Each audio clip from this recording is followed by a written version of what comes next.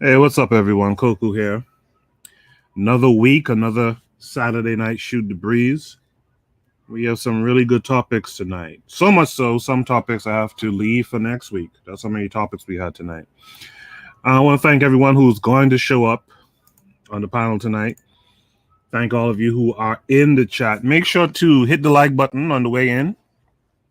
Not just that, not just hit the like button, but also make sure you share the content. Remember, we have that clip feature. We could clip 1 minute of audio, and you guys can use the clip feature. Sorry, to share to your social media. Let people know where you are right now and that you're tuned in to the Bitter Medicine podcast.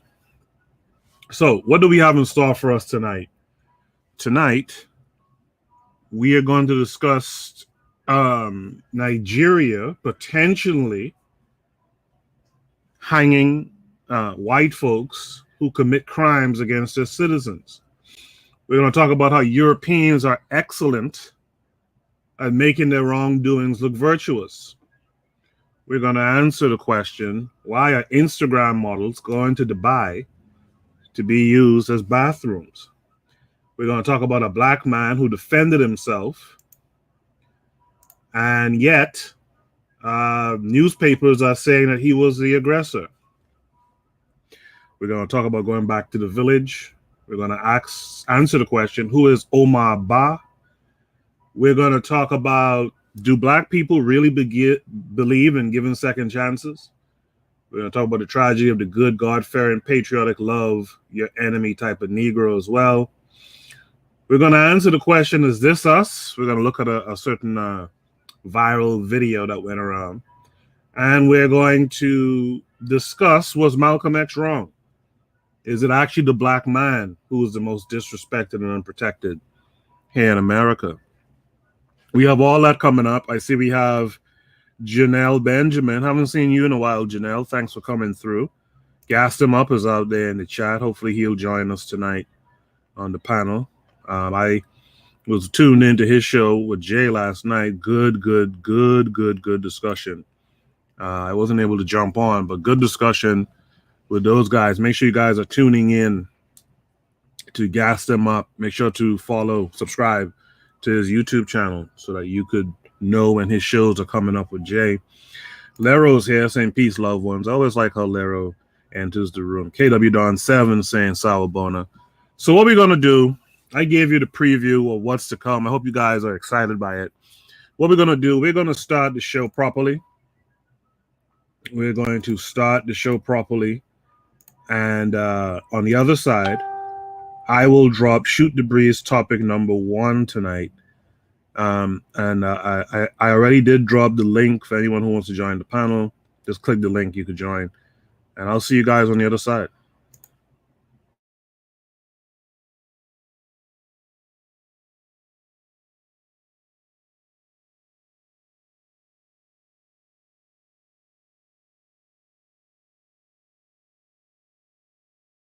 You are listening to the Bitter Medicine podcast on KWAZ Radio.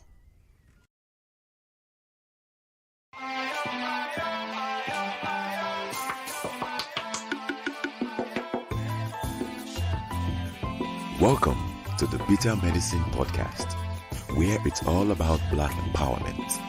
Our show focuses on Black news and entertainment, arts, science, economics, history, people, and strategies that uplift, empower, and motivate Africans within the diaspora.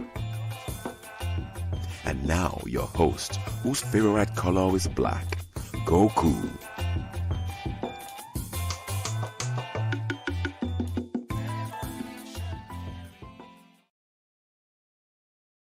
Welcome back to the Bitter Medicine podcast. I am your host, Koku. Just want to remind you guys before we get the show rolling that this show is part of a podcast network called KWAZ Radio. There are other shows on the network you are invited to tune into. This is D Webb with the Harsh Reality Podcast, asking you to tune in where we tackle the news of the day that affects our community, only on KWAZ Radio. Peace, family. This is Oni, inviting you to listen to the pro-black perspective, where black problems are addressed with black solutions. Greetings, fam. Tune in to The Learning Curve with me, the Revolutionary Matron on KWAZ Radio. You are listening to the Bitter Medicine Podcast on KWAZ Radio.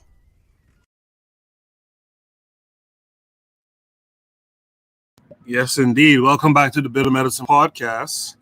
Saturday Night Shoot the Breeze. I am your host, Coco. Let me welcome in Jay to the panel. Jay, how are you today? Jay, your mic might be muted or something. I can't hear you. Let me go to Mr. Untouchable. Mr. Untouchable, how are you this week? Can you hear me? Yes, I got you. All right, good night, my great brothers. Ready to do another excellent show. Ready to do it. Yes, sir. Yes, sir. Yes, sir. When Jay is back, he'll let us know. He's in the chat. He said, thank you. Good morning. I guess it's morning where Jay is. Let me drop Truth Debris topic number 1 tonight. And again, you guys can click the link that I dropped in the chat. Dropped it earlier. The Harsh Reality Podcast is here, saying we in here. Peace. Truth Debris topic. Jay, are you back? Yes, I was having issues with my microphone. Yes. No problem. Good to hear your voice, man. Good to hear from you. Good evening, good morning. Yes, sir. Truth Debris topic number 1 is, has Nigeria finally decided to hang white men for the crimes they commit against their citizens? Yes. This came with a link. Let's paste the link here. And let me share my screen.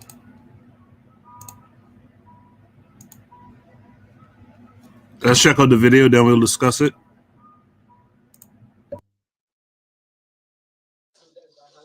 On June 13, 2018, the Lagos state government had arraigned a citizen of Denmark, Peter Nelson, on a 2-count charge of murder. Before the Lagos High Court, sitting then at Igboshere, Nelson, who was then 53 years old, had pleaded not guilty to killing his 37-year-old wife Zainab and their 3-year-old daughter Petra. After his plea, the court ordered his remand in prison and fixed trial for October of the same year, 2018. When trial started, the prosecution called 9 witnesses. They included one of Zainab's siblings, the couple's housemaid, 2 police officers, a consultant pathologist, and the state's director of the Center for DNA and Forensics, Dr. Richard Somiari. The defense team also called 9 witnesses, with the defendant testifying in his own defense as the last witness. He told the court that he had watched a football match with his wife a night before her death. After the football match, he claims they had an intimate time before going to bed. The defendant also testified that around 2:30 a.m., they were both woken up by their daughter, who said she wanted to watch cartoons. He said while his wife took the little girl to the sitting room, he went back to bed.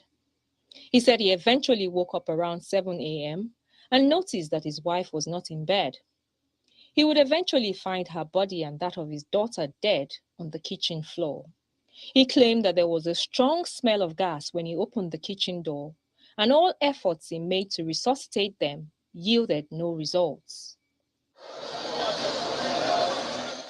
In a judgment which lasted over 5 hours, Justice Okikiolu Ihile said she relied, among other things, on the post-mortem examination carried out by the consultant pathologist, Professor John Obafunwa, on the bodies. According to the pathologist, Zainab and Petra died of head injuries and asphyxia or suffocation, which could not have been self-inflicted. On whether the deaths were caused by the defendant, The court recounted several testimonies given by the prosecution witnesses, which suggested a history of domestic violence. In the end, the judge also held that the fact that the defendant did not immediately call for help when he claimed to have found the bodies made it difficult to absolve him of having a hand in their deaths. The court pronounced that he be sentenced to death by hanging.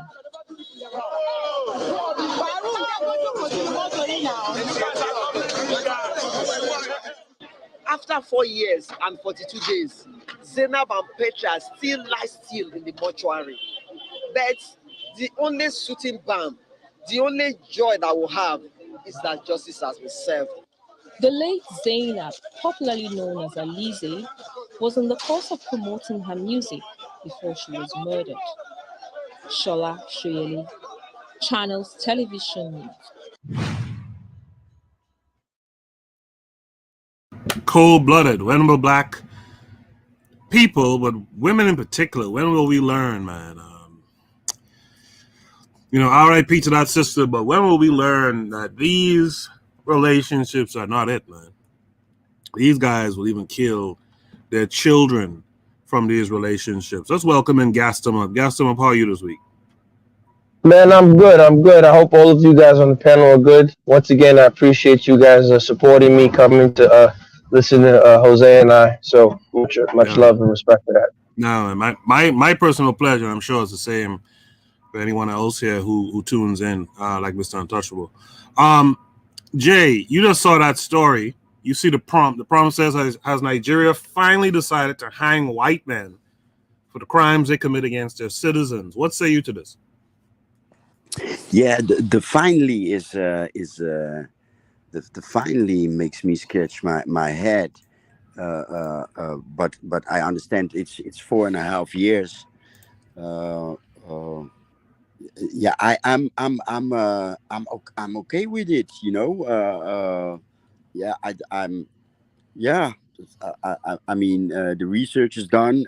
He obviously, one cannot strangle thyself to death because Right. you lose consciousness before that. Yeah, he obviously he did it. Yeah, I mean, let's go. Yes, sir. Yes, sir. By the way, you guys who are in the chat, please respond to that poll that I have up. I put a similar poll up on the community tab earlier this week, but the mistake I made with the community tab is I mentioned black couples. So most people probably took that as, literally as a black man, black woman who are in a relationship. But what I really, really want to get to the heart of is in the aspect of family. Do you think a family, a black equals African family, can survive off just the income of the man in the West? Gaston, what say you to this prompt here? You're from Nigeria. Well, you're from that area. You might be familiar with this story. What say you to the prompt? Has Nigeria finally decided to take care of white folks who commit crimes against its citizens? Well, I hope so. I hope that that they wake up and they smell the coffee, because if an African man did the same thing in his country, they wouldn't even probably make the news. He'd be guilty. They throw him under the bus. They might give him the chair, or he's in Denmark, so they're a little bit nicer, so they'll inject him with some stuff that'll just stop your heart, and So yeah, look, it's a long time coming. I think black people need to slowly but surely. I think we're falling out of love with the white, super myth. I mean, we still have it in certain pockets, of course, in terms of how black people interact. But I think little by little, the myth of white superiority is disappearing. I feel you on that. I appreciate that. Were you familiar with this story, Gaston? Yeah, when it first happened, I of course, I was gonna let this dude go. And funny enough, they tried to get him out of there. His government tried to get him out of there, but Nigeria rightfully put their foot down. It was like, hell no, So the truth of the matter is it goes back to, for me, the slave genocide. We didn't have value for our human capital. And for too long, Africa has not valued their human capital, which is their most important source of capital. So I think it's a good thing that now we're understanding the old law of nature. You don't have to tell a lioness or a tiger or a gorilla if you kill her cubs. She's coming for you. There's actually stories or anecdotes. If I'm not mistaken, there was a hunter, I believe he was in Russia or somewhere, and he killed the child of a tiger, right? The tigress. And she hunted this dude down and killed him. Mm-hmm. You understand what I'm saying? So, we need to take that same approach, So let's cut out the marching and the Jesus and no offense to anybody's religion, but so I think I hope they hang him. I don't want anyone to die, but for what he did, you got to pay for that, man. So let's see if they fulfill it. Gas them up. You mentioned something, if you don't mind me asking you. Yes, sir. You mentioned something. You said Africans never. I forget how you put it now, but Africans basically didn't respect the human capital. They didn't respect the people, and I assume you mean to say this is how we ended up in the situation that we ended up in. Why do you think that was? What has your research or your understanding brought you in terms our of elites? The elites in Africa at that time, there was a change in thought process, and so what was happening was that they were looking to create stronger social distinctions and stronger social classes. And that really made things take a turn for the worse. So it was like Pandora's box. And then it really created this type of dog-eat-dog world. So you saw clear wholesale examples of, for example, a great book, The Two Princes of Calabar, right? Where one town gets guns, and then they're terrorizing. Then the Europeans realize, wait, they're too powerful. So they now start supplying guns to the other town, give them some power, and they take over the other town. So you start seeing all these things that were not happening prior to engagement with Europeans. And so, like I said, for far too long, we've not appreciated the value of the human capital. Can you imagine, and I'm going to stop with this, but can you imagine if a talent like George Washington Carver, or talent like the gentleman who from the Caribbeans, who was the president of Grenada, I believe, that they took over. What's his name? Oh, yeah. The coup? Maurice Bishop. Yes, Maurice Bishop. Can you imagine if they had been on the continent, what they would have contributed, right? Mm-hmm. And the list goes on and on. So just look at how what the Ukrainian government was doing to African bodies and African human capital in their country. They were treating them like dirt. So we Africans have to start valuing ourselves and saying, look, if you treat us like crap, we're not going to stand for it. You touch one of ours, we're touching one of yours. Real quick, did we start that social distancing thing, that elitism? Are you saying we started that before the Europeans came, or that was in response to the Europeans? I would say that there were slight social distinctions, but it became much more pronounced once you start. Because if you look at, for example, the people who were consuming the tobacco, the mirrors, what they did, they actually created rules in place that it was only the elite that could. This is why when colonialism happened, quite often, the people who embraced the colonial construct the hardest were those Africans who were not allowed to engage and partake in the consumption of those foreign goods.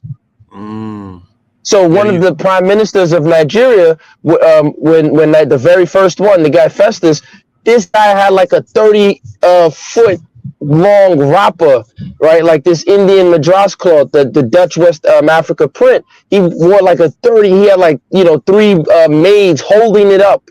Just this irrational, right, display of consumption. But he comes from a group and a lineage where they were not allowed to consume, those goods. So as soon as they got an opportunity to get educated and engage within the Western system, they start wearing the top hats, smoking the pipes, so it really is something that we have to be aware of about our choices and how we consume. Thank you for that. I didn't mean to put you on the spot with all those questions, but thank you for that. Mr. Untouchable, Has Nigeria finally decided to hang white men for the crimes they commit against their citizens? I think it's a step in the right direction, even though this form of justice that's being meted out is really white justice and blackface. Because if you see the picture we're looking at, these brothers wearing European wigs. Yeah, man. And they follow the British system. However, I would say that it is certainly something I consider to be refreshing, because for too long there have been just a lot of European miscreants going to the continent and doing all manner of things. There was this white lady who went into an African country and she was performing surgery on children, and she didn't even have a medical license. Mm. Another guy, his name was, they had a guy named Simon Mann. Simon Mann was from England, and he went to overthrow the president of Equatorial Guinea. And before he was able to do it, the president of that country was able to stop him from, creating a coup, because Simon Mann was backed by Margaret Thatcher's son and people of that ilk. Needless to say, they put him in prison for a time and eventually let him out. His intention was to kill the president now. So they let him out and let him go back to England and create documentaries. So this idea of justice, being meted out by African countries onto miscreant Europeans who go over to the country to create dramas, it's never really happened. Yeah. Even in our country, our Yep. colonized country, there was a guy named the Niger, Barefoot right? Bandit. And when the Barefoot Bandit came here, he was shooting at police officers. Oh, right. Yeah. At police officers, because you imagine a black Bohemian shooting a police, and then they allowed him to go back to the United States to escape justice. Yeah. If you commit crimes in a country, you should face the crimes of that country before you Yes. are permitted to go to any other country to face their crimes. And another thing too is when the Europeans extradite them to their countries, they say, "Well, you've committed no crime in our country. We have no problem with you," and they let them go free. Mhm. So I'm happy that this person is receiving some form of justice. I would like to see more of it rather than less of it. And it's really just, for me, it's just Nigeria starting to show their strength in the world. And even in this small expression, hanging white men who commit crimes in their country. And I wish other African countries should follow suit, and our countries in the Caribbean as well. Yeah. Because Peter Nygard, I mean, this guy Epstein was operating out of what was that, Antigua, one of those places like that too. It's just, we gotta start to put our foot down, man. We can't just let these white folks just traipse about and do whatever they want, man. I appreciate you guys' input. I see Kevin Carre is here. In the chat, I should say. Peace to Kevin Carre. Let's go to Shoot the Breeze topic number 2 tonight. If there's no last words on that topic from anyone here. Shoot the Breeze topic number 2 tonight is Europeans are excellent at making their wrongdoings look virtuous. Speaking about European wrongdoings, right? This came with a link. Let's check it out, and we'll talk about it on the other side. Yes, here again. So, them tell us,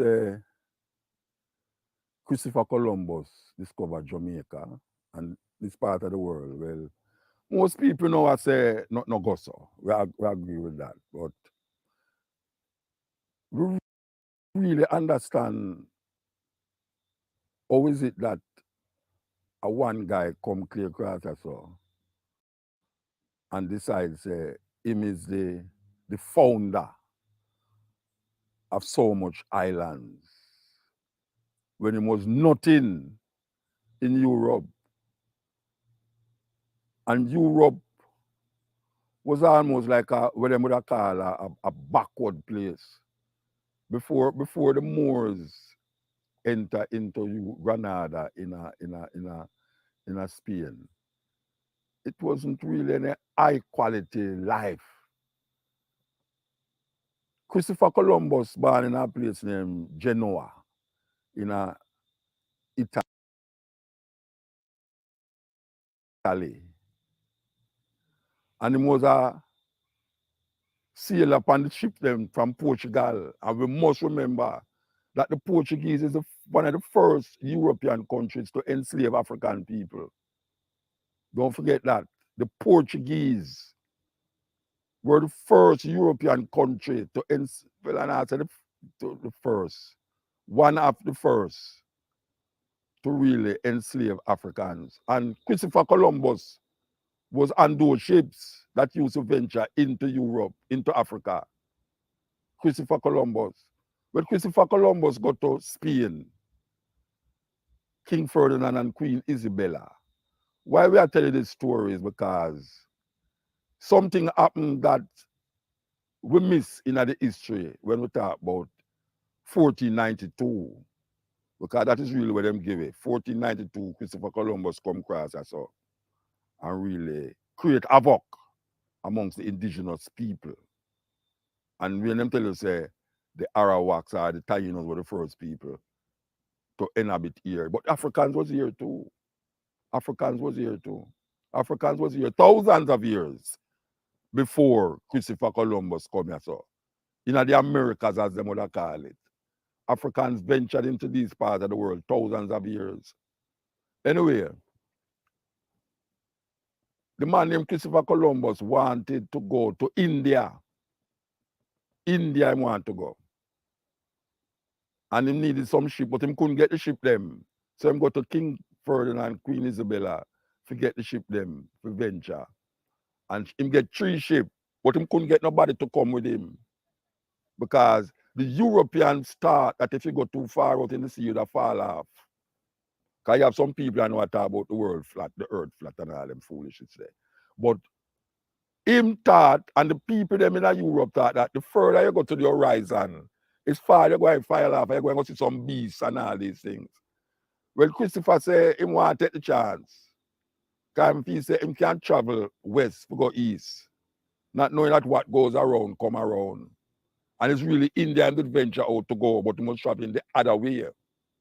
So Christopher Columbus got into the prisons in Spain and take out the murderers and the thieves and the pedophiles and all these people and promise them land if they would go with him. Well, if you promise me gold and free freedom from the jail, me take the chance. So a whole heap of people take the chance and go with him on the 3 ship them. But what them don't tell you that there were Moors on the ship. There were African people on the ship. The chief navigators on these ships was Moors because them know about navigation. They developed navigation years ago, long time, them developed navigation. Well, Christopher Columbus venture out, and somehow him lose point, him lose direction, and him end up in this part of the world. But the reason why we are telling this story is not the Columbus voyage we are to tell you about. It's 1492. What was taking place in Europe in 1492? There's a thing named the Inquisition. A lot of you might not know what is the Inquisition. The Inquisition is when the king and queen of Spain decide that anybody that is not with the papacy, with Pope, is heretics. So they should be burned to death, crucified or hanged. So there was a actual spy thing going on for anybody where them feel say was part of this conspiracy against Christendom, because Europe is just the idea them call it Europe, the name Christendom. But guess what now? It was really against the Moors and the Jews, because the Moors and the Jews never accept the papacy. So these inquisitions was against the Jews and against the Moors, the Muslims, as we call them. So in 1492, them start this Inquisition. The Inquisition is people, is a system where them call the Inquisitors. You know why you don't say you're inquisitive? You're inquisitive means they set people to watch you, to see what you was doing. For instance, you know, so the nation of is the nation of people who call themselves Muslims.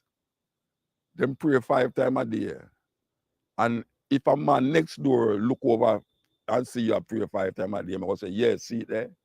It's not a part of the paper, say you're fighting against Rome. So they would inquire, call the inquisitor, and he would inquire if you are part of this thing. And this would lead to your prosecution and death. So this was something that was taking place right over Europe, where anyone that was found with a different religious perspective would be put to death by the authorities that call themselves the inquisitors or the Inquisition, set up there to deal with these situations. So what they wanted to do was to run out all the Africans them out of Spain. And then the Inquisition continue further into Europe. So you have other inquisitors and Inquisition develop to the point where now there was a lot of burning of people. Imagine that. They were burning people at the stake because they found out that you was not part of the Roman Catholic Empire. And not only that, we went in Holland, there is a torture museum. And if you see the torture, the things that them usually do. And the weirdest thing about it, is that them do this. They ask you if you are with the Pope, and them torture you to the point where you have to say you is with the Pope. And then them kill you. Because them say them don't have to torture you too much for you say it. The Inquisitors, the Inquisition, and why I remember that? The Inquisition, a time in Europe when African people was hunted because of them religious perspective. And up to this day, we see that taking place, not at Panda level there, but we see the church, the Roman Catholic Church. Even in Canada the other day, they found 200 odd graves of young children who was supposed to be culturally brainwashed into believing in Jesus Christ, to give up their indigenous culture. That is what they took the children them away for. They took them away from the nation and put them in some places where them could brainwash the people them into them religious perspective. And now we find that it is coming out more and more and more and more. And they will keep finding these things because this is something that Europe has continuously done. Make you feel say what they are doing is the right and proper thing. And hide the atrocities that they do, not only to other people, but to themselves. Because World War I and World War II was fought not as a world war, as Europe is the tribes of Europe fighting against the tribes of Europe. It was nothing else. We never involved in a world war. Just like how them say the World Series. It's only America involved in the World Series. Nobody else not in there. I'm pretty sure how presumptuous them is. Them farmer game named the World Series, and it's only America involved in it. Out. Yeah, this is Muta Baruka. I want to introduce you to a different style of programming from the media. All right. Muta Baruka always coming through with some wisdom. The prompt is, Europeans are excellent at making their wrongdoings look virtuous. Jay, you saw the video just now, what Muta Baruka said. By the way, have you been to the Torture Museum? Not that I remember. It's like I probably, yes, in school when I was at school, but I remember fragments, but I doubt if I saw it on TV or in books or you understand. Right. But I don't remember being in the museum. But yeah, maybe I did, and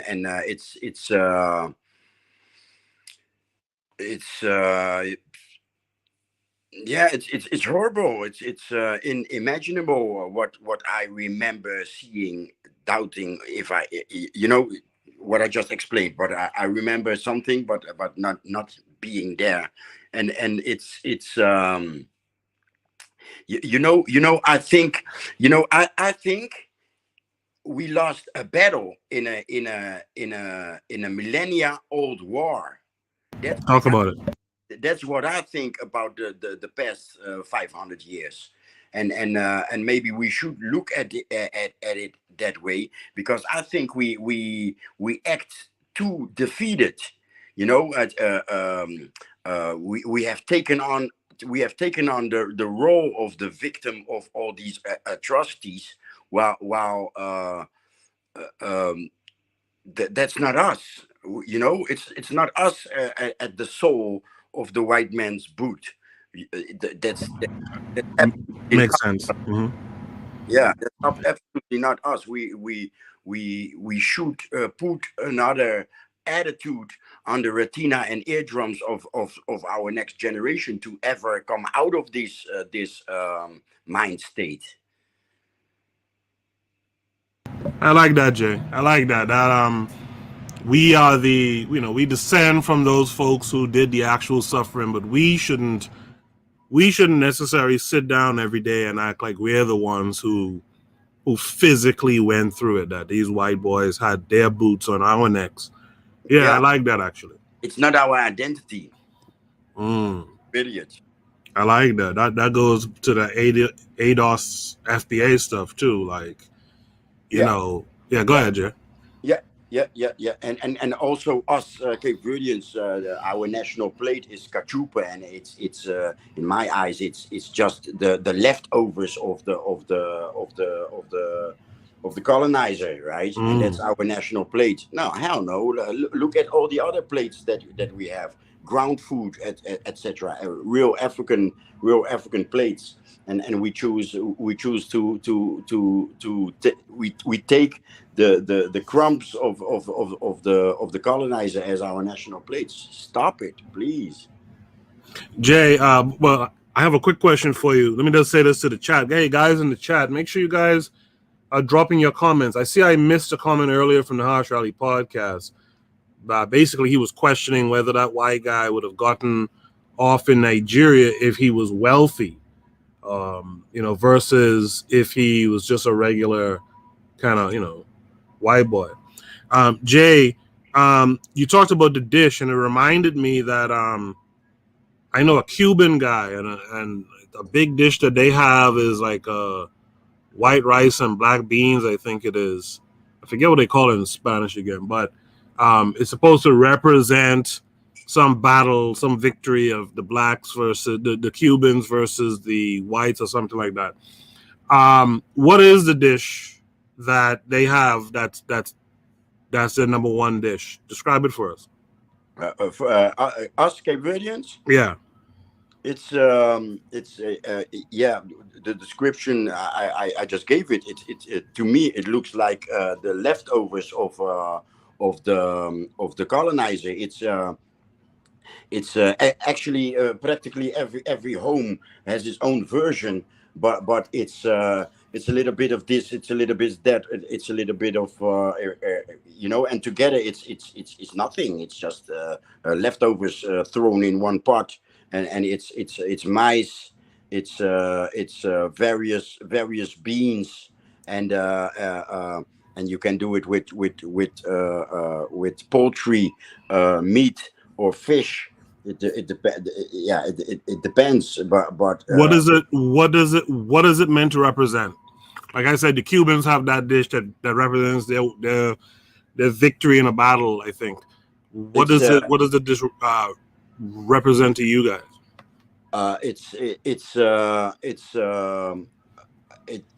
just food, and most of the time it's made in a big pot, and there is various ways to conserve it, right? Okay. So it's a rich, it's cooked as a rich soup, but so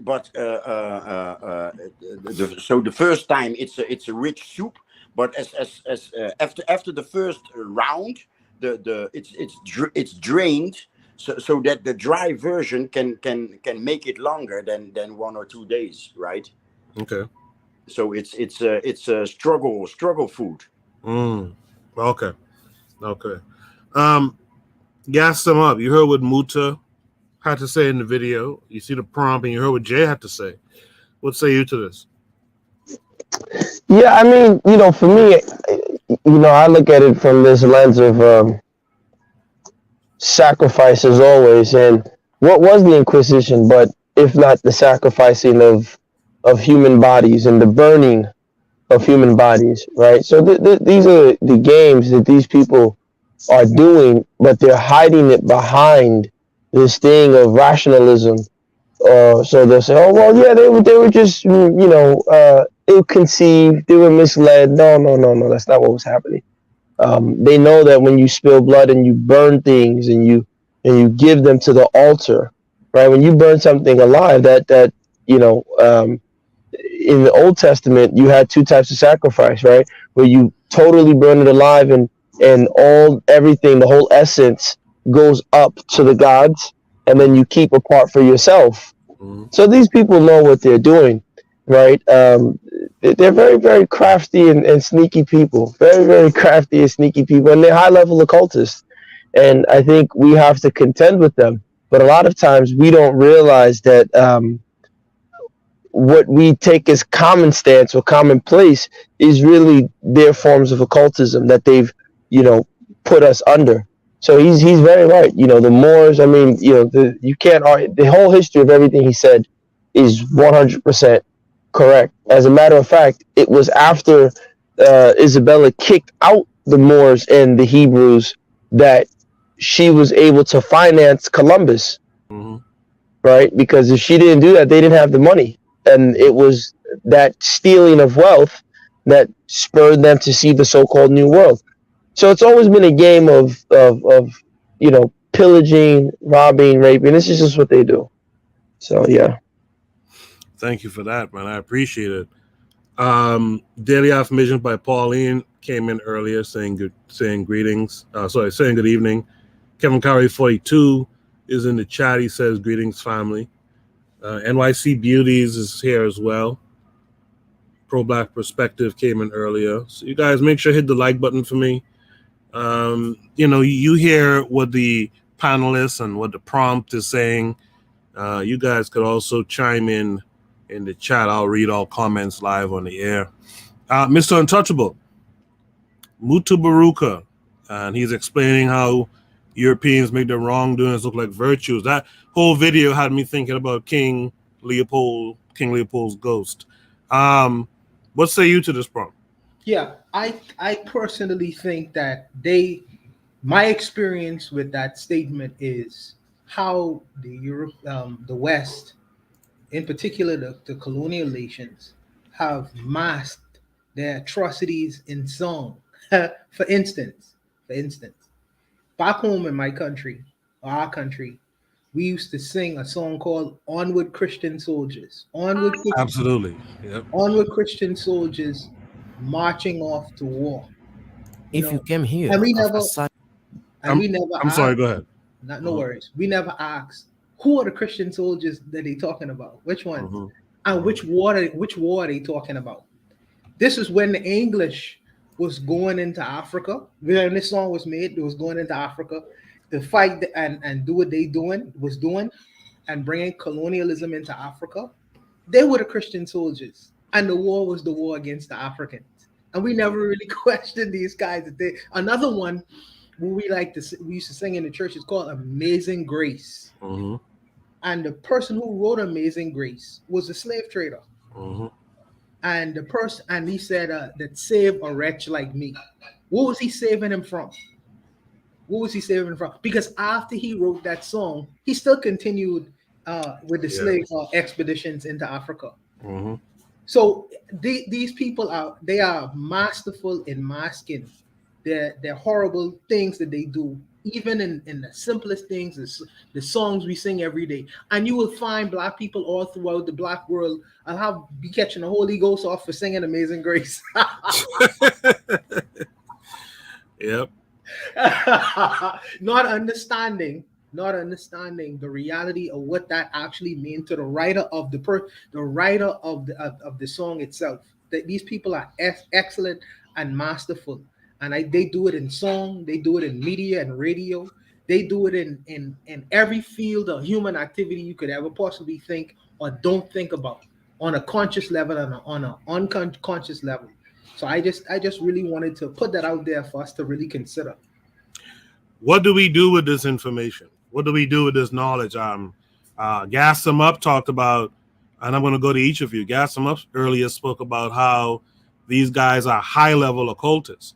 A lot of our people wouldn't even know how to deal with that statement.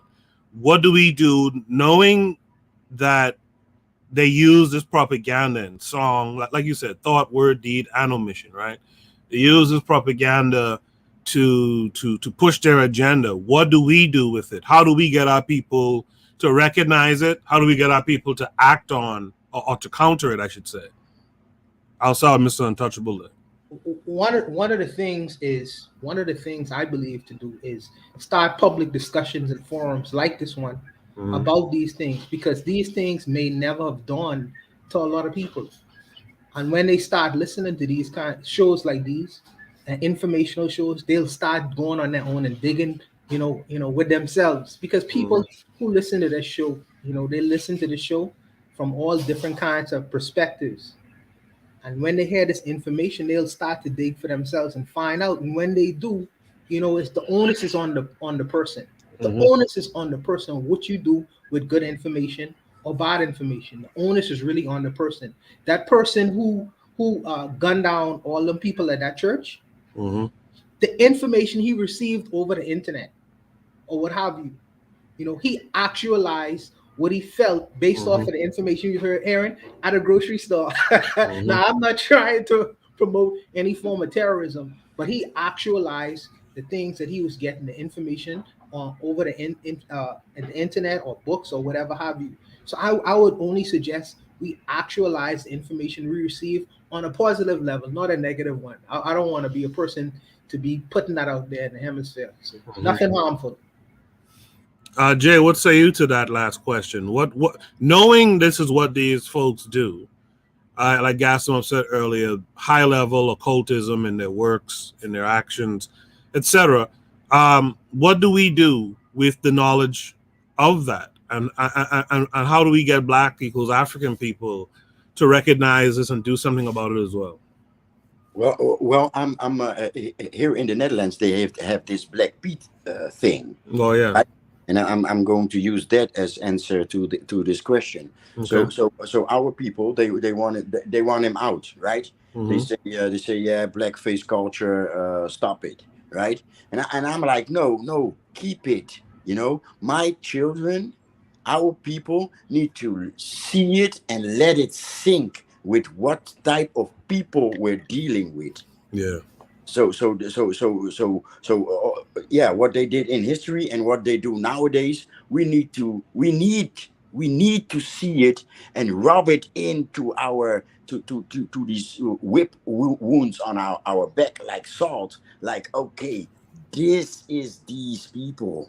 This is these people. Well, how am I going to deal / trade with these people? If it is trade, it's with a distance. If it is deal, it is in their language, violence. Finally, gas them up. What say you to this? Is gas them up there? You're muted. We have to all become high level occultists. We have to engage within our own form of occultism, however you practice it. Expand on that just a bit.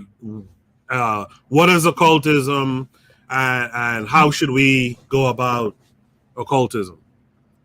Well, I mean, one, we have to understand the programming, right? How are we being programmed? How is language structuring our reality? What are we giving our energies to, right? So we need to study, frequency. We need to study vibration, right? Everybody, I would suggest, should have a basic level understanding of chemistry, basic level understanding of physics of these things, so you can now start applying them. Knowing the history of words, understanding the etymology of things. So once you start saying, wait a minute, these words that I use on a daily basis, they affirm my belief, my reality. Where are they coming from? So I think when people start becoming inquisitive, I think then you can start arming yourself, at least psychologically and mentally, to say that, what's the old saying? Be in the world, but not of it, right? Yeah. So yeah, I think that's how we start. All right. Chat's pretty quiet. Drop a 1 if you're listening right now. Drop a 1.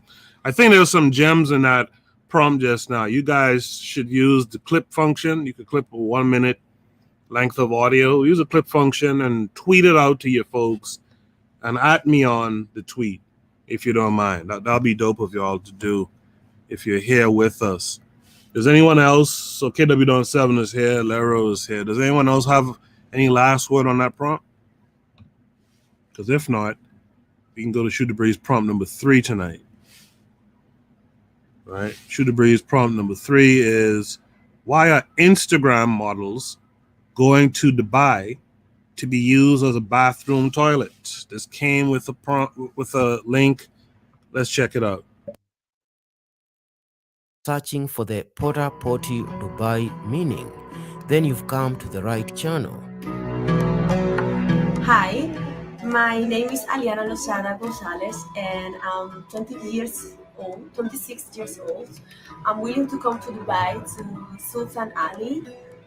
In Dubai, I will have a STD check and I will let him lick my pussy and fuck me Anna. The first time I heard the phrase Porta Potty Dubai was last week on TikTok. Apparently, it has been around for a few years now, going as far back as 2016. And more Instagram influencers come forward every now and then with their own confessions and encounters of the luxury parties in Dubai. And some of these encounters are bizarre. Trust me. Many young people might believe that Instagram models and influencers are living the life of their dream with the money from their alleged sponsorship deals and brand endorsements. But some influencers share a completely different story with their followers about how they earned their money.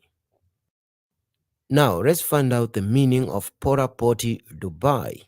Am I even pronouncing the phrase right? Porta Potty Dubai has been trending on the internet for some years now, as I said earlier. However, many people seem to find difficulty in grasping the actual idea behind Porta Potty Dubai.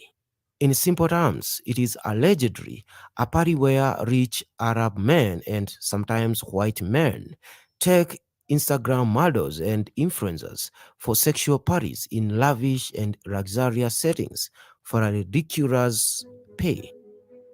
These rich men often take the ladies in their luxurious yachts or hotels and have unconventional intercourse. The bizarreness of the encounters ranges from pouring semen over the faces of the ladies by multiple men and not allowing them to wipe off this semen to pooping all over the girls. I think this is the part that got most people interested in this topic on TikTok. If you haven't watched the gross video, I'll put the link in the description below. Now, here comes one of the confessions from a Nigerian lady who says that she has participated in Porta Potty Dubai several times. These guys are super rich. They hate their wives and bored with life. They are willing to pay anything for their crazy sex fetishes, and I was crazy enough to accept the money. I've had to be gang-banged by over 20 Saudi royalties at once, and that time I made $40,000 in 2 days, so it was worth it. I've literally been pissed on and cheated on so many times. I just don't understand why they like it. Another confession is the one that has gone viral on Twitter and TikTok about a lady that was taken on a 200-foot yacht and paid $40,000. She confessed she was taken in a 200-foot yacht for 2 days. During her first day, the men poured cum all over her face and did not let her wipe it. Later, the men peed and cleaned her face. However, the second day, it turned out more bizarre. On the second day, a man came to her and they had a physical relationship first, and then he poured cum all over her face. And when she thought he was finished, he squatted over her chest and dropped his fecal matter on top of her. The feces covered her chest and face, and some even entered her mouth, causing her to throw up. As she tried to free herself, he slapped her and said that he was not finished yet and she could lose her money. And I think that is what most people have seen in that viral video. If you haven't watched the video, check in the description below.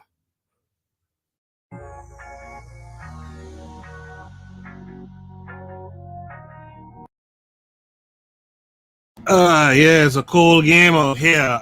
This is why you have to have your own money, your own economies to protect women. I will say this though, before I go to the panelists. You know, the women who do the OnlyFans and do this type of stuff here, you know, go ahead and make your coins however you decide to make your coins. But the thing that I tend not to like is don't come and try to talk shit to me, a guy, because you went out there and made money selling your wares. You understand what I'm saying? That's my first thoughts here. In the chat, we have KW7 saying to get the bag. This is why they do it. Up to 10K, I hear. Shaking my damn head. Brother Bakari's in the chat saying, what's up to the host and chat. He says he's listening, but having trouble commenting because YouTube unsubscribed him from my channel. You see what I'm saying about YouTube? He says he's back now, and he says, what's up to KW7. So what's up, Brother Bakari? If you do get the chance to hop on the panel for a minute, the link is in the description to join the panel. I'm sorry, the link is in the chat to join the panel. Let me mix up a little bit, gas them up. You saw that Porta Potty video. What are your thoughts on that? Why do Instagram models do this? Well, you know, listen, you can't. I've learned a long time ago, don't save any woman. She want to be a hoe, let her be a hoe. You know what I'm saying? I don't have any sympathy. I don't have any ill will, but I don't have any sympathy. You know, there's a dime a dozen. It's no different than these rappers who will put on a dress or these people who, you know, so look, that's what they want to do. I wish I could buy them more plane tickets. I'm probably in the wrong business. I should be in the business of a travel agent, scheduling these women to go. You know, that'd be a better business for me. I'm not, at this stage, I'm not wasting the energy to convince women to see themselves as better. You know, if you think letting a man shit in your mouth for a few $1,000s is the way to go ahead. You know, go ahead. And I want more of them to go. I wish them all the best and let them go to Dubai and have fun. You know, it just makes me laugh, honestly. Makes me laugh. I wish them all the best. And I hope there's more Dubai men and shit in their mouth. You know, that's all I can say about that. You know, and I get you, and thank you for that, Gassima. The problem I always have with this idea of the boycott, meaning when I talk about boycott, I mean like the women who Gassima is talking about, who made that choice to go. Like Gassima said, man, no ill will, have at it, do what you got to do. But the problem is, those of us who are here, who bid them farewell, we don't stand on it in terms of not letting them back around us again. You know what I mean? Because what happens is that, you see, and maybe one day we should do a show on masculinity. It'd be a very good show, because what we're taught is they'll come, oh, but you have a mother, oh, but you have a sister, oh, you have the. I don't give a damn. You know what I'm saying? Once you as a woman take a stance, mother, sister, daughter, cousin, it don't matter. You took your stance and you got to live with that. Mm-hmm. And I think black men have to learn that, look, man, not every woman is your mother. Not every woman is your sister. You know, I don't have to, you know, again, that doesn't mean I'm mistreating women, but just because you got a vagina don't mean that you my mother. You got to act accordingly. Mm-hmm. You have to carry yourself like a sister. Are you going to defend me if you see some damage coming my way? Tell me, hey, brother, gas them up. Look, this, and this. This is a good investment. If you conduct yourself like that, then of course you my sister. We'll jump in front of the bullet for you. But if you could allow a Dubai man or a white guy to shit in your mouth, but you can't learn to shut up and take instructions from a black man, I'm not mad at that, but don't come around me. But I'm sorry to say, there's just too many men who don't know how to just be strong. They think every woman is their mother and they just weak. I don't know. Yeah, Alon, you added the mother sister part of it. I was just, most times I just think about the carnal minded part where a lot of dudes just won't stand on this square, man. You might turn it down. You might stand on yours and say, listen, once you made that decision, you can't come back around us no more, as far as I'm concerned. But 2 weeks later, you see your homeboy or your neighbor, traipsing about the place, holding hands and skipping with this degenerate, right? Jay, what say you to this? To my homeboy or the whole thing? The whole thing. I'm not like I'm not as cold as guest above. I'm worried. I'm worried. I'm wondering what my baby moms would do, or maybe one of her sisters. I'm worried about. I'm worried about my nieces here in Europe. It worries me because it 1 or 2 days, $40,000, and I guess we all know that women are very consumerist, right? And consuming nowadays is not, it has a function, right? That women are consumerist and very materialistic. It has a function because she's about the belly of the babies, right? And but nowadays it's about buying mirrors and beads. Sorry, nowadays it's about buying shiny things and letting it shine in the eyes of competing women. And so the pressure is brand new and yeah, I think and women are also built to be puked on and shitted and pissed on by babies. Excuse me. I have this anecdote or allegorical anecdote about hose. Horse, professional horse, being shitted on and having clients with diaper that want to wear diapers and that type of shit. So why do you want to do that? Why do you want to receive old men and do that for money? But 100 years ago, you had 14 babies. And nowadays you don't want babies, but you want old men to piss and poop on you for money, right? So now it's big time and in everybody's eyes, and now it's the poop, whatever they call it. So it's again the same thing. You want to be independent and have your money, quote unquote, and be shitted on. But you don't want to marry and have 14 children and be shitted and puked on, right? That's an interesting thing you said there. That's a very interesting thing. 100 years ago, you chose not to be shitted on and vomited on, but here comes this Dubai or this Arab or whatever he is, with a couple thousand, and you'll do it. That's an interesting thing you said there, Mr. Untouchable. What say you? Yes.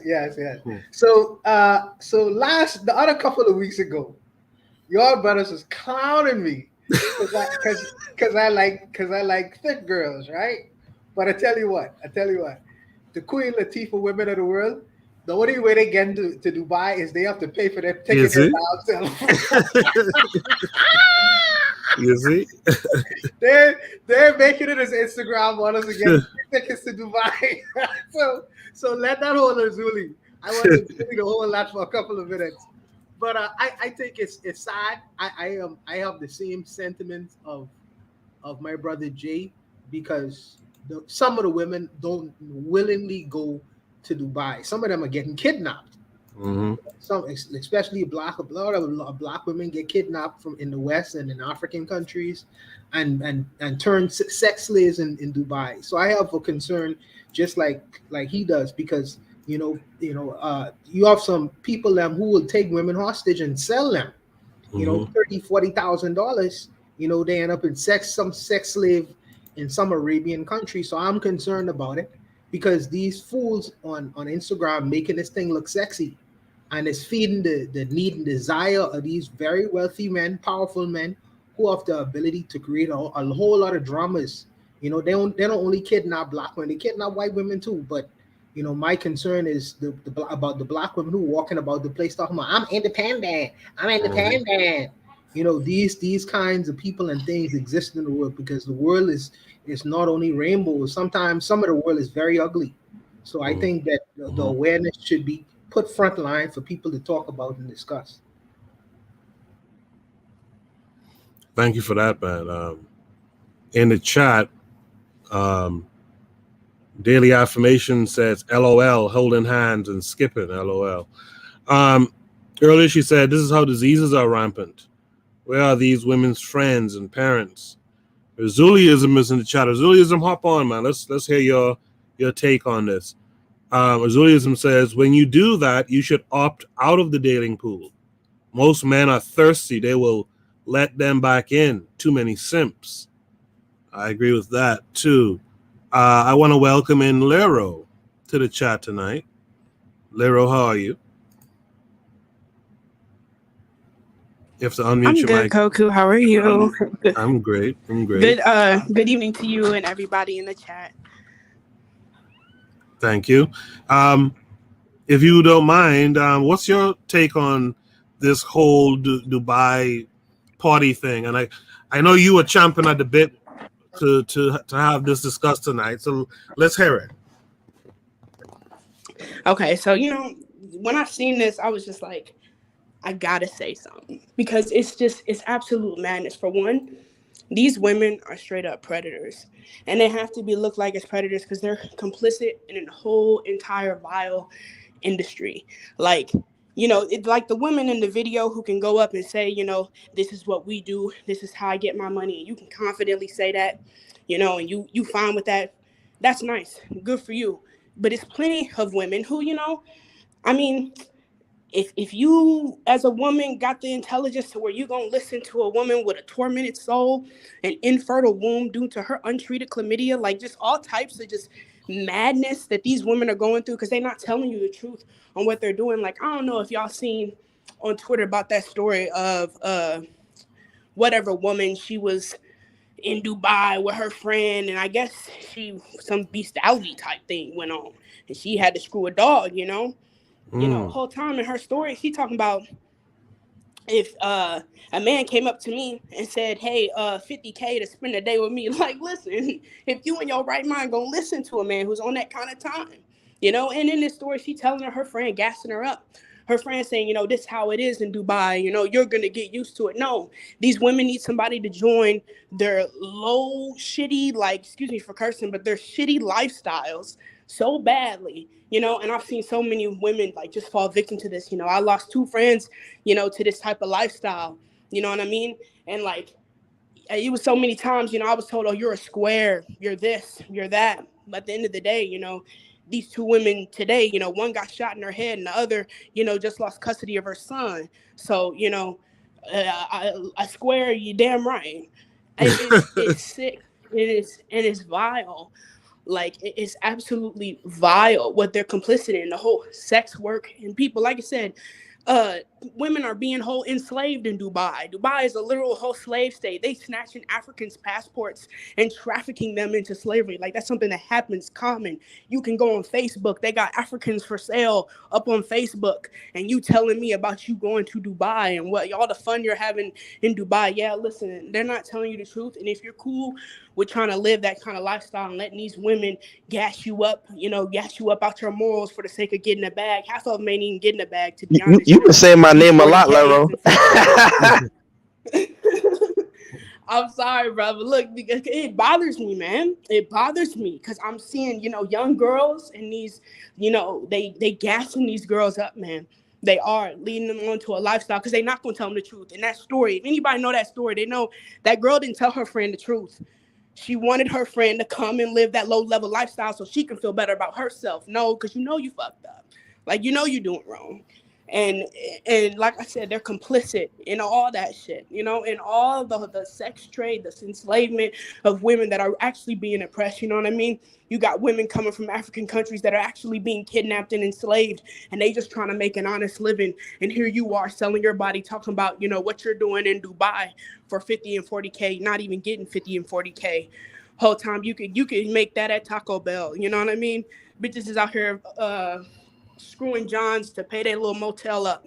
A lot of them is, they're lying and they're complicit in all this madness. And, I don't have no sympathy for you, Once you gave your morals away, they try to talk about make sex work, saving sex work, like that's whole predatory language they're using now to make it seem like it's work, and it's not work. It's prostitution, and it's a dangerous industry. It's a vile industry that you're in, that's exploiting women, our women. It's violent, and it's just... Lero, I have two questions for you. The one is from Daily Affirmation by Pauline in the chat. She says, do you think the men are predators and the women are victims, or do you think otherwise? Everybody's complicit because you know what's going on. These women will tell you about the dangers I go through in sex work and I got to make sex work safe. No, anybody who would shit and piss on you clearly don't respect you. And they're not going to make shit safe for you. They're not going to make nothing safe for you. And that's just dummy logic to really even ask that type of question. Lero, let me ask you a quick question. Not to Pauline, but just, when women who have that, that mindset. Lero, can I ask you a question quickly? What about you look at the like Hugh Hefner or the dude that was in Nevada, right? He had a little ranch that was on HBO at one time. Yeah. And I'm not a fan of women being sex workers, but one thing I do find annoying is when I see these so-called men, these so-called pimps who are in that business or whatever. It's like, if you're a real man, then maybe you can create a safe space. Like, get a house, right? And make sure those women are protected. And if they got to sell their bodies, make sure that they're not doing anything against their will and treat them fair.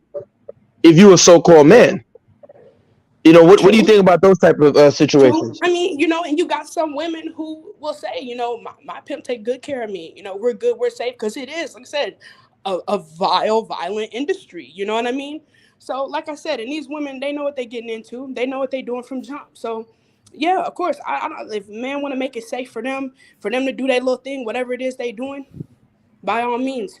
It don't change the fact that this is absolutely just vile behavior, what we're perpetuating, what they're complicit in, whether it be pimps or the ones, looking for tricks. But I specifically talk about looking for tricks because everybody's talking about get a bag, and women act like we can't be held accountable for nothing. But, to hell with all that. Like, y'all are just as complicit in the things that you complain about. You can't complain about oppression and this and that, and you out here participating in an industry that oppresses your fellow women. The women that's really being trafficked. You know what I mean? Go ask them their stories because they don't think it feels good to get, shitted on and pissed on. You know what I mean? Whether it be for 40K or whatnot, it don't matter. Like, not everybody's willing to pay that price. And it's just sickening to me. I don't even really know. Lero, my second question is based on what Razuli said earlier. So now when these women go and live this lifestyle, they make this money, they come back home, what should, in Black society, Black communities, what should the men do with these women, provided that they know what happened. Because that's the other thing. A lot of times we don't even know what's going on. But provided that we know that these people went off to Dubai and did this party type shit, how should the people back home treat these folks? Look, I don't know about y'all, but like growing up, we had shame. You know, we knew about, women who were prostituting, doing drugs, and, they were shamed very much. They were excluded from a lot of little community activities because we were taught that their behavior was, degenerate, and we weren't supposed to partake in that. You know what I mean? That was sisterhood. Sisterhood now is just, you're free to do whatever kind of nonsense. And that's the most disrespectful thing you could ever do to somebody that you claim to love and claim to want to be for. Black women don't got no sisterhood. Ain't no sisterhood. This is just, you doing whatever. Like, and the fact that we don't have integrity for each other as other women shows that there's no sisterhood. I'm not going to let my sister just go and do any and everything, I'm not, whether you like it or not. I wish if imagine the times, I wanted to do something and I ain't had the women around me telling me, hey, maybe you shouldn't have done that. You ain't gonna see it now, but later you probably will. And even if you don't, it's just nice to have those type of women who just ain't gonna let you do any and anything, Lero, do you remember in Color Purple where Suge Avery's character? Because I think a lot of this nonsense starts with Color Purple, especially in America. So she's out there being a harlot, and her father's a pastor, and she's shamed in the community. But the way the movie is portrayed is like, oh, the father's a harsh, terrible man, and the community's no good, and she should just be, just loose, and we should accept that. So you can see the programming, and this is the high occultism. So a lot of black women watch that movie, The Color Purple, and they have these anecdotal experiences. Oh, my sister got beat, and I'm not downplaying domestic violence, right? But I did a lot of research on it, and that whole narrative is bullshit. Black women were not being beat in the 1930s and 1940s. It just didn't happen. As a matter of fact, I have a book right here that I just got called Black Women of the Old West. I had no idea that in the as they were expanding into the Old West, you had mail order brides. And the people who actually initiated mail order brides were the black women of the Old West, because they were like, yo, these men, they're around the wrong kind of women. They're not settling down. There's a lot of violence. So we need to get suitable women for them to marry. And they would put out advertisements, and black women from the eastern part and the southern part of the United States would get on a train and marry a man in the West. He would pay for the train ticket, and they would come out here and have a husband and a wife and a family. And you get what I'm saying? It's just crazy. Interesting reference, The Color Purple. I accuse The Color Purple also of a lot of bad, of a side path that we took as black people worldwide. Yeah, The Color Purple. I used to call toxic, what nowadays is called toxic women. I used to call them purple colored women. But anyways, I appreciate that. In the chat, KW7 says you have black females doing ghetto gaggers for 2 to 5K. This should not be surprising. I'm getting feedback. Hold on. This shouldn't be surprising. Daily affirmation by Pauline says, do you think the men are predators and the women are victims? We touched on that earlier. Hajrai Podcast says Lero in her bag. Love it. Love it here too. Daily affirmation by Pauline says, I saw that woman with a dog story, but I have read where women have been doing this in secret for ages. Zuliism says men should never allow them back. Speaking of these types of women, their behavior is implicit misandry. Hajrai Podcast says, barring murder or pedophilia, there should always be a path to redemption. I don't agree with that throw them away point. The media and bi culture is a powerful narcotic. People get caught up in it. I'm going to let the panel touch on that a little bit more in a second. Kevin Carre says, like, share, comment, and subscribe. Help this channel to grow. Much appreciated, everyone, for those comments. So, should we as Black equals African people have this road to redemption type thing. Later tonight, we're going to talk about whether or not we give second chances. But should we? I guess we could preview that topic now. Should we really have this road back for folks, for our women who decide, like Lero was saying, they know what they're doing.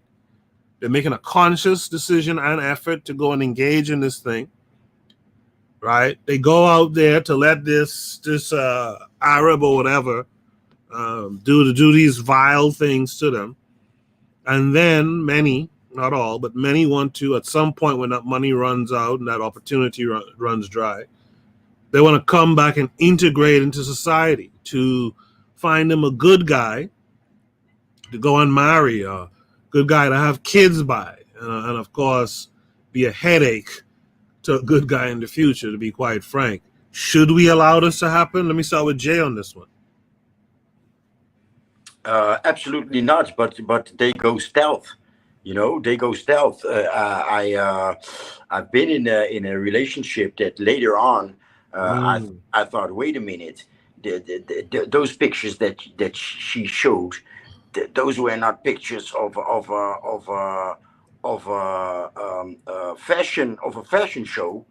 Those were, she was on a stage of a release of a porn flick. Right? And those type of shit, you know, people that don't even know how to kiss, and yeah, the people that had more dicks in their mouth than lips to kiss, you know. So they go stealth. They go stealth, and as you described it, to go and be a problem to good men. Yes. Indeed, because they I believe you're not mentally you're mentally damaged after being gangbanged by 40 Arabs. Oh yeah, and pissed on and shitted on. You're damaged instantly. So you will be a problem to someone that deserves better. Oh yes, absolutely. That's my belief. I gassed him up. I kind of believe I know where you're gonna go, but let us hear it. I mean, look, I'm not kill and burn them at the stake, but it's just, I'll be honest, like Jay said, I'm not Dr. Phil. I don't think any man should be tasked with that responsibility. I think all that romance, I saw one video, this black dude he's like, I don't care about a woman's past because, by the time I'm done with her, she's going to be, I'm like, you're going to do what? Get the hell out of here, man. Like, you can't fix her. Like, you're not a psychologist, man. You understand? She probably need maybe 20, 25 years of therapy just to exercise. She need to go see a voodoo priest or a voodoo priestess to do some spiritual baths. You understand what I'm saying? She needs to get some psychological help. She needs to reprogram her consciousness. Now, when you with that type of woman, you try to make sure the rent is paid, and you might just be laying in bed and she just have a flashback of the dude who shit in the mouth, and now she got an attitude for a week, and now you got to put it. Come on, man! Like, no man should have to deal with that. You understand what I'm saying? If you had freedom of choice, which is sure no one should control you, then men should have freedom of choice to say, nah, we're not dealing with you. And that's what I'm saying, this community, right? We don't see Hebrew Hasidic girls going to go through this nonsense. And not all of them are rich. I'll send it to you on the personal email. Not only, I was watching a video where, because they have Jewish channels, Hebrew channels, where they talk about how they build their community and these things. I watch them. And the dude says something very interesting about the yeshiva schools. He's like, look, in our schools, you could have a kid whose father's a millionaire dentist, and another kid whose father's not rich at all, who's poor, but they're in the same school. So not all of them are rich, like the way we are. No, not all of them have access to money. That's not true. But they do have a community. They do reward each other with hard work. So maybe if you're the son of a poor man, but you bust your butt in school, right, and you thriving and you're working hard, your rabbi will stand up for you and say, hey, rich guy, you need to, support this young guy who may be poor, but he'll be a good asset to you. That's how community works. So we have to get back to that. Like Lero said, we need to have shame, and we need to oust people from the community. Like in African cultures, people were ousted from the community. Yeah. It wasn't a free for all. Yeah, it is disgrace. That's why we had a forbidden forest. When I was young and I went to me and my grandfather went to the village one time, and he was asking about one of his village childhood friends, and they said, "Oh, don't talk about that." I said, "What happened?" He said, "Look, that guy slept with his daughter." When we found out, the man is dead, but they threw him in the evil forest. They didn't bury him. They didn't give him any of the rights of, that you are afforded when you are an upstanding member of the community. You don't become an ancestor. You're just discarded. That was your choice, and you live with your choice. So we got to get back to that. But this 501c3 mentality of community has us believe that some derelict who's left prison after selling dope for 25 years, or some chick who's done all kind of atrocities, well, she one of us. Okay, well, let's see how far that takes us. I appreciate that, Gassam. Let me hear from Mr. Untouchable next. No, I pretty much co-sign on on what Gas had to say. For me, I have a tolerance point. I have a cutoff point, and if I'm knowing that in your past you used to sleep with dogs, or and this is a reality because some of these women, you don't know what they be doing. Some wild shit go over Dubai and Las Vegas. But if I know that, or if I'm knowing people who's taking dumps in your mouth, for me, I have a tolerance level. I don't judge. I don't judge no one, and people have a right to do what they want to do. But for me to believe in my mind that I have a tolerance to just let that shit pass and be like, okay, that was her past. The past is in the past.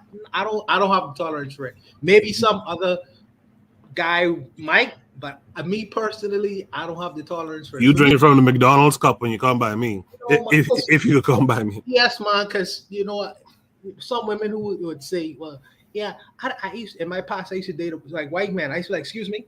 Yeah, so no, really, because I'm trying to find out, okay, what you used to do with him. I mean, and I have that kind of thinking. Maybe that might be petty, and I try to overlook these kinds of things. No, I feel you on that.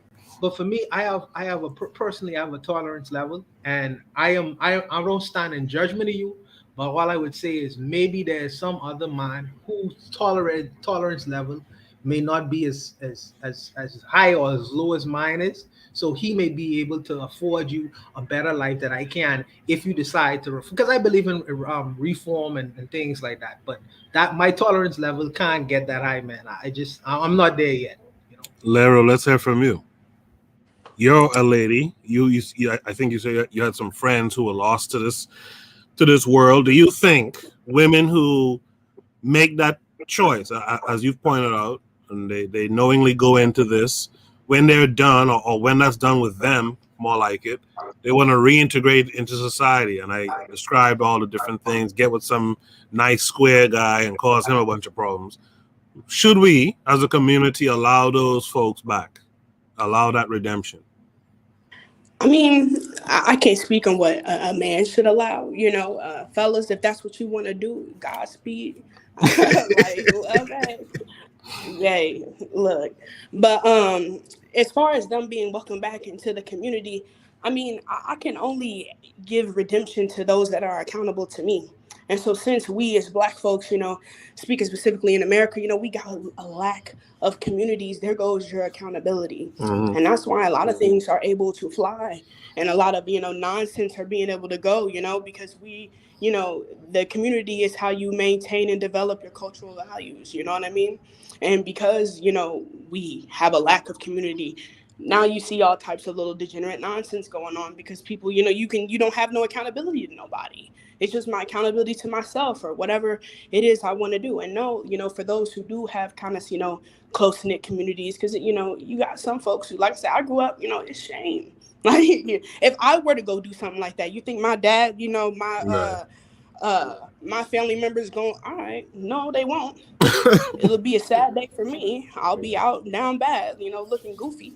Because, we don't tolerate that. Like, that's just, crazy, And, it's all for mistakes, but some things aren't mistakes. And you make a conscious choice to go down a certain type of lifestyle. And what the consequences of that, and people want to avoid their consequences. But, I mean, Life don't really work like that. So I think before we can talk about somebody being redeemed, we got to set a code, of integrity, have some integrity for one another. All this normalize. Now we need to stigmatize, because this is it's just out of hand. And if you want to have, good values and ethics, for your family, your community, the places you live in, then you're going to have to set some type of code. You're going to have to come together and create some type of community to where y'all can hold each other accountable. Because, if I ain't got no community, who am I even sending into exile? They're free to roam and free to do whatever it is they want to do and free to spread whatever they want to spread, because we ain't got no community right now. So, like I said, I don't even know if Black folks is in the position to redeem anybody. You got to come and redeem yourself and redeem your own peoples and the codes and things that you value, so that you can be in that position to expel some of these degenerate things that we are seeing within our communities. That's a wonderful last point you made there. Are we really in the position to expel and whatnot, and to punish, really? A lot of you might not know, Lero is a part of the panel on the Harsh Reality podcast as well. And as I say that, let me welcome in D-Web to the panel. D-Web, you heard everything everyone had to say. You heard the prompt. You commented to it in the chat earlier. What say you on the panel? Yeah, Lero, we about to get back to work, so get ready. But I say that because recently growing up and being a little older and being more platonic friends with quite a few, Black women and females, it's a lot of things we don't know. Recently, in a story time real quick. When I was 13, I had a crush on a little girl who lived in the house behind me, right? She was about 12, 13, about the same age. And we write letters. She called me on my house phone, all this other stuff, right? Had a little crush on her. All of a sudden, she disappeared one day. All right. I'm like, yo, what happened? You know what I'm saying? Now, in this household, it was like 3 other brothers. It was like the father and the mother. Come to find out, I got cool with these later on in life. When I got older, I got cool with these people in this household. Come to find out, right, that, the brother who I thought was her brother, she was actually adopted. So the dude who I thought was, her brother was actually not really her blood brother. This dude come to tell me like, yo, oh man, she wasn't really our family or whatever. And I was, she was coming to my room, sleeping with me. And then she ended up sleeping with the stepfather and all this other crazy stuff. Right. And I'm like, oh, okay, that makes sense. And so the mother kicked her out. And so flash forward 2022, I get a Facebook message. This girl's like, yo, I've been looking for you for years. I remember when we was kids, I used to talk to you. I'm damn near 40 years old. So she's telling me this stuff, and then she comes. I'm like, yo, I heard stories about the house. What happened? Because I heard these stories, and she comes to tell me that, that's not true. This dude was raping me every night. These people were raping me every night. The mom got mad and just kicked me out. I had this rough life and all this other stuff. This girl was 12, 13 years old when this was happening. Yeah. You know what I'm saying? I've had other women come tell me how their cousins, all this other stuff, touched them when they was little and all this other stuff, and this thing goes unchecked. Like, I had one girl I know told me, a cousin touched her. She tells the father later on in life when she's older, and they like, oh, laugh, like, oh, boys will be boys type shit. And this is affecting people every day. So when you have these people, I can't judge nobody. Like, it's terrible. I'm personally not dating nobody who goes to buy get shit on, right? If I know that. But it should be a path to redemption for some of these people, because a lot of these people had terrible pasts that affect them. And then you have this bad culture. We have this big thing on where superficiality and these things, it's hard, yo. It's hard. It's prevalent. And if you let these kids be raised by this media, that's what they're going to want to get to. They want to get the bag. They want to be the Cardi B's. You know what I'm saying? They want to be the Big Lottos and, all these other rappers, these female rappers, and they rapping about tricking on these dudes, these Meg Thee Stallions or whatever. So, yeah, man, it's hard. And we don't have any control. Lero hit it on the head. We don't have, this control over anything. We can't redeem each other, right? But we also don't control anything else in terms of the media, in terms of image, in terms of anything. So when these people are raised in this environment where this is being pushed and pushed and pushed, they may have got touched when they was a kid. All this may have happened. Of course, they're going to gravitate towards this superficiality and may do some foul shit in 18, 19, 20 years old, right? But I'm saying, like, they shouldn't be totally thrown away, yo. Like, if some square motherfucker want to get with them later on in life and get in and build a life, and they change their whole, they realize what they did, and they want. Only thing I think that's unredeemable, like I said, is pedophilia and murder. Outside of that, if somebody wants to take you in, I'm all for that. I think Mr. Untitled Chapter hit it earlier. Like, if some dude wants to take you in and disregard your path, or he doesn't know, that's fine. I'm never gonna break up a happy home. If somebody gets their mind to get, and I'm a damn heathen. Everything bad that's done in life, I pretty much done did it. You feel me? But I'm here on the panel. I'm a better man because of the life I lived. You feel me? And I'm here to able and share my knowledge with people. So I'm never gonna say just toss people in the trash because they had a bad past or they did some foul shit. Man, we young, we all growing, we all doing our thing. So if somebody wants to get with them and build a life and they can actually do that and get past that, that's fine. But I'm not gonna be like, dude, throw them away, get rid of them. Yeah, that's some bullshit, bro. That's all I got. I don't wanna know. And if these fucking dogs keep it on the low. Mario Winans, yo. It ain't my bag, but if somebody wants to take them, hey. Let's welcome in Erzuli. Erzuli, first I want you to respond. I was waiting for Erzuli, man. Erzuli, where you was at? Let's first get Erzuli to respond to the prompt and to what he saw in the video, and then after that, Erzuli, you could take your time and go through the different things that you heard and respond to it. So go ahead. Well, hey, what's up, everybody? I first of all think any woman who does that is a misandry, hates men, because after you do that shit, no real man, especially the black man, is not gonna take you back. So if you opt to do that lifestyle, to me, you're opting out of relationship, being married, being taken care of, and all of that. So it's one thing I'm gonna say.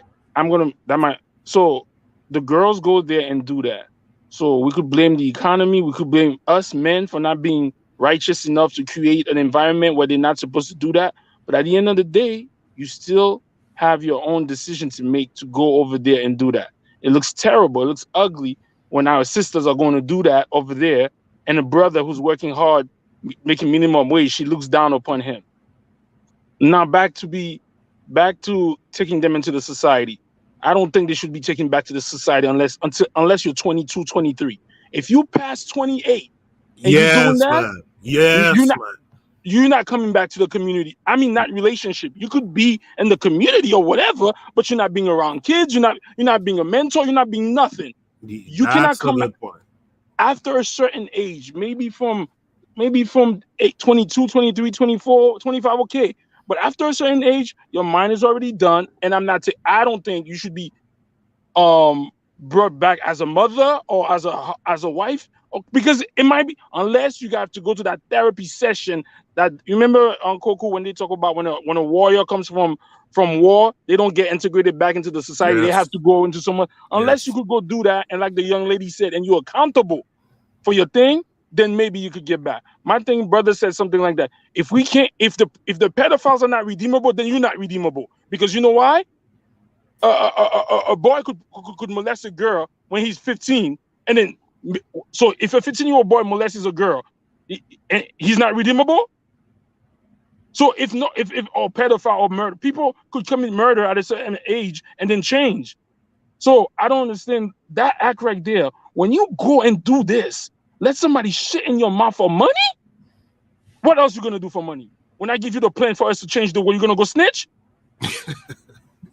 This is not just, because you're going, you selling, I believe that I don't think women in the right environment will sell their body anyway.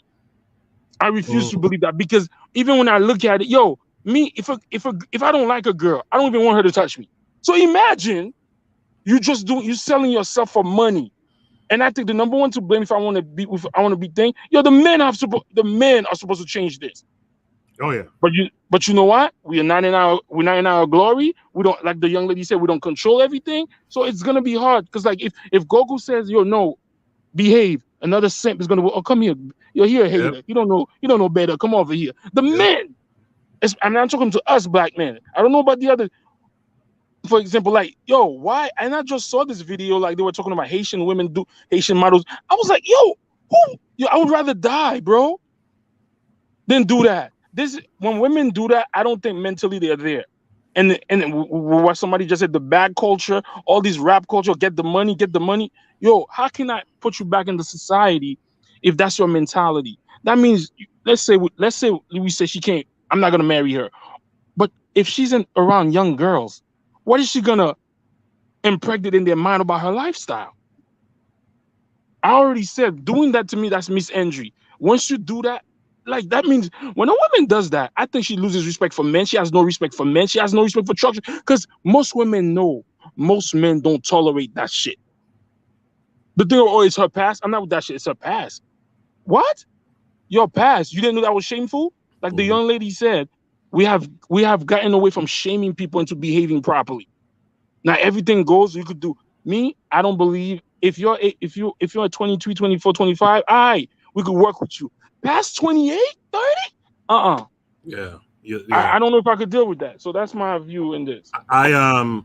In the chat, the How Charlie podcast says, I do agree with the age limit. When I was a kid, there was this guy, his name, he used to work on the sanitation truck, right? But we used to call that a dump truck, man.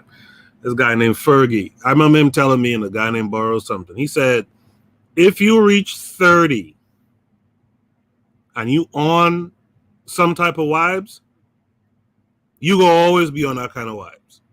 If you smoking dope at 30, up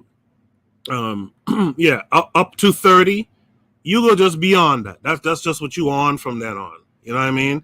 And so that's an important thing. That redemption thing, I could understand it to a certain extent at a certain age, below a certain age. Like D Web was Erzuliism was saying. But if you pass a certain age, that's your thing, man. That's your vibes. Anyone else want to comment to what Erzuli had to say? Anyone can comment, just speak up. Yeah, I'm down with it. The speaker before spoke about if a square want to take her, and Uzuli described the square better. He said a good guy working hard, and then he gets this misandric chick that's been shitted on by 40 Arabs. With an attitude, he's no square. He's a hard-working guy. I'm not okay with this. So this good guy that doesn't see through the hole is now a square. I'm not. But I don't agree. You know what I'm saying? Like, if that man, one man's trash, another man's trash. If that man wants that woman and he turns her around or whatever, that's his business. I'm not in the process of sitting here and, this hardworking man and all this other. He may not be a good guy. He may have had a past or something like that. So I don't, like I said, I don't get into all that. If you happy, you're happy, bro. You know what I'm saying? And if you gotta learn a lesson, you gotta learn a lesson. But I'm not gonna sit here and judge anybody else's. You got to know to turn somebody around. You got to know. If you don't know, you're dealing with a hoe in stealth mode. Like I said, if she went to therapy and got her shit together, she was 18, 19 when this happened. She went and got herself together. Okay. Are you saying she should never be allowed to have a dude ever in life? She just It's okay. It's okay. I get you know what I'm saying? I'm not gonna you. judge nobody like that, because unless you in the glass house, throw stones, bro. You know what I'm saying? That's the way I feel. I get you. Yeah, I get that, but I also I'm of the belief that, especially for us people, man, we are in a place where we gotta really weed out some of the nonsense, man, and we have to be. If we were harsh about that. Sorry, Coco, I didn't mean to cut your wisdom. If we were all Hebrew Hasidic Jews, would we say exactly what we just said about not judging? We wouldn't say that. You know, so I'm just kind of like, if we look at the other communities that practice certain things, like, let's be real, you don't see as messed up as Mexico can be. We're not seeing an endemic of Mexican girls running over to Dubai to have that happen to them. So, you know, I get what the brother's saying. Of course, you know, he that hasn't sinned, cast the first stone. But at the same time, it's just like there's rules for a reason. And if we don't set rules and guidelines, then we might as well not even try. We might as well not even try. Yeah. But those rules are for you. You feel me? That's why I said, like, me personally, you got shit on Dubai, I'm good. Then But I'm not Then you saying stand nobody alone. ever should grab you though. You know, that's not my place to do that. You feel me? No, That's but the all I'm saying. community, of course, That's your but moral standard. That's where you have the bar. the community has to set, like, so for example, you're right, the individual is left because, for example, again, in African culture, like, they'll tell you, right, oh, don't marry from this particular, maybe they do a reading and they say, hey, don't marry, this particular girl from this region, and the guy's like, I don't care what y'all say, right, I'm marrying her. Okay, go ahead, marry her. But now whatever comes with that, to a certain degree, you got to live with your situation. But the community does have a standard where they're like, well, we don't marry women from that region, right? They put too much pepper in the chicken soup, right? We don't like that. And it's something, I don't know, but I'm just being silly. But I'm just saying, like, the community still has to have some sort of benchmark. Yeah, that's a standard. But my thing is, what's this community you're speaking of? Because you're talking multiple communities. You're talking Yeah, about, like, what yeah, community are you talking about specifically? Is what I'm asking you. Because gas talking about the social death, and I think that within the West, within our communities, the only social death that I could really point to that we have within our community, well, what we consider to be community in the West, is maybe pedophilia. That's the only, like, taboo that if you step beyond the boundaries of pedophilia within our communities, resoundingly, what we call communities, resoundingly, the Black community, mostly in the West, would continue to be an outcast. Beyond that, even the murderers get accepted by some, not all, some within our communities, the murderers, people say, okay, now you get stripes, now you're a soldier. But pedophilia, I think, resoundingly within the West, I think that we stand behind and say, well, this person is not accepted. Maybe not so with the women, but definitely with the men. I have never seen a woman who would have messed with a young guy or a younger guy within our community. Women resoundingly reject her. I've not seen that. But as far as the men, within our communities that exist in the West, I think that we really get behind them. We say, no, we really don't. We can't fuck with you no more. I think we really need to define community too. I think. Well, I was gonna just do that. Yeah, brother. We are way too inclusive to me, man. It's ridiculous. But go ahead, bro. Go ahead. No, I was, because you said, and that's what I'm saying. Like, and unfortunately, I don't always like to say that publicly, because a lot of times when I do say it, people get like a knee jerk. And I'll be the first. Look, man, Africa got the worst problems, right? You go into the inner cities in Africa, you got the same type of nonsense going on. So I'm not one to point and then my fingers is there's 3 point back. Africa's messed up. But when you do talk about the community structure in the West, and I'm like, I always big it up, like, man, look at the NOI, if that had taken hold, or look at the Harlem Renaissance, or look at what Du Bois is writing about the Philadelphia Negro, or look at all these other communities that were created. Those are communal situations and communal structures that are built upon family and their rules and their structures, right? So that needs to be brought back, where we are this group. That's why I don't have any, whatever identity a person wants. If that's your group, identify. Sure. Now, once you identify yourselves, start making rules, norms, customs, food, language. So when you start doing that, now when you have a Meg Thee Stallion or Cardi B, and the media or whoever tries to use, whoa, that's great, but she ain't one of us. She's not us. She's not from this particular group. She doesn't. And I think when Black people start, like you said, becoming more inclusive, when they start secluding others from their identity in America, in the West, I think then you're able to create that tribe. But what we have are these loose 501c3 type of things, like community voting, the church drive, or whatever. That ain't community, in my opinion, right? But again, I'm the tether. I'm not the I'm not ADOS, so I'm not FBA, so I can't really speak on that. But I'm only saying it as an outsider looking in to say that needs to be done. But I think the reason why a lot of times when I say it publicly, people kind of cringe is because that would mean you might, and I'm not talking about you personally, but you may have to end up kicking out, cousin, might have to kick out a brother, might have to kick out a sister, might have to kick out actual blood relatives from this new tribe. And that's a tough pill to swallow. Tariq ain't here, bro. You good. We don't do it.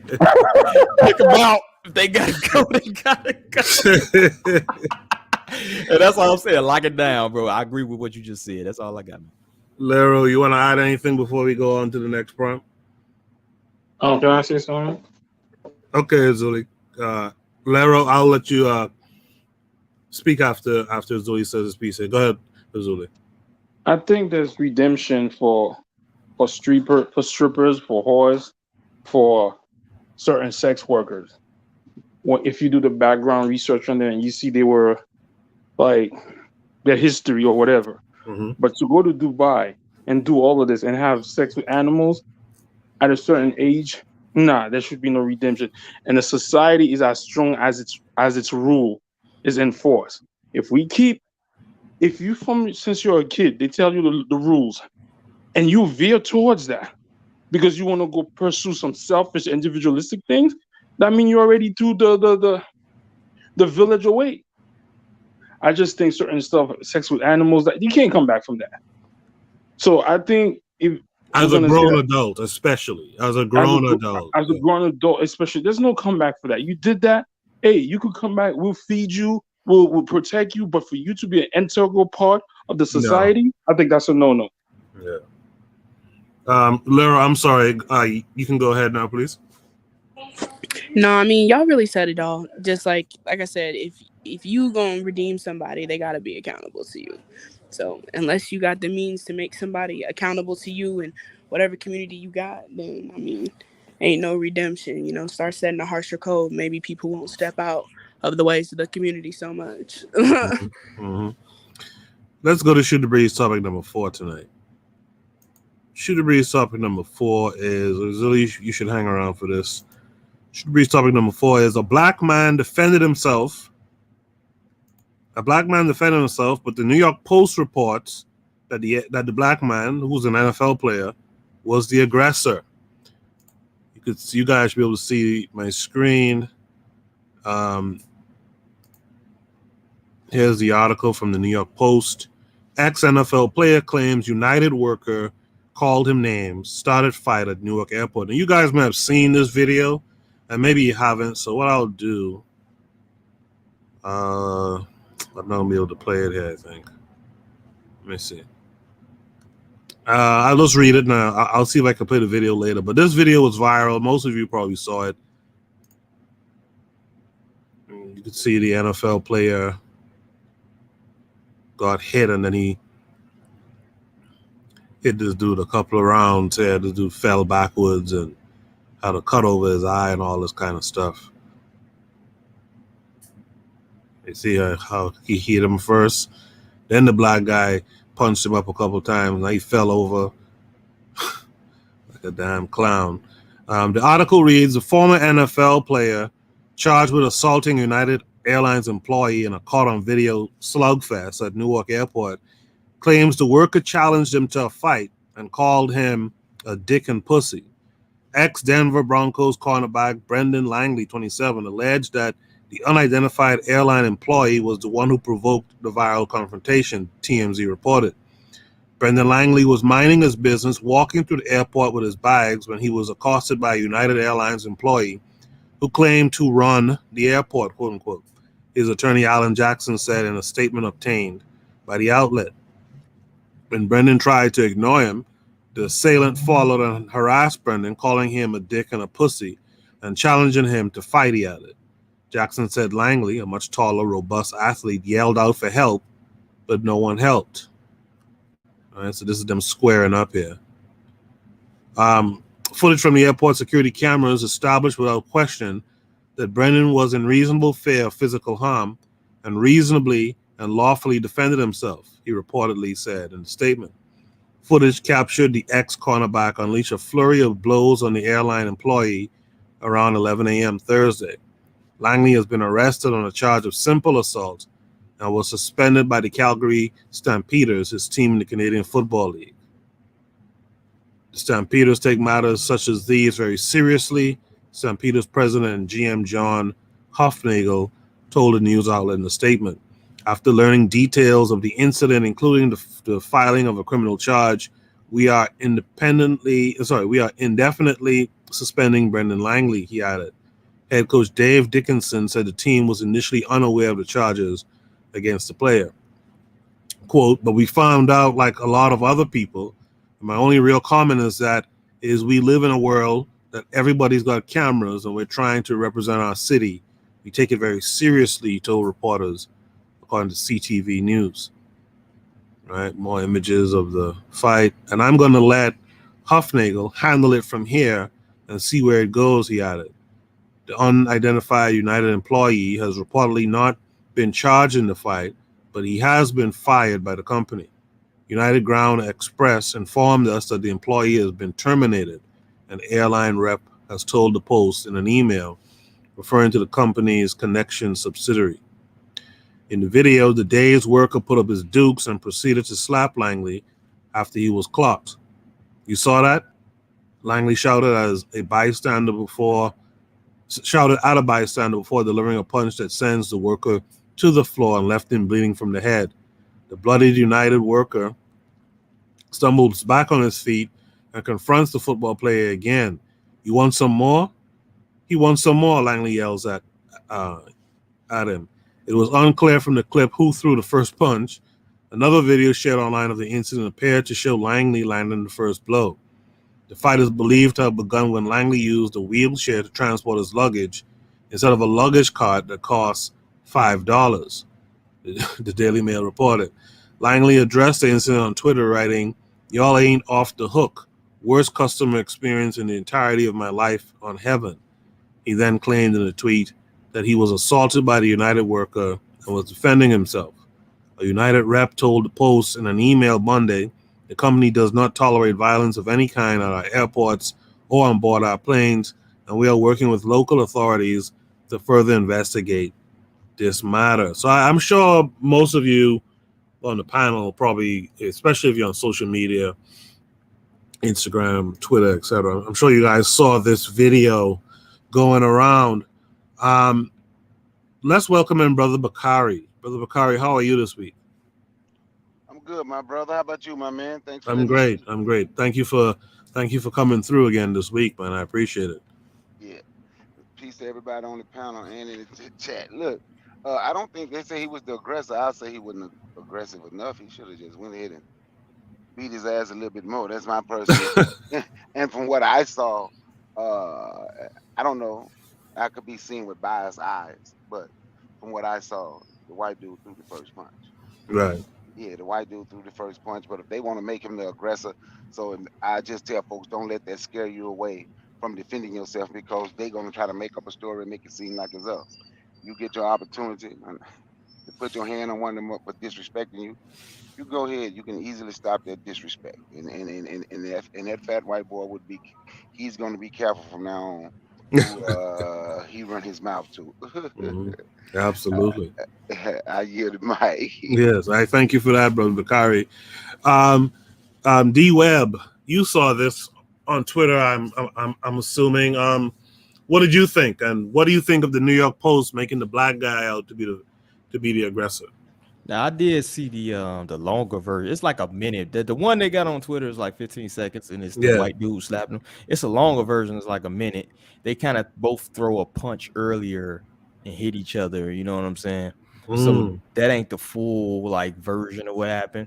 I don't like to make big sweeping judgments off small, because you don't know what these people said to each other to 5 minutes, 10 minutes beforehand. I have no clue. I don't know this cat. I don't know the white boy. I don't know what they said previous or beforehand. And the video I seen, they both kind of smacked each other up at the same time. And this was later on. You know what I'm saying? But what I will say is, you're an NFL talent. He works at fucking United Airlines. protect your bag, brother. You know what I'm saying? You whip your phone out. If he's being disrespectful, saying crazy stuff, whip your phone out or have whoever you with record it, sue them, and you ain't probably gonna never got to catch a ball again in your life. Be smart about these things. You know what I'm saying? Like me, my broke ass, yeah. If he says something, I'll put hands to him and he ain't getting nothing out of it. I'll be arrested, he be beat up. But you're an NFL talent, bro. You got a chance to get to the league, and now you may not get to the league because we all know they're very cognizant of the people they bring into there, and that is big news stories going. You could, like I said, bro, you got money. You should have some money. Some people like you. You a college, you're NFL prospect. Sue them, sue United. You probably never have to pay for a flight in your life at minimum. You know what I'm saying? So be smart about the situations. That's what I'll say. I appreciate that, and I appreciate it a lot. Lero had to drop out, but it was great having her on. Great having to hear her take on especially that topic we covered about the Dubai characters. Let's go to Gas 'em Up. Gas 'em Up, what say you to this? Yeah, I just, I don't know, man. I think black people, we have to embrace situational awareness, especially as black men, and it is taxing, mentally, but it just is what it is, especially in the West. When I'm in Africa and I walk into a bank or I walk into a place, I'm not worried that somebody's going to follow me. I'm not worried that, man, this might be, or even when I see the police, I don't think, it's going to be, it could be the last encounter. I'm not having those problems. And to a certain point, we just got to stop being lackadaisical. So when you go out there, you just got to understand that, look, there's just some people that will not like you. There's black people that who are whitewashed, who are going to act funny towards you. And then there's white people who will react a certain way, on the East Coast, like, I'll be honest, I don't go to Washington Heights. I don't want, I'll just be honest, I'm not going over there. I'm not going to Brighton Beach. Unless there's a reason for me to go. I'm not going over there because, I don't want to walk into a Dominican spot and them people look at me funny. I just don't want to go there. I'm good, but I think a lot of times when you say that to people, people get like, well, I'm not going to not live my, okay, cool. Well, then this is what you get. Don't complain about it. You know what I'm saying? Don't complain when they show you how they really feel about you. And then you get mad like, oh, I can't believe it. No, believe it. The man that ran up in the store and did what he did in Buffalo, that's how they get down. Believe it. Don't, so I don't know. I just think people got to be more situationally aware of their surroundings and stop being naive, I appreciate that. Yeah, so again, you guys who are in the chat, if you're still with us, drop your comments and thoughts on the prompts as well. I'll gladly read them live on air, and for our panel to interact with your ideas as well. Jay, a black man defended himself, but the New York Post reports that the black man was the aggressor. Are you shocked by this? How do you feel about the story overall? I didn't realize it was a baller. I saw it in a later state. So people already had made an animation of it. The airport guy falling on the on the band and being dragged away as a suitcase. That's what I saw, right? And now I realize it was a baller, and indeed situation awareness or indeed the brother before that said get your phone and record the disrespect. I think as a baller or a famous person in the United States, you're walking on eggshells anyway. So you should have 3 phones. One taped to your forehead, and another one taped to your wrist, and one in your back pocket. So yeah. I think he should be. He should watch how he reacts. That's my impression. I don't know about life in the United States, but from the outside, from the outside, I have the impression that if you're famous, you're walking on eggshells anyway. So you should have your phone ready. Yeah. Let's hear from Mr. Untouchable. No, me personally, I personally blame gas them up for the whole incident. These guys, these big fat Italian guys, go to MMA classes and gas them up. Obviously gas him up. No pun intended. And he thought he could beat up on the biggest, blackest guy that he saw. Unfortunately, it didn't turn out good for him. You know what I mean? So gas him up. Stop gassing up these big fat Italian dudes. No, I just personally think that my brother was saying, you have to have situational awareness and be aware that there are people out there who are willing to do you harm just because of your skin complexion, and that's unfortunate. And the fact that you are wealthy, the fact that you may be famous, the guy who was on the plane with Mike Tyson, it's like, why would you mess with Mike Tyson? This guy is mentally well. This guy might have some problems, and he's not one to play with. So why would you mess with a person like him? Obviously he was trying maybe to target Mike Tyson to solicit some money out of him. He punched me in the face. I sue him for $5 million. It's like an instant jackpot. But I just think that we just need to have situational awareness and be aware of our surroundings and the people we are around and things of that nature. But that's just me. Shout out to my big brother Bakari, by the way. Yes, sir. Shout out to Brother Bakari. Azuli, you see the prompt. You saw the viral video, and D-Ware pointed out that there's actually some more to that. Did you see the longer version? Yo, the longer version, the white man hit him first. Either way, the United worker hit him first. Really? And he swung back. Either one. The 1 minute one, I don't understand how people think they both hit at the same time. When you he hit the guy first. But my whole thing is this. First of all, this brother's not a famous football player. He played in the NFL in 2017. He was the 3rd round pick. He didn't even stay on the team. So it's the way that the newspaper is pulling it out there is like he's a big time football player, as we know.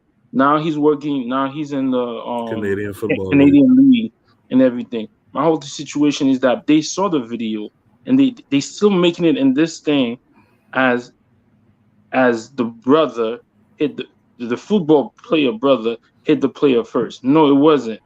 That guy hit him first. So again, it's to me the newspaper. It's like, how are you a newspaper and you're lying in plain view, plain sight?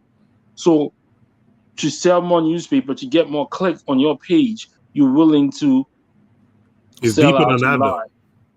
Say that again? It's deeper than that, though. But I know what it is. Yeah. I know what it is. So it's be afraid of the big black man, the boogeyman. He always want to fight, this and that and the third. And my thing is, I don't care how famous you are. Your manhood is everything. And this is the problem with this new society. Because you're making so much money, I should be careful, this and that. Yo, if somebody put their hands on you, yes, I understand. What we're saying is that you should take a breath back, take a step back and be your famous. You should be careful. But at the end of the day, this guy is a man. Who wants to be hit, slap, and cursed out? And this guy is a United worker. Who are you to go enforce rules? Who are you to go enforce rules? Even if he was using the wheelchair, no, you get security, or it's a freaking wheelchair, bro. And at the end, if the guy used the wheelchair and somebody wanted to use it, he's at his own fault. But me, it's the newspaper. The way they're going after this, man. It's not only newspaper. I saw a bunch of outlets. They're like always trying to destroy the black male's image. This guy was defending himself. I first saw the short version, and then I saw the longer version. Even in the longer version, the United Workers swung first. So now you mean to tell me this man swings at me, and I get it, I guess. But this brother right here is not famous. He's not like he didn't even play one NFL game. He was on the team. He tried, but sometimes even though you're drafted, they don't take you. You know what I'm saying? So it's just a shame that this newspaper, like you see it, but when you really see it, it's like, dang, the black man ain't got no friends, bro. We're gonna talk about that later tonight too. But Azuli, here's the thing, though, right? the thing is this, and I hear this from black folks all the time, and I wish black folks would stop doing it. Black folks will tell you, I understand, I get it, but, well, did you really get it? If you got to come back and say but afterwards, did you really get it? So what's being said here, and I think this is ultimately a part of manhood too, when you talk about that situational awareness, a part of your mind, a part of that is manhood, right? In that, as a man, you got to know, listen, I take on this little cornball white boy and I knock him out, I make his forehead bleed. Yeah, cool. That's cool to some people, I guess, but I ain't cool to everyone. And then ultimately, what happens to me feeding who I need to feed, including myself? Yes. We're not in the 50s no more, bro. No, we're not in the 50s. At the end of the day, this is a man. Yeah, but okay, Azuli. But I understand what you're saying, but that's act 1. Act 2 is I hit him, he accidentally falls down, bumps his head, and dies. Act 2 is when the police comes, I'm in jail now, I can't support my family, I can't support my wife, all because he called me nigga or test my manhood. Come on, bro. Come on, take a breath. Take a breath and think twice. That's all I'm saying. First of all, he didn't call him the N-word, and he didn't call him. He didn't curse him out. He hit him.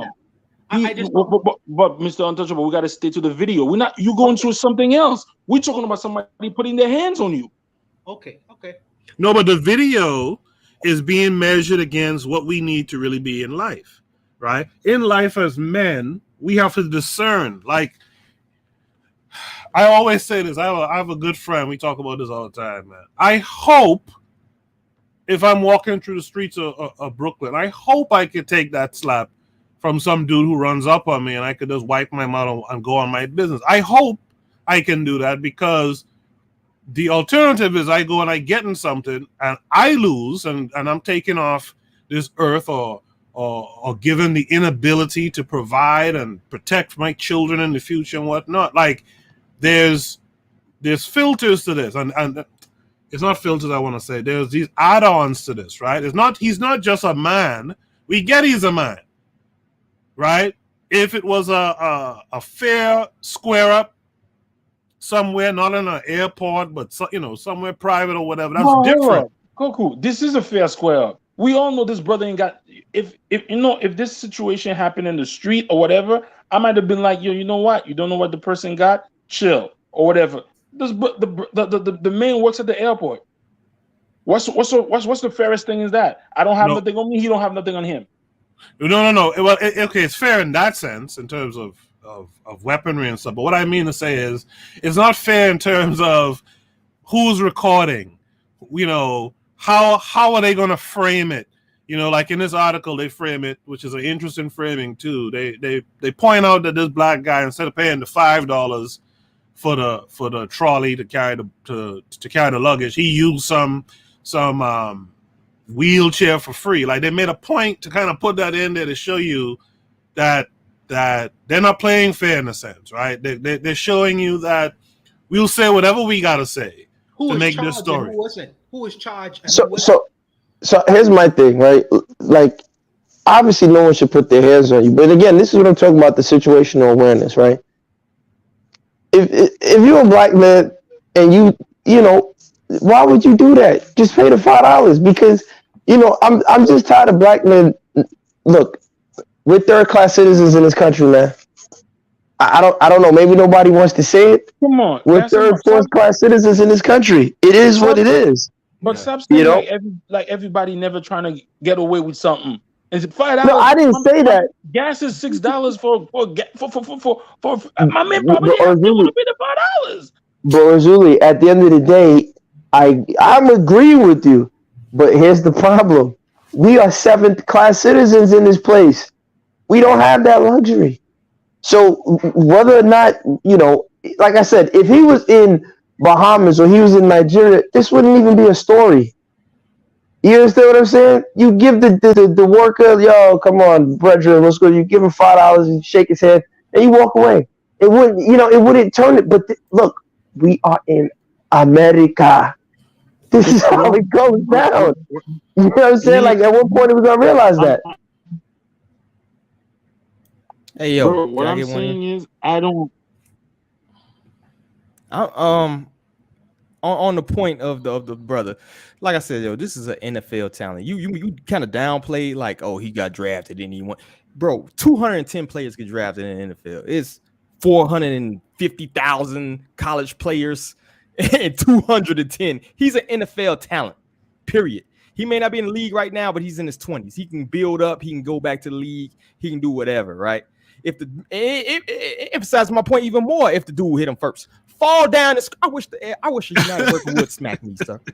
First, oh my God, Easy. I'm screaming like I got shot with the biggest rifle in the world. I'm falling down. Give me a neck brace, bro.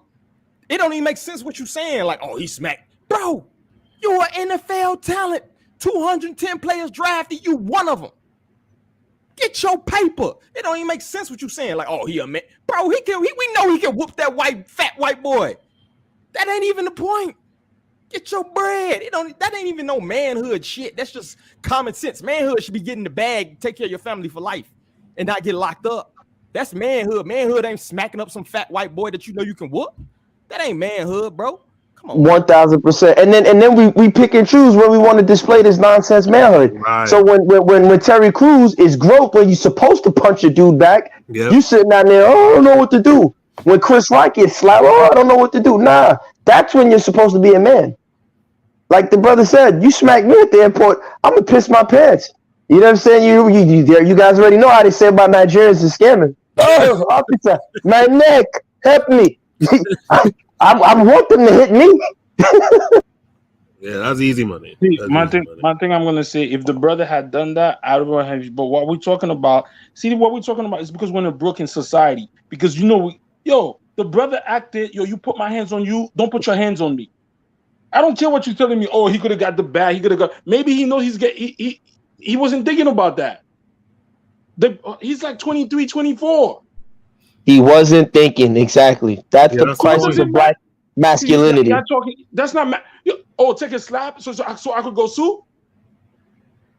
How you know he can? Yeah, that's what the white boys do. How you know he? How do you know he can't sue right now? How you know he can't sue right now? He got hit first, bro. Acting in violence ain't always the manhood. That's the problem. Go home at the end of what are we talking about? What are you talking about, bro? What are you talking about? Yo, like you think automatically he should sue. He should sue. Nah, bro. Go ahead. Go say what you say. I'm done. No, I mean because everybody's saying you're right. My fault. He should have just slapped, fell on the floor, sue, and be like, yeah, he should have did that. Again, we're not talking about something that happens, you go to the park or something like that and someone stepped you or something like that. We're not talking about that. And even then, too, because this is a problem with all the gang violence stuff that we have to deal with in our communities, right? Webb is from Chicago. A lot of that stuff that goes on out there is revenge. People just revenge and avenging and revenging and all that type of stuff. And, when you look at what it started from, if a dude had just said, yo, you know what? Cool. And let me, live to see another day. You know what I mean? Or what have you, we would be better for that. What I'm saying about this guy in terms of situational awareness, as others brought up before, is that you got to look at it and say, man, wait a minute. I have a couple of options here. I could beat the shit out of this little chubby white boy, or I could fall down and especially as an athlete, I could say this guy made me twist my knee or some shit, and get some paper out of it. Because by the way, these guys in the CFLs and all that, they ain't killing it in the bank account area either, right? Not all the time unless you're a big star or something like that. But so he has a couple of options here. What I'm pretty sure everyone on the panel is saying is a part of manhood is you have to discern when to be violent and when not to be violent. And that's one of the things I like with Judge Joe Brown, who I'm trying to get on the show. Joe Brown talks about manhood all the time. And one of the things he stresses is that same notion I just said. Not everything is to get to violence. In fact, a lot of that violent stuff is a female trait, if we're going to be honest about it, right? That rowdiness and putting hands on people and all that kind of stuff. Men more so reason stuff out, and then if reasoning ain't gonna work, then we gonna get to some violence. You understand? That's what I think the panel is trying to say. We're not saying not be a man in the right situations and at the right times enact violence when necessary. But in this case here, you just look. I mean, it just looks stupid. The whole thing just looked dumb to me. And Coco, I mean, again, I'm not saying that it is right for any person, white man, whoever. But we have to, again, accept that in this country, we're not seen as first-class citizens. This one. Second, white paternalism, whether it comes from white women or white men, is a reality.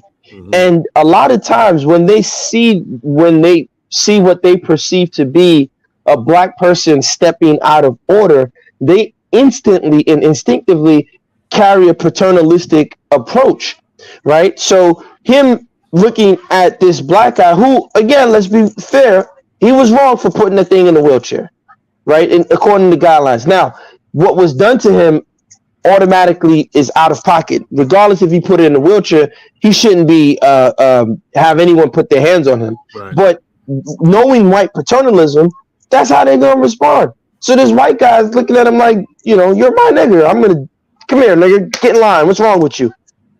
That's just how they think. I mean, we've seen how Karens behave.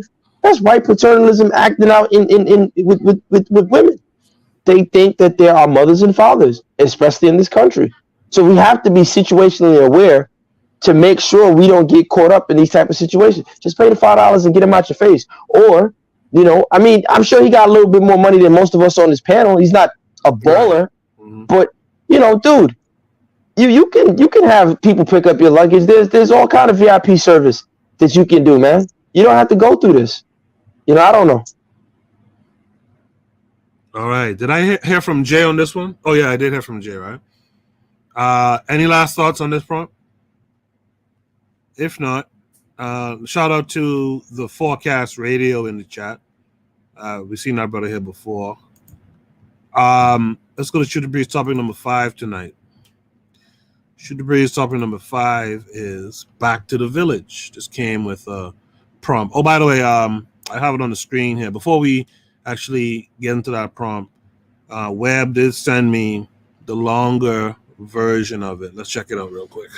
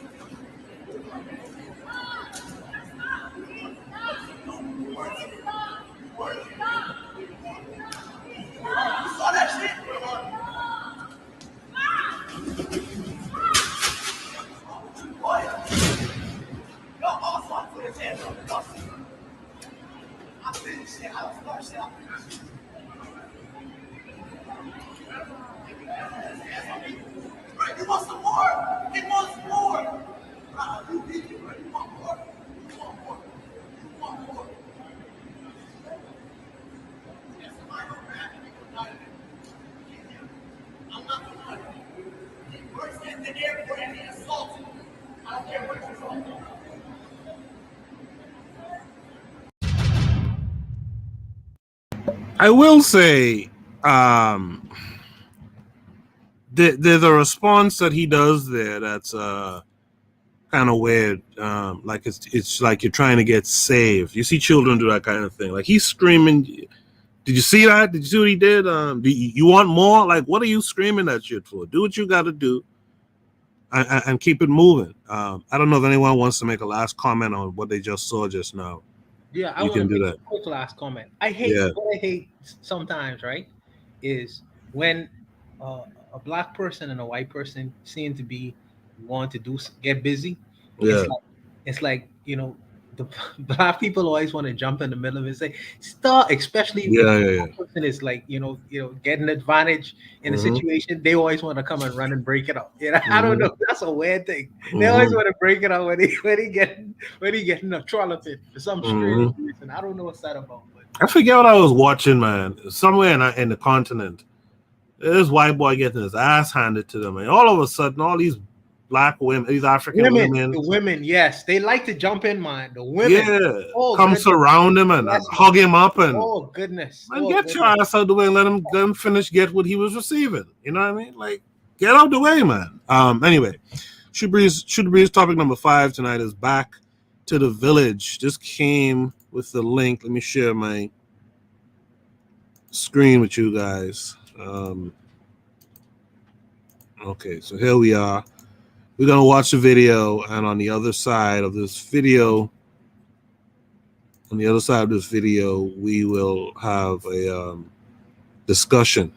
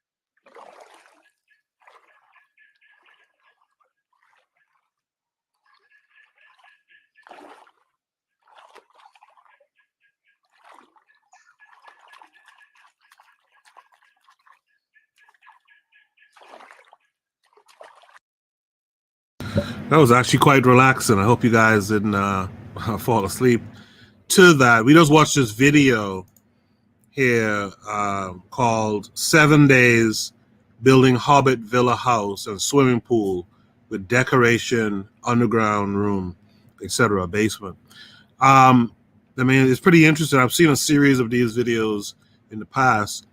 One of the things this video made me remember was earlier this week, I believe. I believe this is somewhere down in South America. Someone correct me if I'm wrong. But earlier, I think it was earlier this week, they found pyramids down in South America. I want to say it's in the South Amazon. They found these pyramids that's heavily covered with vegetation. They had to use some technology. So apparently the people, I forget what the name of the people are who were there, but those people had told Europeans about these places back in the days when the Europeans came. And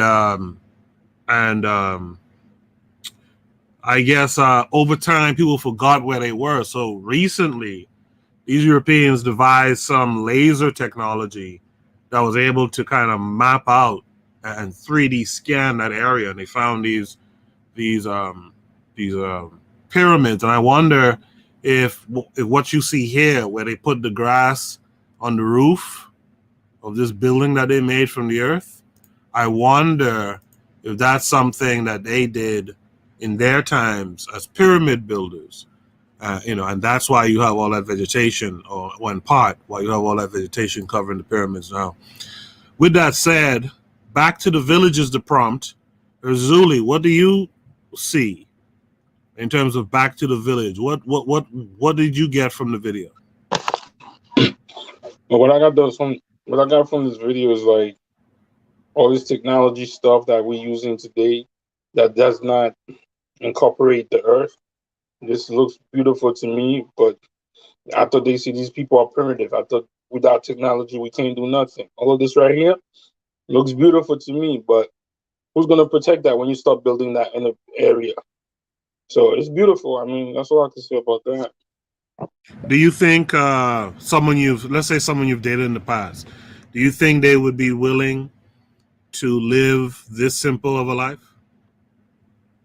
I don't know. They gotta go on Instagram. They gotta go on Hot Girl Summer. They gotta go. Nah, this is not something they want to do because you've been programmed that if you're not outside, if you're not doing anything, your life is boring. So I don't think none of us, even maybe me too, are ready for this life right here because this is very serene, very communal. People want to go out, want to go clubbing, want to drive expensive cars, and want to dress expensive to show off on other people. This is not. Most people don't. It's beautiful, so I don't know, man. Jay, what say you? I've been watching these dudes, and one thing that I must name because people don't see it. The videos of these two boys are perfectly made, so nobody actually notices that the videographer, the guy that films it, is as genius as the two dudes. Okay, talk about that. Yeah, because it's nicely put. The story is told. You know, there's not one word used, but the story is told perfectly. So the videographer is as genius as the two dudes. And what I also want to say, yeah, it's true. The previous brother said it. You know, Hard Girl Summer, etc. I have a story. Whatever. These dudes. No, go ahead. Tell the story. These dudes must have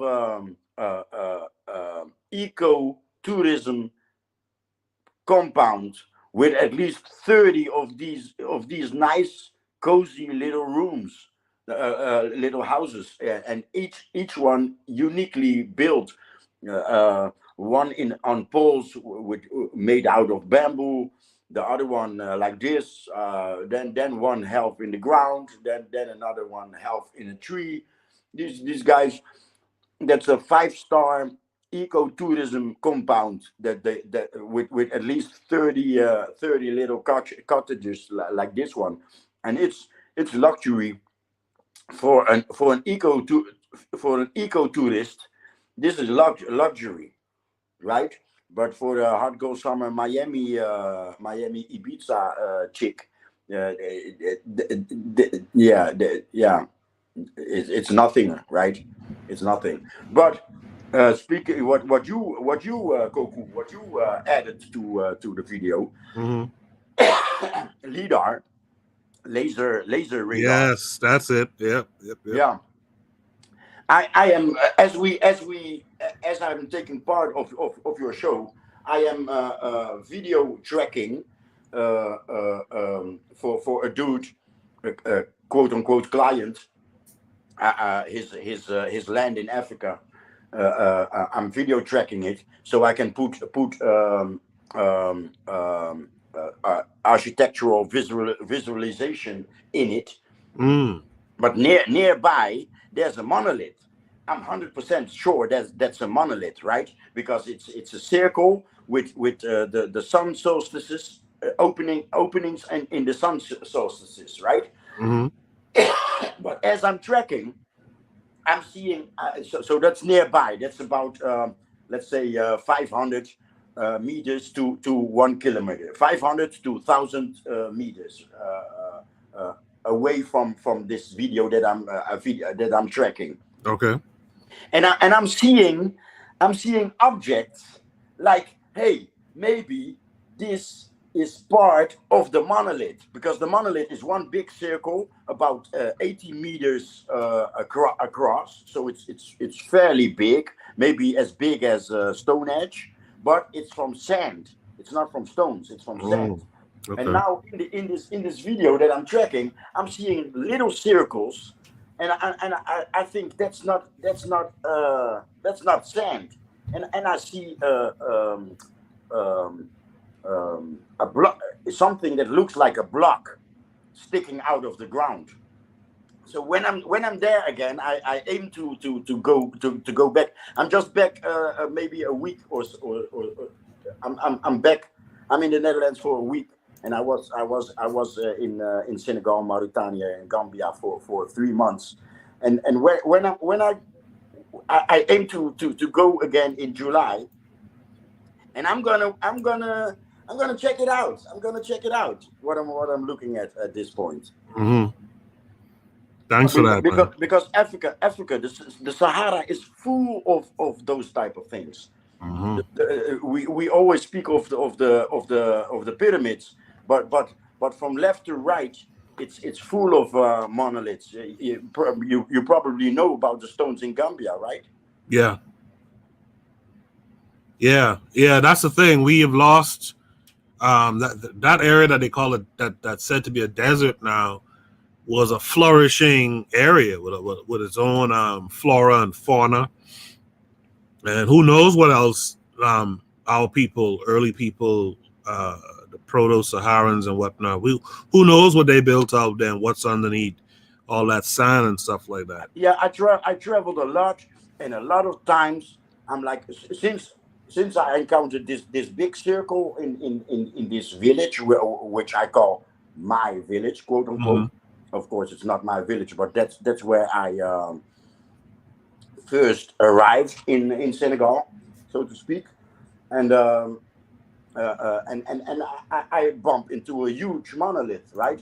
And since then, I'm watching, and I'm looking, and this time I traveled a lot, right?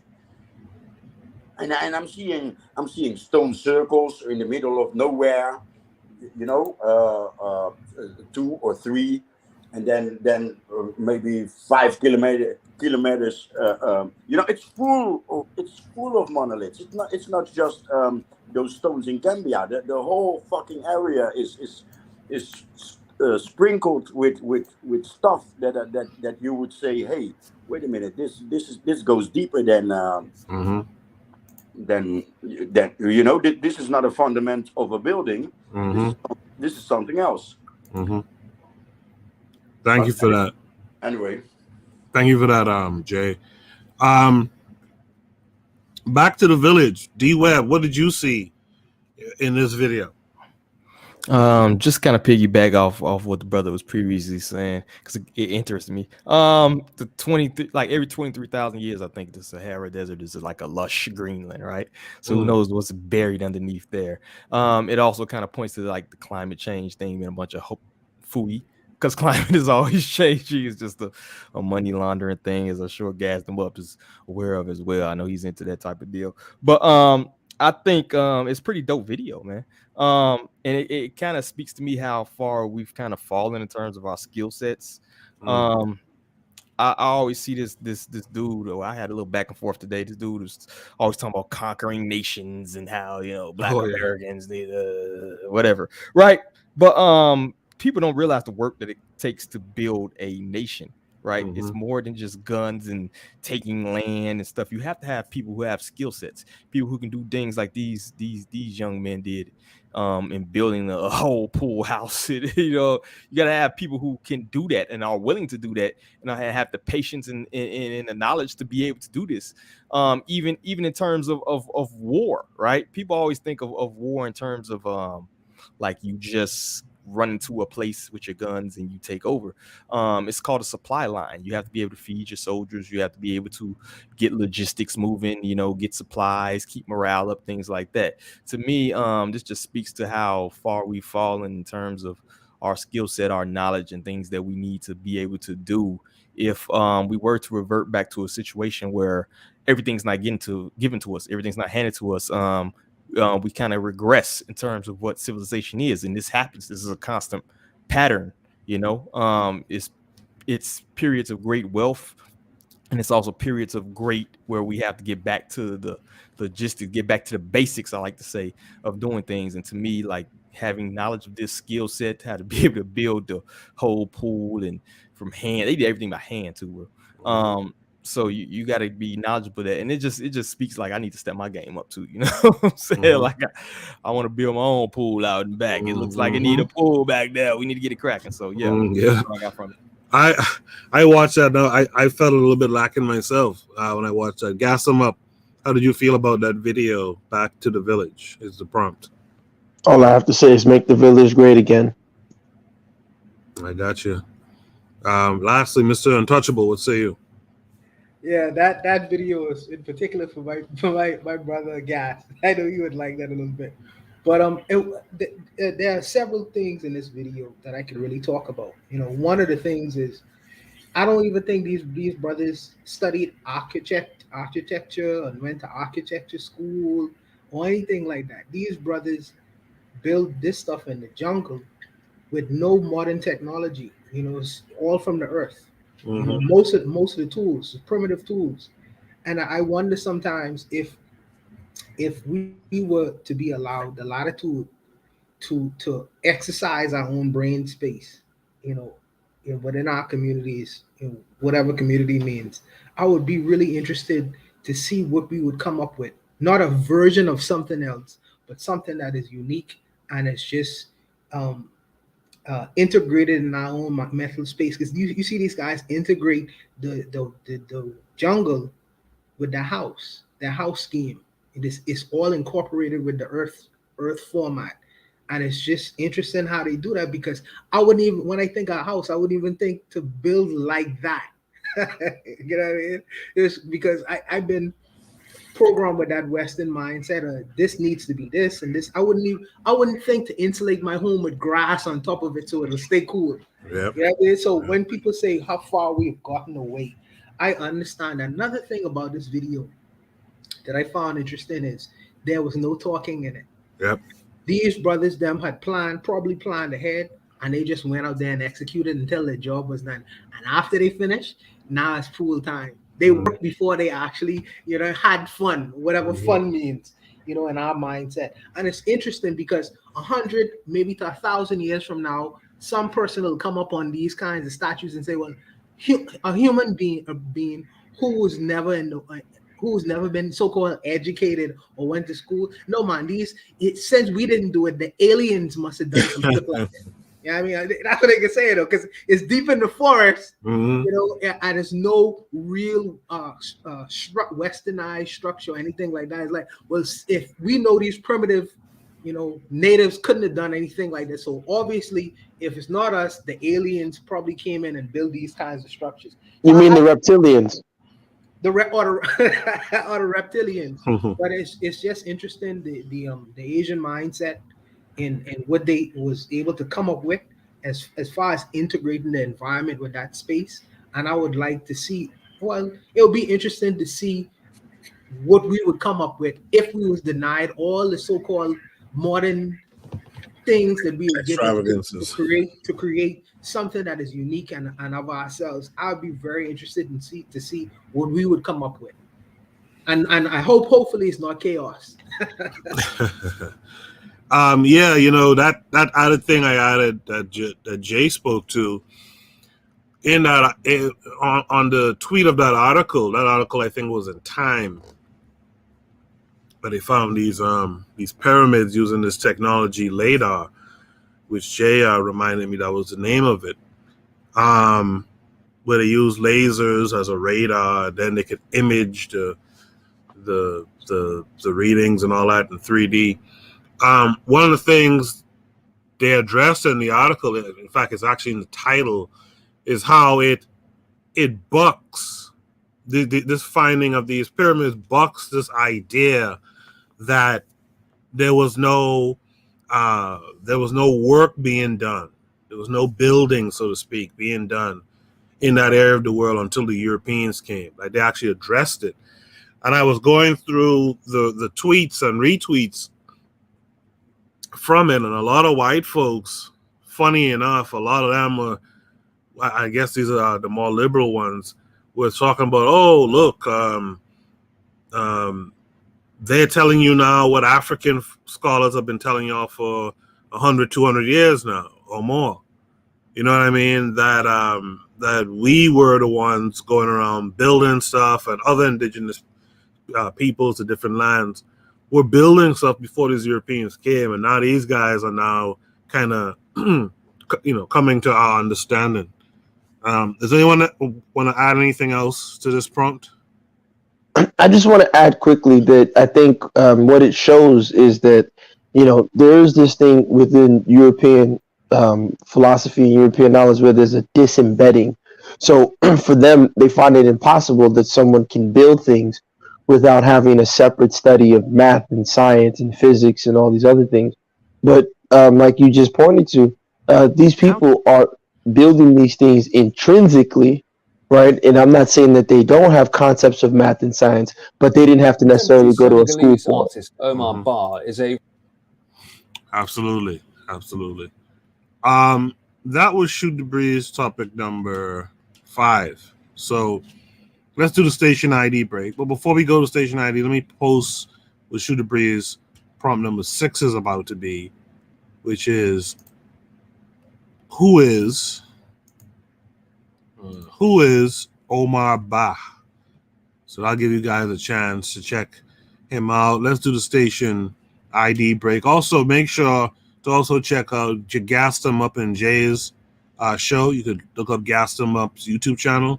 Make sure to check out their show as well. I think it's every Friday night starting at 8 or 8:30 p.m. Eastern Standard Time. So let's do station ID break. On the other side, we'll discuss Shoot the Breeze prompt number 6 tonight. You are listening to the Bitter Medicine Podcast on KWAZ Radio. This is D Webb with the Harsh Reality Podcast, asking you to tune in where we tackle the news of the day that affects our community, only on KWAZ Radio. Peace, family. This is Oni, inviting you to listen to the pro-black perspective, where black problems are addressed with black solutions. Greetings, fam. Tune in to The Learning Curve with me, the revolutionary matron on KWAZ Radio. You are listening to the Bitter Medicine Podcast on KWAZ Radio. Welcome back to the Bit of Medicine podcast. Yeah, make sure to check out the Pro Black Perspective tomorrow morning, 11 a.m. Eastern Standard Time, discussing the enemies within. Subscribe to the House Rally podcast. Subscribe to the Learning Curve podcast until they post some new materials. Check out their old material on their YouTube channels. And again, check out Gas Them Up's channel. Ian J hosts a show every Friday night, starting at 8 or 8:30 p.m. Eastern Standard Time. Should the Breeze topic number 6 is who is Omar Ba? This comes with a link. Let's check it out, and then we'll discuss it. Hold on a second. We'll discuss it on the other side.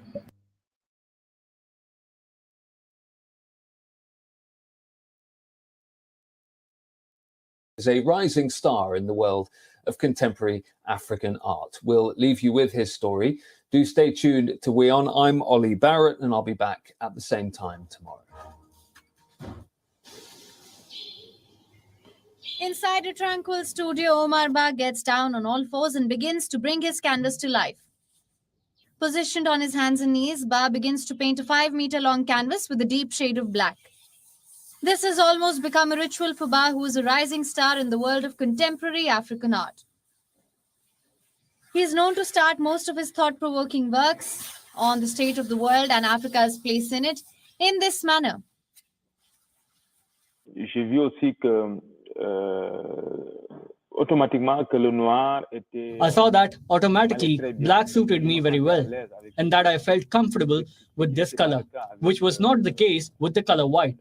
Because when I painted on a white background, I got lost. I could not concentrate. I found that the drawings were very light. I tended either to load the canvas with too much color or not to put on enough. 45-year-old Ba touches on colonialism, violence, and hope through his works. He is also top sensation at the 14th Dakar Biennale. Ba currently has 20 works at the Royal Museums of Fine Arts of Belgium. He has an exhibition opening in New York in September. And the Baltimore Museum of Art is set to host a retrospective of his works. His paintings feature hybrid creatures who embody the traumas inherited from colonialism, tyranny, violence, and inequalities. In his 2021 Brussels exhibition titled Anomalies, Ba painted imaginary heads of state with their hands resting on a book symbolizing a constitution. This was his way of highlighting the slew of African leaders who've recently modified constitutions in order to stay in power. The themes he tackles are innovative themes in the sense that they're political, economic, social, but the way he arranges them makes us discover paintings from another angle. And it is for this reason that his presence was necessary, and all the more relevant in this Dakar Biennale. For the past few years, Ba has worked from his Bambalore studios near Dakar. Since his first exhibition in Switzerland in 2010, Ba has exhibited at the Centre Pompidou in Paris. Ba's works continue to attract attention in the art hubs of the world. Bureau Report WION, World is One.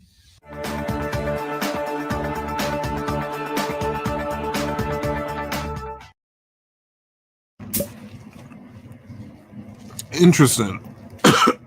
I'm always curious. What do white folks, what do Europeans see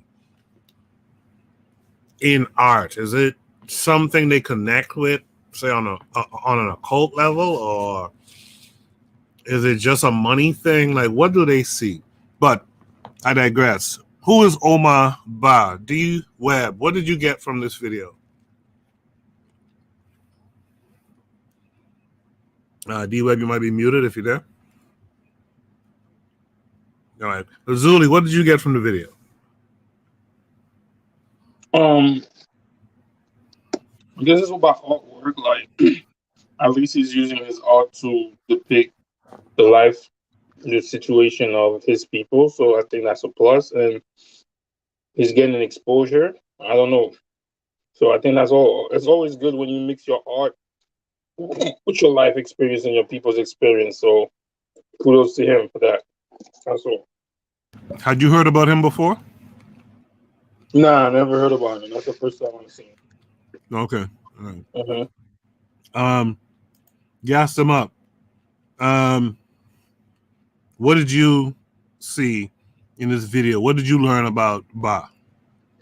No, I got to check out a lot of his work. I never heard of him before, so I'm definitely going to check out his work. And you know, I think art, music, all of that stuff is important to the you know, you mentioned the occult. I mean, it's not ironic that a lot of so-called events, allegedly the cartoons always predict them ahead of time.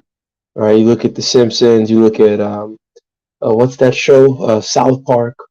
Right? Oh, yeah. So, you know, it's very, very interesting. I mean, so. I think D-Web is back. D-Web, I don't know if you were able to check out that video on Ba, on Omar Ba, but if you did, what were your thoughts? Yeah, I saw most of it, almost all of it. Yes, and I just wanted to say, like, I'm pretty stoked about the positivity kind of we got this week's topics. Probably Mr. Untouchable's doing. I think it seems like up his alley. Kind of get tired of talking about getting our asses kicked all the time. But it's pretty dope, man. The brother's like doing dope work. You know, with the works of art. It's always nice to see the creativity, and I like that he threw kind of like a jab at the sellout African leaders, low key, with the painting. You know what I mean?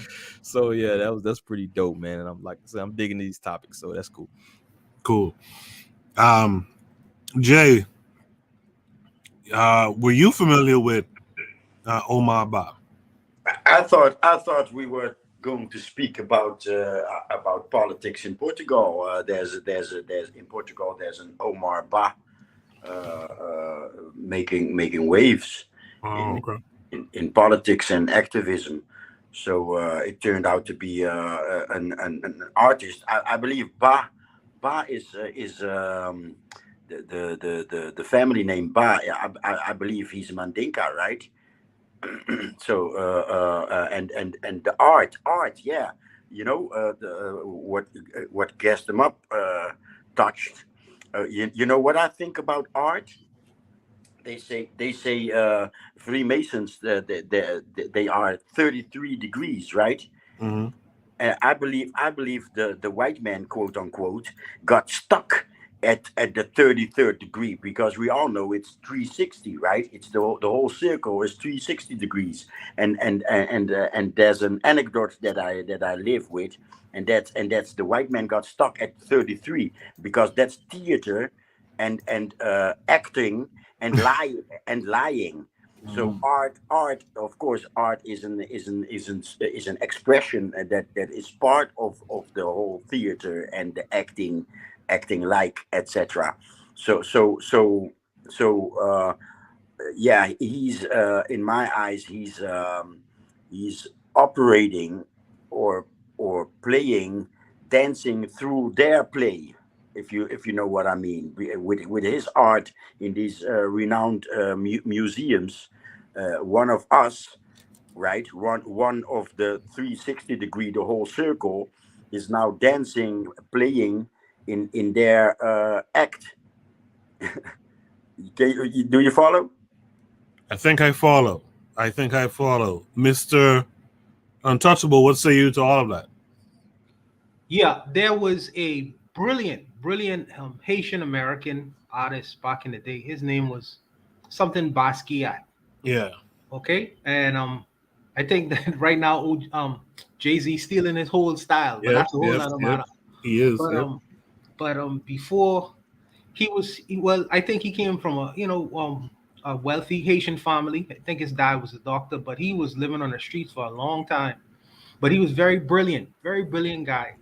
And unfortunately, he went into the white artistic world, and but prior to that, he was still on drugs. Prior to that, but he got heavily involved in drugs, and his circle was just a bunch of Europeans, and I feel like they corrupted his mind so much that by 27 he was dead, and his art is really selling into the millions of dollars now. Yep. And seeing how this guy is a so-called, they calling him a African sensation or a sensation now, and he is going to all these European galleries to exhibit his artwork. I just really want us to really know who his brother is and know what his style is before the white folks steal him and take them onto themselves and then sell his art and keep his money. That's what they usually do. Yeah, you see some white girl with Mr. Bar in a minute, and she'll probably get all his money at the end of the day. But I just find it interesting for us to really know who this brother is. Y'all in New York City, I'm sure he has artworks in some of the museums in New York. So just check him out when y'all have the opportunity. Yeah, that's a good deal there, Mr. Untouchable. I think it's important to be able to share with other people like the gems that we have that are far away. So like there's gems in the Caribbean, like it's always interesting to see like a person from the continent hear Sparrow for the first time, and realize what we put down in the Caribbean, hair rake and scrape and all that kind of stuff.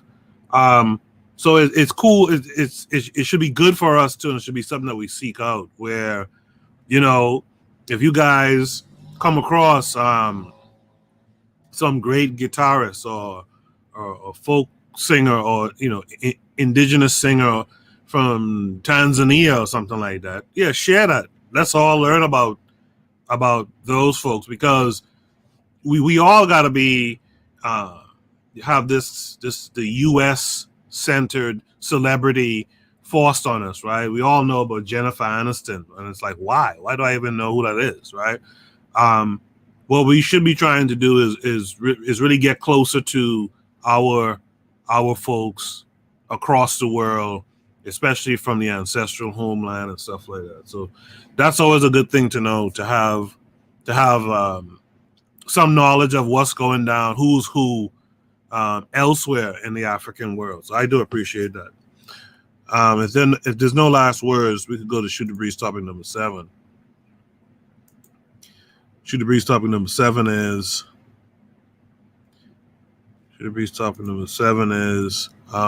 do Black people believe in giving second chances? Now, we had a pretty good discussion about this, about something similar to this in the first half of the show. So it'll give us an opportunity, again, based on this story that comes along with this story, this prompt. It'll give us an opportunity to discuss. Hold on a second. It'll give us an opportunity to discuss this idea a little bit further about second chances. So let's check out the life the of video. Former Detroit Mayor Kwame Kilpatrick is in the third act. In 2001, he became mayor at the age of 31. 12 years later, he was convicted of running a criminal enterprise and sentenced to 28 years in prison. Then, in 2021, President Trump commuted his sentence after he served 8 years behind bars. Well, now the former mayor's life is focused around speaking about his road to recovery and redemption. And as 7 Action News reporter Jim Kurtzner shows us tonight, he has big plans for the future. Kwame Kilpatrick knew he was going to be videotaped for television here. He approved it himself ahead of time. He's still controlling his own message. We all have sin. I know y'all saw mine in the paper, but I know you did it too. I read the Bible. I read the whole thing. And it says y'all sinners too. So I ain't trying, y'all look at me, I'm looking at you. So here we go. This was recorded last month. It was broadcast on Sunday on TV 20. The program, Ask the Messengers. God must have touched him because he doesn't sound like the arrogant guy that he was before. It's time for all of us to rise up and begin our future right here, right now. 19 years ago, Kwame Kilpatrick was elected Detroit's mayor at age 31. He immediately said he was going to be the ultimate family man. There's no way I can be a true leader of the city of Detroit if I don't lead in my own house. That would be his first undoing. Text messages showed he was having an affair with his chief of staff and lied about it in a civil trial. This has been a very difficult time for my wife and my family. He was charged, resigned, and cut a plea deal. I lied under oath. Now out of prison, openly discussing it. Let me speak from experience. And you don't stop cheating just because you're not cheating right now. I was in prison. I could walk around prison and say, I'm not an adulterer. Yeah, well, I'm not gay. I'm not gay. And there were no women there. There was no opportunity to cheat. Kilpatrick remarried this summer. I got out of prison and I went right to work. His new wife was with him. He talked about getting to know each other while in prison. I was not a good catch. Yeah, I had on prison clothes with a 28-year sentence, so I didn't have nothing to lose. Kilpatrick was convicted in federal court for running a city hall criminal enterprise, racketeering, extortion, fraud with 3 co-conspirators. He was sentenced to 28 long years. I was mad at myself. I was mad at all y'all. I ain't like none of y'all. The people that I just praised, I didn't like none of y'all either. When you're real depressed, when you feel in the dark and ostracized by everybody, when you in a suicidal mindset, you don't like nobody. Never a messenger on our show with the magnitude that he has. All kinds of reaction. We got good, we got bad. Some people say, why? Who else in your family hasn't disappointed you, but you still love them just the same? Kwame is Detroit, period. Kilpatrick didn't take questions from the small group of invited guests. It's not clear if he's living here or out of state. It's not clear if he's becoming a minister as his new career. I can't be a good preacher and a good cusser. I can't cuss all the time and preach all the time. I got to choose. In time, you know, people will be able to look at your conduct, your integrity, see where you're going with it. And over time, you know, trust can be regained. The jury is still out. The jury is still out. Amen. Kwame Kilpatrick still owes the feds $1.7 million in restitution to the city of Detroit, to the IRS. He has to make payments. If he doesn't, he can be hauled back in front of a judge. In Detroit, Jim Kurtzner, 7 Action News. All right, thank you much, Jim. Now, if you want more information about Kwame Kilpatrick's plans for the future, head to WXYZ.com and check it out for yourself. Interesting, man. Them fellas just run right to the pulpit. There's something interesting. I don't know if anyone else felt this way, but I never really observed Kwame that much before. I was familiar with him before he got charged, but his mannerisms are very similar to Umar Johnson to me. There's something kind of Umar Johnson about him. Azuli, what did you get from that video? Do black people believe in giving second chances? Azuli, you're muted if you're there. If he's not there, I'm here.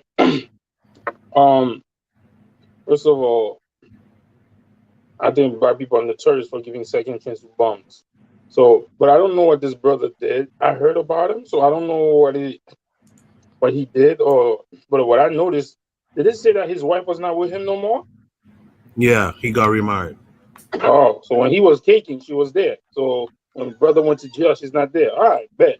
But I don't understand what was his issue, what he did. Like, but all I know is that the city of Detroit have been suffering for a long time. All these black politicians that come there, a lot of them are corrupt. So if he said he was for the people, was he fattening his family's pocket? Like, I don't understand what was the corruption. That he did a criminal enterprise? How could you be running this right under people's nose unless they were letting you do it to catch you later? So I don't know if this guy deserves a second chance because I don't know how bad his criminal act was.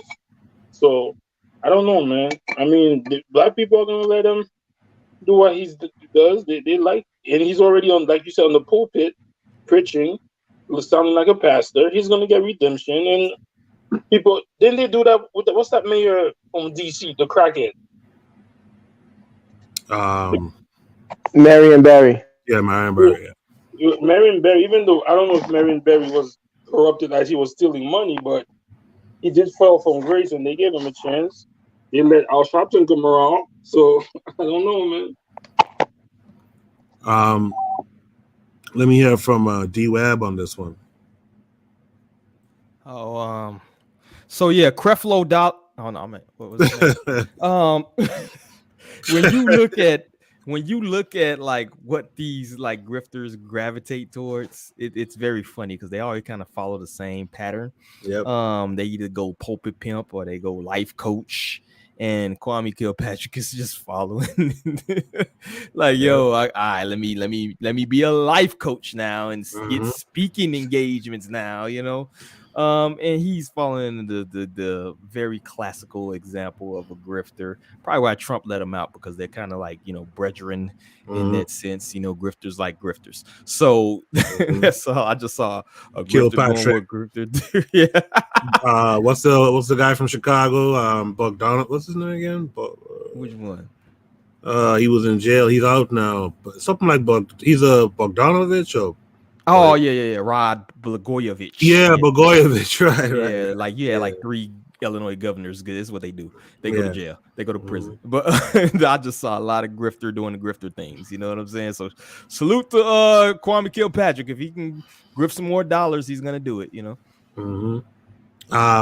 Jay, are you familiar with Kwame Kilpatrick? No.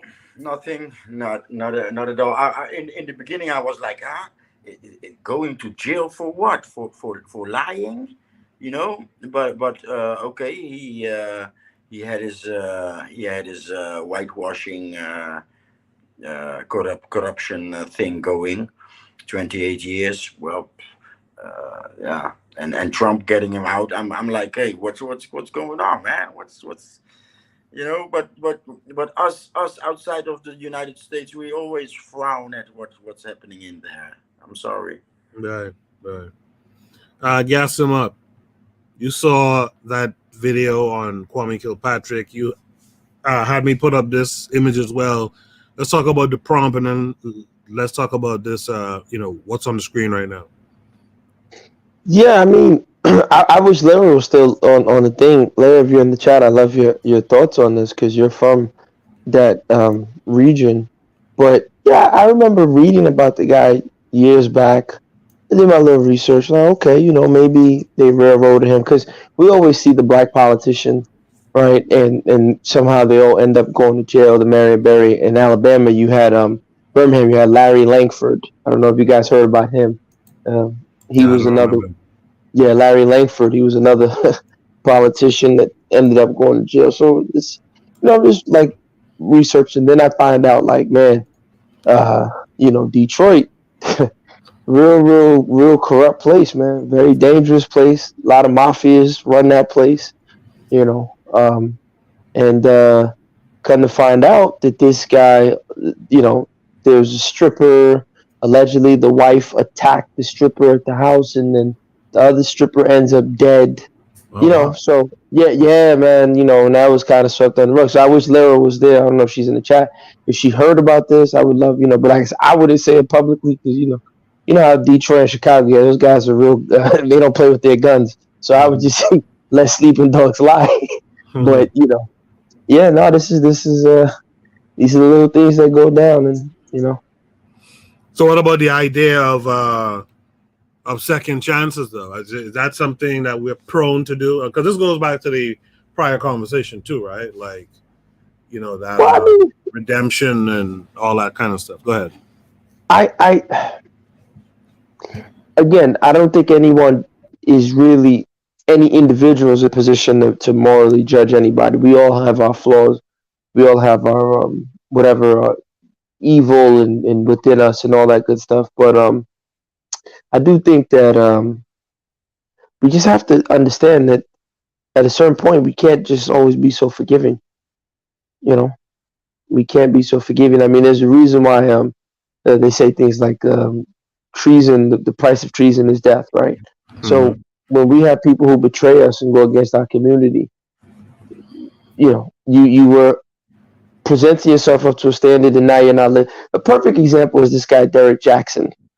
Right, he was online saying all this stuff about black men, and you're no good, and I'm a good man, and blah blah.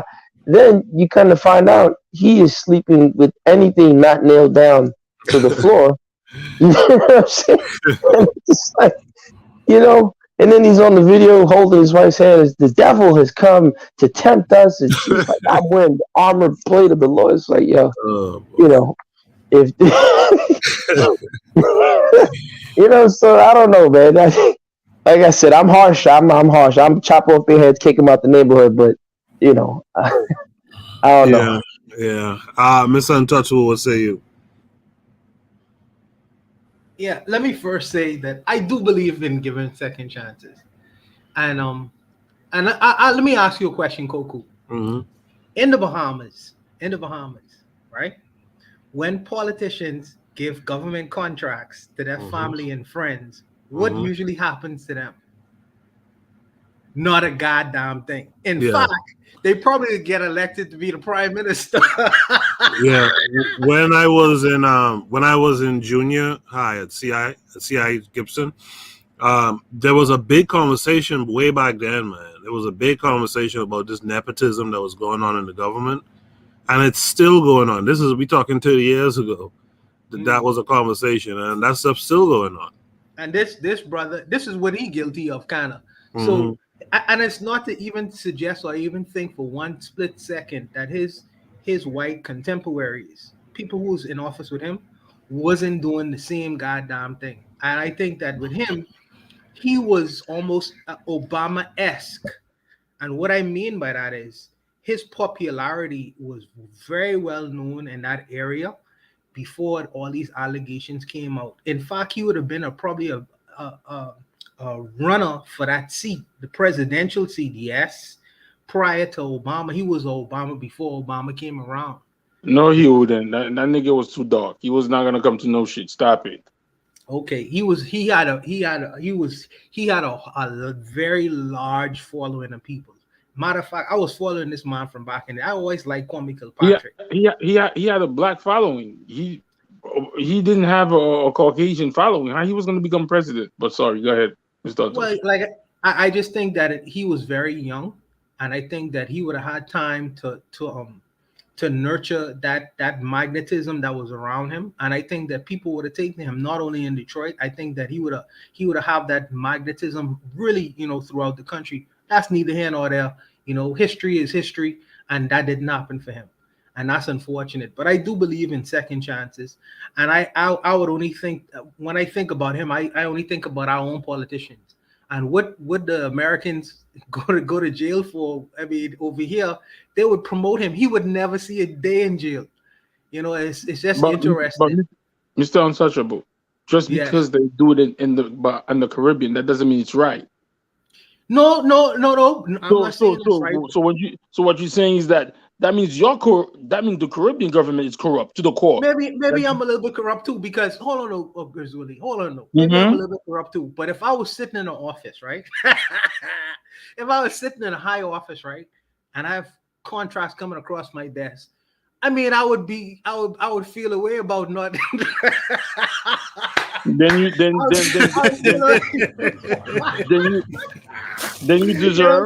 Maybe you deserve to go to jail too. Well, maybe. Then that's so corrupt. Let me say this though. I would say this though. If I do that and put some money in my pocket too, but if I don't do anything for the people, that's another story. I feel like if you doing things like that, you should help the people in Chicago, and not Chicago, Detroit, people you don't know. Make sure the city thrives. If I can take a little bit, I should give a little bit as well. That's what I put. Because I mean, I'm not looking for a savior or a squeaky clean 100% politician. They don't exist. These people are gonna do these things. But if you do these things, make sure you try to enrich the lives of your community. And he had a whole city. So for me, it's unfortunate, but I do believe in second chances, and I wish the brother well. And he does remind me of Dr. Umar Johnson. He has his mannerisms. That's very true. But I do believe in second chances, man. And I would just say I wish well for the brother. Well, can I say something? I don't wish him well nowhere in politics. I don't wish him no second chances in politics, because the city of Detroit. You know how much he could have done with the city of Detroit? He could have brought money there. He could have brought the stars that he invests to the city of Detroit is trash. And he lied. When you are a black politician, I think you should be held to a different standard than regular politicians. For her to be taken from us and taken from this world. No politician should lie. No, I'm saying this. What I'm saying is that Kilpatrick ran into the promise that he was gonna do stuff for Detroit. Most of Detroit is black. Is black, bro. If you look at the real estate in Detroit, it was trash for a while. Crime. Have you seen the crime rate? And this man was giving contract to his family. I'm not saying that you don't give your family, but dude, you can't give everything to your family. I don't think that's what he was doing. I don't think he was. So what was he doing? He was giving contracts to his family and friends, but you also have to give contracts to others as well.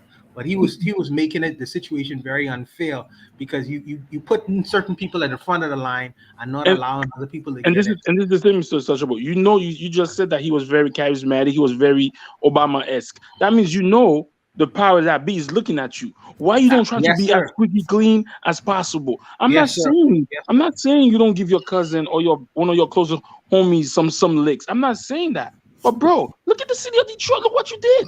Kilpatrick does not deserve a second chance in politics. He doesn't deserve anywhere in the politics. Nothing. Go to the pulpit. Brother Zuli, it's very unfair. It's very unfair for you to put the city of Detroit on that one man alone. That's unfair, brother. That one man. It's not unfair. It's not unfair. If you wasn't gonna do that, sit your ass home. Don't come and lie to the people. Sit your bum ass don't lying ass home. I hear you, bro.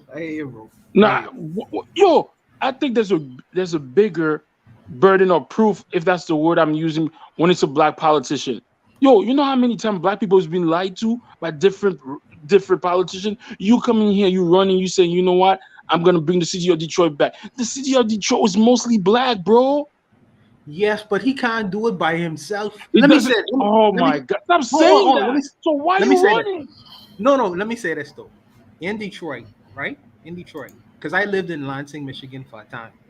So when in that city, right, you have powerful and wealthy black folks, but you also have a whole swath, many very powerful white folks who didn't want to see him do the things that he needed to do. I would say his biggest mistake is for allowing them to take advantage of him, because like you say, they was watching him. You are absolutely right about that. And he made some terrible decisions and mistakes. But for me to put the city of Detroit to where it went on this brother alone, I can't agree with you on that one. I wish the matron was there. The city of Detroit during the crack epidemic era was trash, bro. The city of Detroit still hasn't. They shipped out all the freaking what's the word? What is it? Factories, the jobs, the automobile industry. They shipped them out. So you come here and you lying to people who want to, like, bro? No, you don't deserve a second chance in politics, bro. Go do that shit in the pill, whatever that shit is. Go preach the Lord. Be one of those what the brother just said. A relationship, what's the word? A mentor. A life coach. A life coach. Do that with your lying ass. Don't ever come around here no more. Hey, come on, man. You're a hard one, man. Hard one.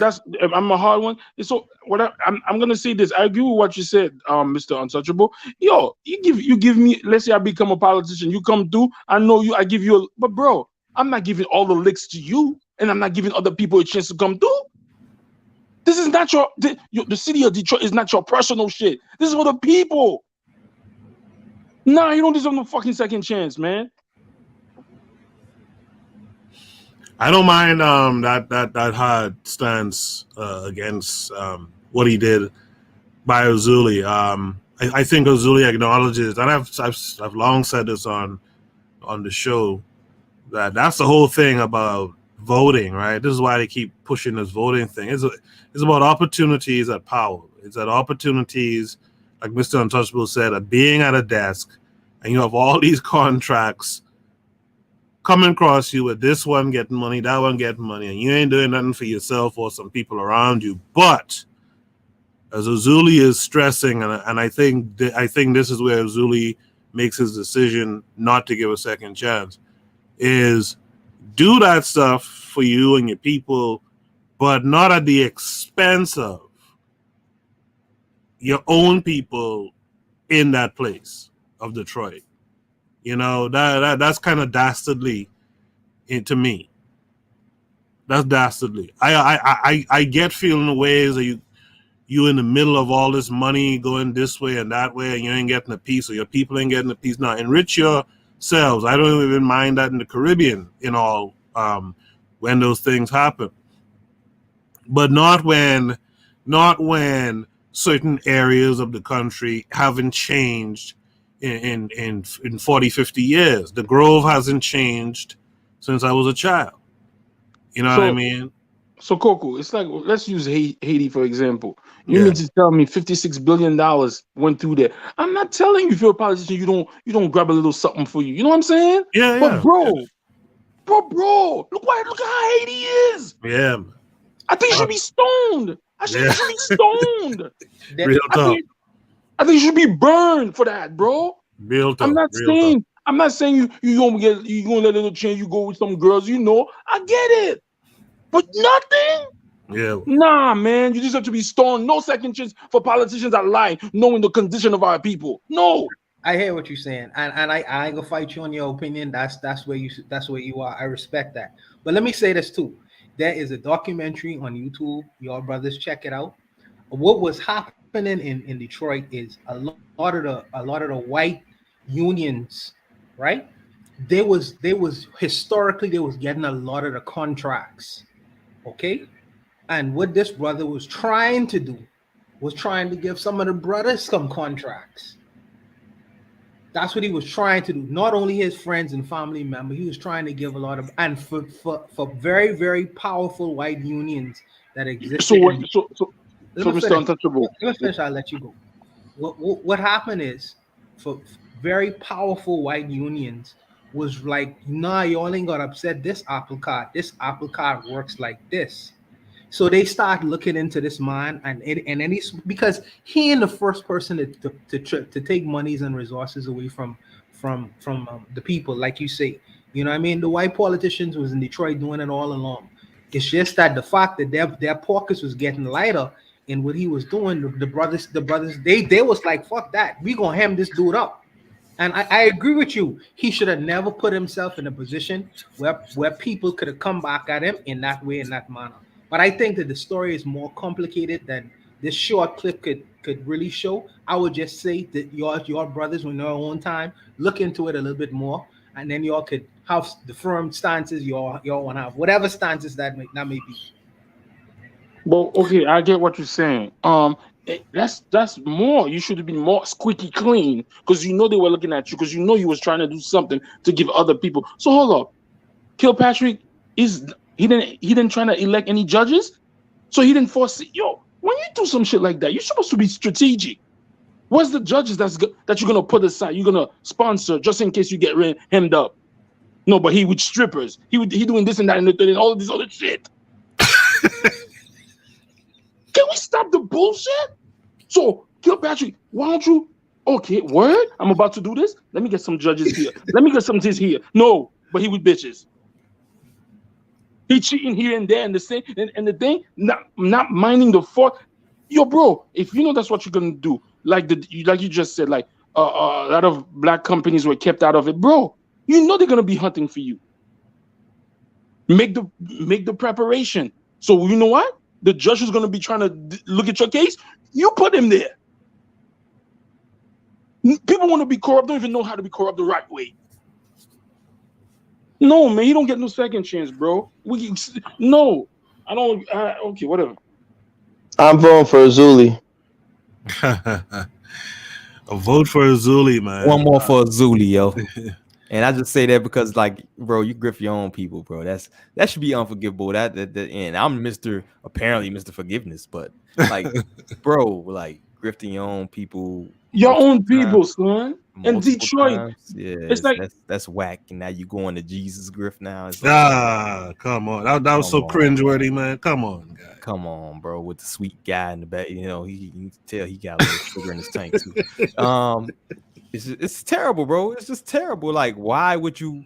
Yeah, and when you brought up Chicago, that you talking about Jesse Jackson's son, who got him and his wife, was grifting.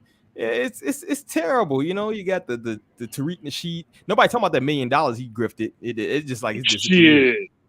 Yeah, 2 million, right? He took 2 million for the museum, right? Nobody talking about it, bro. He got $1 million in a week, no, bro. hold up. They We on can't get him Umar, on to though. buy a T-shirt around here. They This on cat gets Umar, $1 though. million in a week, and they acting like it didn't happen. They on Umar though right now. They on Umar. This is ridiculous, bro. Griffin your own people, bro. Come on, man. This is... Oh my god. But can I be honest though? I think the problem is, and it goes back to, you know, when, in my opinion, in my experience, when I've been around these kind of people, when everything for them is about money, capitalism, you look at their overhead. These guys have a house note, their fancy suits, their Rolex watches. Their monthly overhead is in at least, you know, the 20, 30, 25 grand a month. So for them, if they come around you, they're already in that shark mode mentality. They'll smile with you, they'll shake your hand, but they are looking to pillage, rape, and steal because of their lifestyle. And you know, you can't put anyone who lives that life, for the most part, if you don't have Warren Buffett streams of income. And what's funny is Warren Buffett doesn't even live like that. You know, the richest of the rich men, they don't even live like that. So, but yeah, I've been around those type of black men before, and I always cross the street. You know, I don't want nothing to do with them. Yeah, you said something that's true there. Those guys, especially those older white dudes, they don't really live like that. And when you said 25, 30,000 a month overhead, it that hit me kind of funny just now. I was like, I kind of even thought of that kind of overhead in my life. You know what I mean? Like it just Yeah, I mean, think about Tariq Nasheed's overhead to maintain, you know, the way he has to live his life. Or this guy Kilpatrick before he went to jail. These guys, you know, there was the other one that was doing the real estate scam, the fake Black Wall Street, Jay something. Morrison, I think. Yeah. Yeah. You know, these guys, their monthly overhead, because they gotta have the watch. Yeah, these grifters, they have an overhead that, of course, they're gonna be grifters. They're gonna be. You can't. There's no way you can't, because half the money, the income streams, where are you getting it from? You know. So I don't know.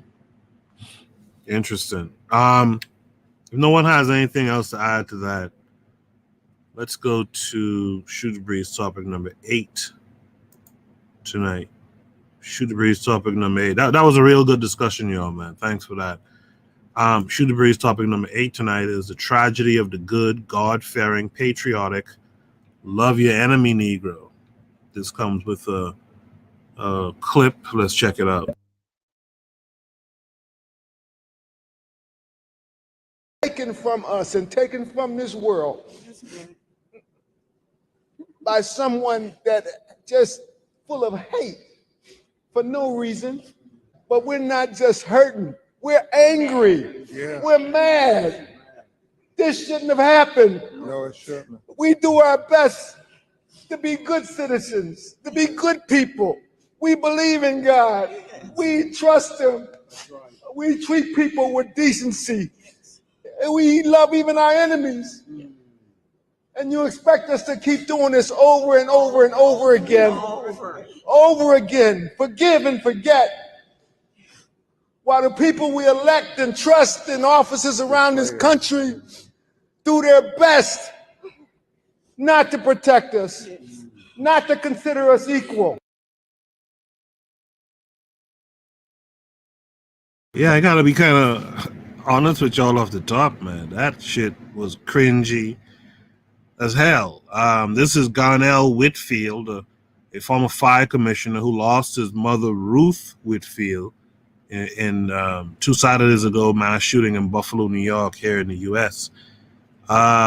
That's let me take you to my panel, man. But that's cringy as hell. Let me mix it up a little bit. Let me start with Mr. Untouchable this time for this prompt.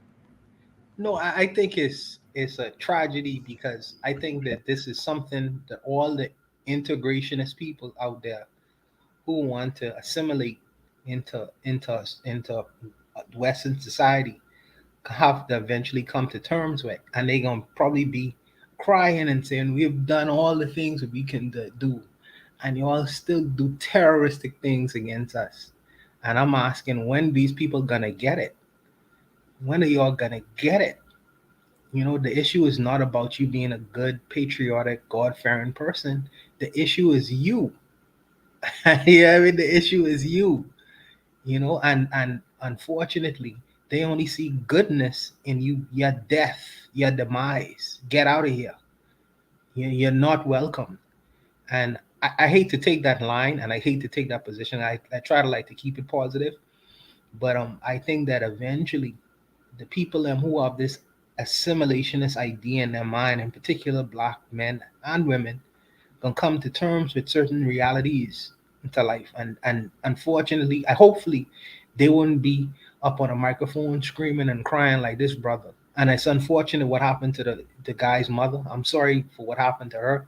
You know, nothing like that should ever happen to any innocent person. But I just use this as an analogy for the mindset of a lot of us out here who thinking one day we're gonna be accepted by the greater society, and they're gonna take off the banner of blackness away from us and consider us to be God-fearing citizens who just trying to do the right thing just like everyone else, which is for me, it's tragic, and it's a fool's fantasy.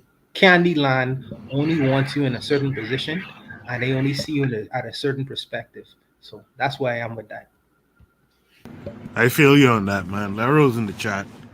She says, we in an age where it's profound to create new names and terms for things already named. It gives us a reason not to do anything about our conditions. A little earlier, she said, that's what you get up and do after that white boy smoked your mama.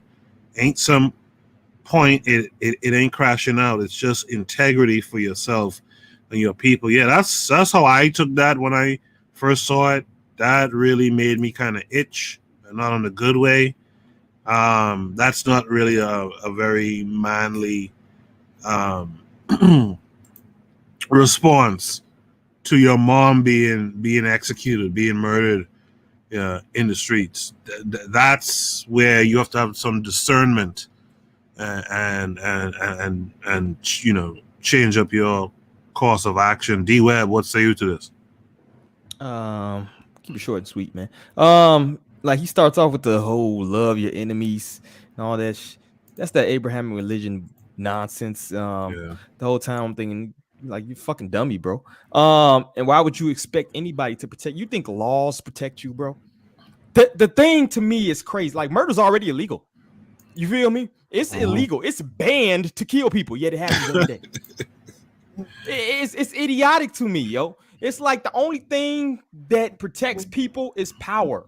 You feel me? And if you don't have power, then what the hell are you talking about, right? Why wouldn't you dare to protect you? Why your mom's going around by herself? Why you ain't strapped? Why the security guard ain't have a bigger gun? Why ain't two security guards in their 30s, not a 60-year-old man sitting on a bench there who could protect people, right? It's crazy to me that, you know, being you know, having some time in the military, I noticed choke points and things of that, gun-free zones. These are just shooting fields to me. You know what I'm saying? And if you're not on point, then you're gonna be a victim. You know what I'm saying? I don't even go in places that have a banned gun sign. My strap is on me all times. I'm gonna at least stand a chance in these situations. You know, and this kind of hits back too early where we said, who's our tribe? That cat ain't my tribe. That he's brown, he's black, he got a fro. He ain't my tribe though. Because I don't operate like that, and I don't get down with people who operate in that manner of expecting the people who beat your ass for thousands upon thousands of years to now make laws to protect your black ass. Like, it's ridiculous to me, and I don't rock with people like that, you know? So that's why that hits earlier. We talk about being very discerning with who you call your tribe or your community.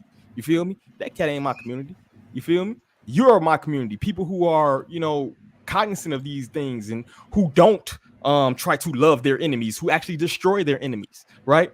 Those are my tribe. You feel me? So that's all I got. I appreciate that. Gas them up, want me to put up this link talking about the Nadenhutton massacre. Nadenhutton massacre, also known as the Moravian massacre, was the killing of 96 pacifist Moravian Christian Indians, primarily Lenape, and Mohican by U.S. militiamen from Pennsylvania under the command of David Williamson on March 8, 1782, at the Moravian Missionary Village in Ohio country during the American Revolutionary War. Sum up. What say you to the prompt, and then if you could scroll down real quick, I just want you to quickly read how they were killed. Just keep scrolling. I'll tell you when to stop. It's just short. Right? No, go back up a little bit. It talks about how they were murdered. Wait, go down. Keep going. Let me see. Yeah, the one was gathered by the faithful missionaries. Okay. Oh no. Okay. Yeah, keep going. Let me see if that's the part. If we can't find it, just describe it to us if you can. Okay, right here. You're almost there. Yeah. So I just want you to read how they got killed. Removal and massacre. Yeah, so you can skip the massacre. I just want you to get to the part how they got killed, what was happening to them. So you can keep scrolling. You get to the part how they got killed.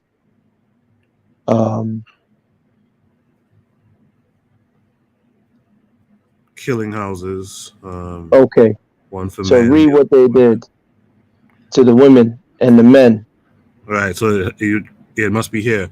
So it says the next morning on March 8th, the militia brought the Christian Indians to one of two quote unquote killing houses, one for men and the other for women and children.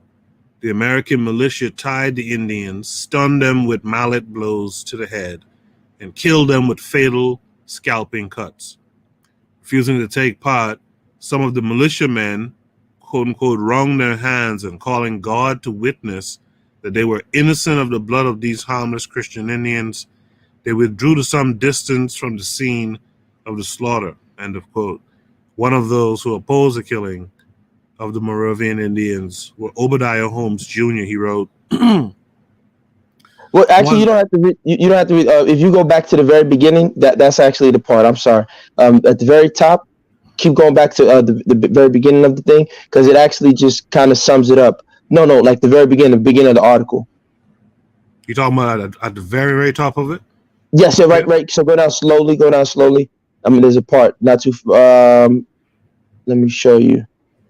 Okay, right there. It said they plan to. Okay, so keep going down. Right under where it says the Moravians rebutted. So read what the Moravians did. The Indians asked their captors to be allowed to pray and worship on the night before their execution.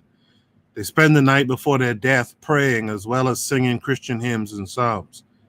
18 of the U.S. militiamen were opposed to the killing of the pacifist Moravian Christians, thought they were outvoted.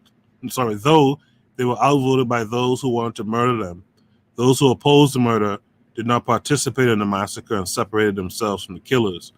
Before murdering them, the American soldiers, militia dragged the women and girls out into the snow and systematically raped them.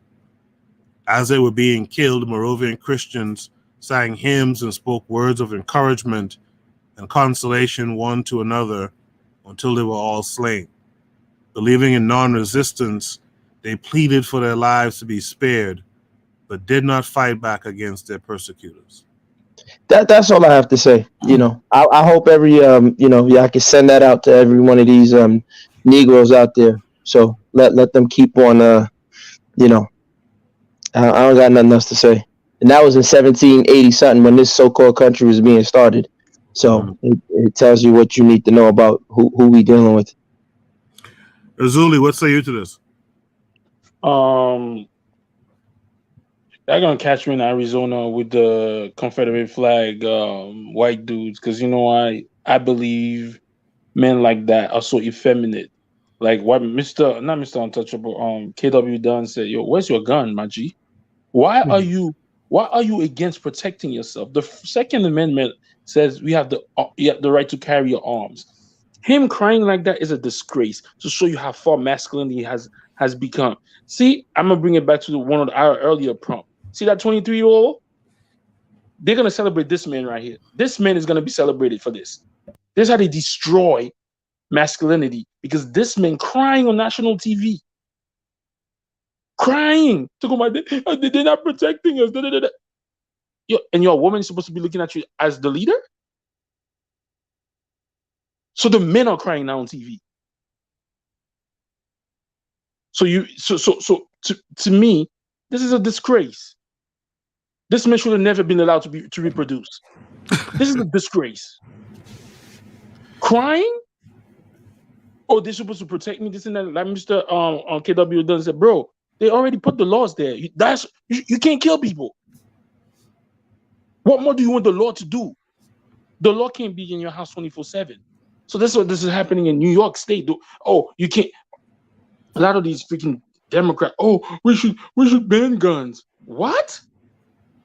Like the brother just said, if that officer was maybe younger, or if there was more than one officer, or maybe an officer that knew, like, if you maybe they could, so you could see that the guy had a bulletproof vest on. If more people had weapons in there, he could have killed. And where in the world could he have just killed 10 people straight? Yeah. Me, I'm not with no to go, oh, ban guns, nothing, because you know why? Criminals they could always get their hands on guns, and I don't think this kid got the gun illegally. So what are you talking about? This is a disgrace to black men. Well, I'm sorry. Go ahead, bro.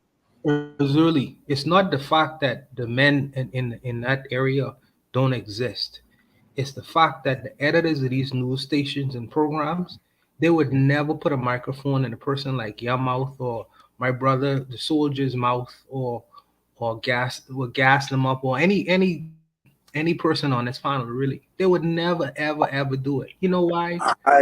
Because I want to protest against what you're saying now. We are looking at the same generation that has dumped us as thugs. This is the generation that created and groomed the toxic purple-collared women in our. That right there. My first reaction was hurt, right? So I'm looking at my father crying, quote unquote. But that's the same generation that dumped us as thugs, that created these females that have no boundaries, with the lowest the bar set underground. You know, it's exactly that generation that in my eyes got dumped our community in the gutter. But Jose, what is a thug? A thug is just a brute with no brains and a gun. So I mean, they would put a thug on. They like you say, they have thugs on television all the time. You know, these guys flashing guns and playing, like, having the bravado, like they intelligent and they are men. But that's just, for me, that's a minstrel show. That don't show. That's not real masculinity. That's just like you say, a thug, a brute with a gun in his hand. You know what I mean? Yeah, but it's that generation that did nothing to it. Worse, they blew the same wind in the sails of this white society. So they were like, yes, sir, boss. Yeah, you're right. My son is a thug, and my daughter should be a hoe. But there, like you say, there were some older people who had that view. But you also could talk about the Kwame Toure's when Kwame Toure's was on a microphone, they wasn't speaking like yes, a boss. They wasn't talking like that. In fact, they get run out of America because they wasn't talking like that. Many of them. So I think that yes, you have people like what you were suggesting. We get thrown to the wolves. The younger people get thrown to the wolves by the older people. But you also have people of that generation who had a backbone and who wasn't willing to just sit down and accept their fate. Many people. So I want to take a more balanced view than to think that we only had a one-sided group of older people out here. I don't necessarily think that's 100% true. I don't understand what point Jay is making. I don't get the point. Can you clarify? Like, I don't understand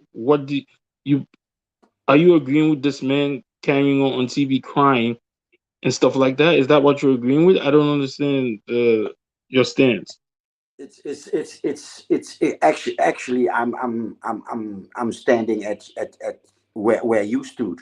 I'm standing where you stood. This is the generation that did not pick up a gun. This is the generation that pushed, that cut off from the next generation. The generation that chose for integration instead of maintaining our own community / society. Okay, I got you. But we did pick up the gun, but it's just that we pointed the gun at each other. You know, back in the day, the Panthers was picking up the gun, but they was directing it against the system itself. It's just that our generation, when we pick up the gun, we pointed the guns at each other. As a matter of fact, we create videos and create music videos about it, rap songs about it. And I think that is the danger, because we have a generation where we may be fearless, but we are, what they call it, a rebel without a cause. Back in the day. Yes. Thank you for the rebel without a cause. Yes. If we had a home, we would be protecting the home and not the corner of the street. I hear that. My thing is, it's not even about picking this and that. It's about this. To me, it's this man crying in front of the TV, and people are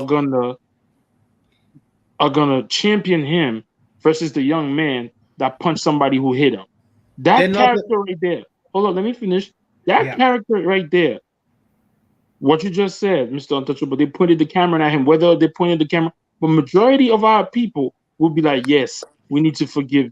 This man right there crying will be said, oh, this is a real man because he got in touch with his feelings and he understood the pain. This is a real man. Nah, we're not thinking that.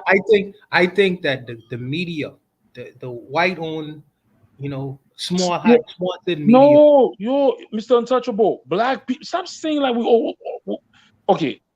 Let's not keep blaming these people for it, okay? Our people will say are agreeing with this man.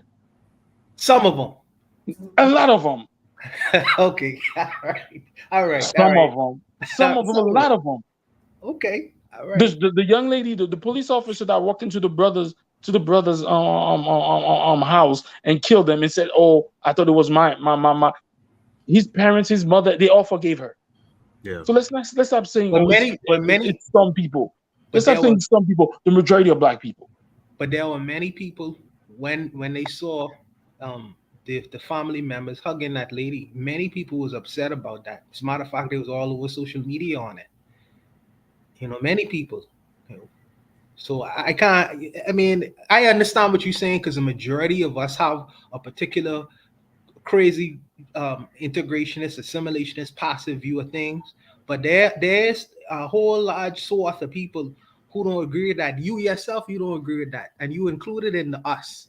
No, I'm different from these Negroes. So, don't put me in there. That's not your community, bro. Say it. That's not your tribe. Stop lumping yourself in. That's not my tribe, bro. That's not my tribe. We gotta get off this thinking, yo. I'm totally there, yo. I'm already there. Like and guys, we a bunch of Caribbean tethers, so we don't. You know what's the worst? You know what's the worst? The tethers right now. I don't want the red flag. And you know what's the worst? And you know what's the worst thing? This brother was talking about Jesus, this and that. And if you read the Bible, right? The Bible said a body for a body, an eye for an eye. Sure. The Bible said the people you forgive is your brother. You talking Old Testament though, bro. You talking Old Testament. You got to separate the two, bro. It's New Testament, turn the other cheek so you can slap the other side. And it's Old Testament, fire and brimstone. You're talking fire and brimstone. Okay? That's what I'm at. So gentlemen, I'm with the Old Testament. So gentlemen, which Bible were these Moravian Indians reading when they sat down there and watched their women get raped and they were singing hymns? The new one. The new one. Matthew or John or something. It wasn't Matthew or John. Yeah, that's what they was on. Heavy into the guy was crying. I believe it's not even the New Testament, because in the New Testament, this Jesus dude, he slaps and kicks the people, the merchants in the temple. He kick ass. So it's not even the New Testament. It's the church. It's the church. It's the white control system via the mosque and the church, because both of these messengers were pointing at the Old Testament, like do you see, do you get the message? And they were pointing at the Old Testament, both of them. This Mohammed dude, son of the blackest, the youngest and the blackest of 10 brothers, this Mohammed dude, and this Jesus dude that they hid in a black Egypt back then. Both of them were pointing at the Old Testament. So this turning cheek is a right rapist murderer approach. I agree. But turning the cheek is in the New Testament, though. Let's not say it's not. It Well, is yeah, in love your enemies and all that, but he also was kicking the ass of moneylenders, so it's a little, that book in itself is kind of, if you read, the Christians it's don't very follow- opposing on views and throughout that book, very condescending. Yes. The Christians don't follow the Bible. The Christians follow doctrine, which is something a little bit different than Yes. the Bible itself. Exactly. So I think that sometimes we get confused about that. As a matter of fact, the Bible is one of the most violent books in the world. New and Old Testament, by the way. But I just think that the problem what comes in is Christian people, Black Christian people, we follow either what the pastor say or what the doctrine is, which is completely different from sometimes it's completely different from the wording, the small wording of what the Bible actually states. That's the difference. No, I think you're 100% right, and it reminds me, even though I said this before, Fanon, right? But let me not throw him under the bus. But I think Fanon's concept of violence, because I think there is, like I said, within racism, there's a paternalism that's at play, and you can see this grown adult man. He is an adult man, but within him, his subconscious, he's still a child, right? And he's crying, and he doesn't understand. Like he says, I've done everything my parents told me to do, but I'm still treated as the prodigal son. And, when you baptize yourself within violence and you engage within that violence, it does, release you. And in a way, it does take you from being a child into becoming a man. And I think that Black people around the world are taught this, like you guys are saying, this nonsense interpretation or this dogma of Christianity of nonviolence, and it perpetually keeps us within this childlike, infant-like state where we don't see any recourse. So, like, what does a child do when they just bawl? They just fall down and start bawling. And you watch children, 4-year-olds, 6-year-olds, when they can't get their way and they're frustrated, they start crying and they start getting, and that's what's happening. So you see this grown adult, he's like, but I was a fire chief. I don't put my pants down on my ass. I pay my taxes. I don't cheat on my wife. I may have looked at the other chick with the big booty, but I definitely don't cheat. But why are y'all doing this to me? And it's just like, dude, if you don't grab your gun and stop crying and start shooting back like a man, Yeah, the funny thing is, when my father passed away, I buried the machete, the sneaky. I buried the machete with him, and was like, yo, come back as a warrior. My fathers have seen brutal. I mean, lynching to the fifth power. Has he seen the Portuguese do in his valley, right? I mean, he's from 38, and he has seen the most brutal lynchings, and still he was like non-violent, right? So how are you non-violent when you've seen all these violence these strangers in your land doing that to your people, right? So and he actually what stopped him from protecting me and my brother was my mother, right? My mother, her father was, or maybe he's even still alive, but the one stopping my father from protecting me and my brother, that was my mother, whose father is a colonizer, right? So I'm in a mixed feeling. I really was looking at my old man, unable to protect his two sons, right? And what gassed them up just explained, yes, sort of a toddler reaction, a powerless reaction. But yeah, what is it? Is it fear? Is it trauma? Is it religion? I don't know. I'm somewhere in the middle, of anger and understanding that it must be, especially in the case of my old man, it's trauma.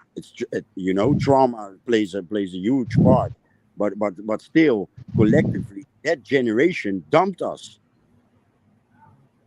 They dumped us. It's they chose. Uh, uh, they didn't sacrifice for their children. That generation, in my Yeah. eyes. Mm-hmm. In my eyes, it's the parents of those that like I earlier described. It's the parents of the purple colored sisters. It's the parents of the victims and the perpetrators of the crack era. Gas him up. I think you wanted to say something. No, I was just gonna say that it may be religion, but I like Frances Cress Welsing of the ISIS papers. I think she does a great job of talking about that, and she says, if I'm not mistaken, I haven't read her stuff in a while, but she talks about mothers within this system, especially black mothers, having seen what happens to black men who do rise up in power and are killed. They subconsciously program their sons to never rise up as men because they don't want them to be killed. Right. Yeah, I do remember that. If there's no last word on that prompt, let's go to Shoot the Breeze, topic number 9 tonight. Yeah, there's a lot I'd like to say, but let's go to the next topic. All right. Actually, Jay, I'll give you a few minutes to say what you want to say on that prompt. Just like I said, it's not in my case. My mother just literally chooses for the white colonizer, like, you blackish, shut up. The white colonizer knows better. And the case, this lynch letter, I believe this lynch in this, because it's made up, right? It's it's from a novel, right? A brother, a very intelligent brother that was conscious about we not wanting to be accountable for our situation. He brought it like that. He made it up, like, he told the truth, and we're not ready for that truth. So I believe he's a real genius. But in that story, I believe in that story, he this Lynch dude was a horse, fokker, what's the name, breeder, a horse breeder. And I believe that was the whole setup. So in the harem, and in the harem of this stallion, the mothers, the sisters, the daughters, the mother of this uh, uh, alpha, of this alpha stallion, they see this cowboy or this horse boy torture the alpha stallion, so horses are very social in the harem of this stallion, and they don't want their sons to go through that. So these horses grow up their sons to not rebel against the horse farmer, or whatever you call it. I believe in that novel. That's where it comes from. I'm not sure, but anyway, yeah. All right, thank you for that, Jay. If there's no last words, Shoot the Breeze topic number 9 tonight is simply a question. This us? This came with a link. I think it's a short video, so I'm gonna maybe play it a couple times back to back so we can make sure everyone actually sees the video, and then we'll talk about it. The biggest hoe. Who gave the most head? Who liked their booty ate? Who had sex in the 4th grade? Who had sex with a married man?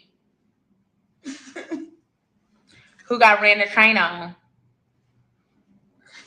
Don't point at me. Who would have had a 3-year-old, but they went to the clinic?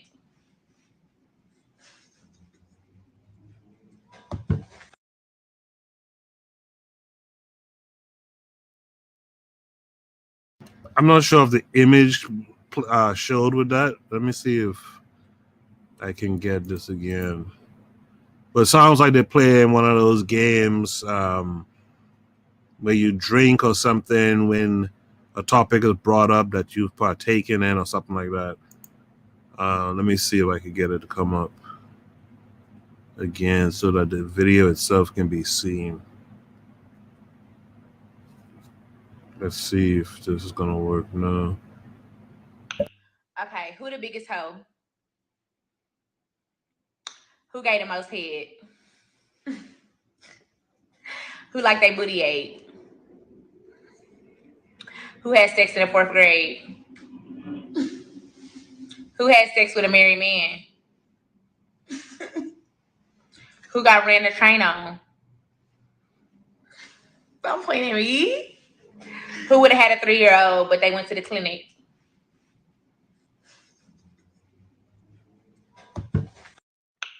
Okay, who the biggest hoe? Yeah, that's the comedian B. Simone, who's asking the questions, and I guess her friend's name is Pretty V. And this is a short that they did, and I guess these are those prompts are the different things they're gonna let you know that they partook in and whatnot. The prompt says, "This is us, this black folks right here." Jay, what do you see when you watch that video? The first second, the clicking sound that they make, because this is not in the first person, this is not us. The Right. clicking sound that they make disgusts me already, and then that Dubai shit comes along, and with pride, no shame to the game. I'm disgusted, and you're not supposed to these queens and protect our queens, man. Fuck off. I'm sorry. All right, Jay. Thank you for that. Let's mix it up a little bit. Mr. Untouchable, what say you here? Jay's make me laugh when he's cursed, man. He's making me laugh at the accent. But no, I think this is some of us. I think this is some of us. Some of us think like this. Some of us even think worse, to be honest with you. This really just is the tip of the iceberg. But I think this is some of us. And I think this is some of us sometimes. But you could expose us, and the internet exposes us at our worst. And sometimes it don't really like to expose us at our best, because you could show a clip like this, but you could also show next to a clip like this with productive young women doing productive things. And it's not to suggest that these women won't do these things at some time in their lives.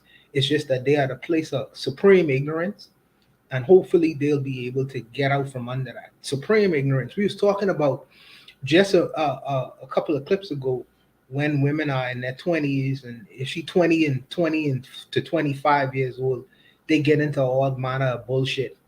And all of us were like really agreed that that's not set in stone until they reach a certain age. And I think that with young people like this, you should permit them a little bit of latitude, because hopefully not all of them, but hopefully one day they'll get out of from under the cloud of ignorance that they under, and one day they'll be productive women. Hopefully. Just to interject real quick, B. Simone is a woman like about 32 years old or something like that. She just looked like a young girl to me, but maybe some people you got to charge them to the game. You got to charge them to the game. You know, they for the streets, like my American brothers like to say. You know, they for the streets. So you just got to charge them to the game.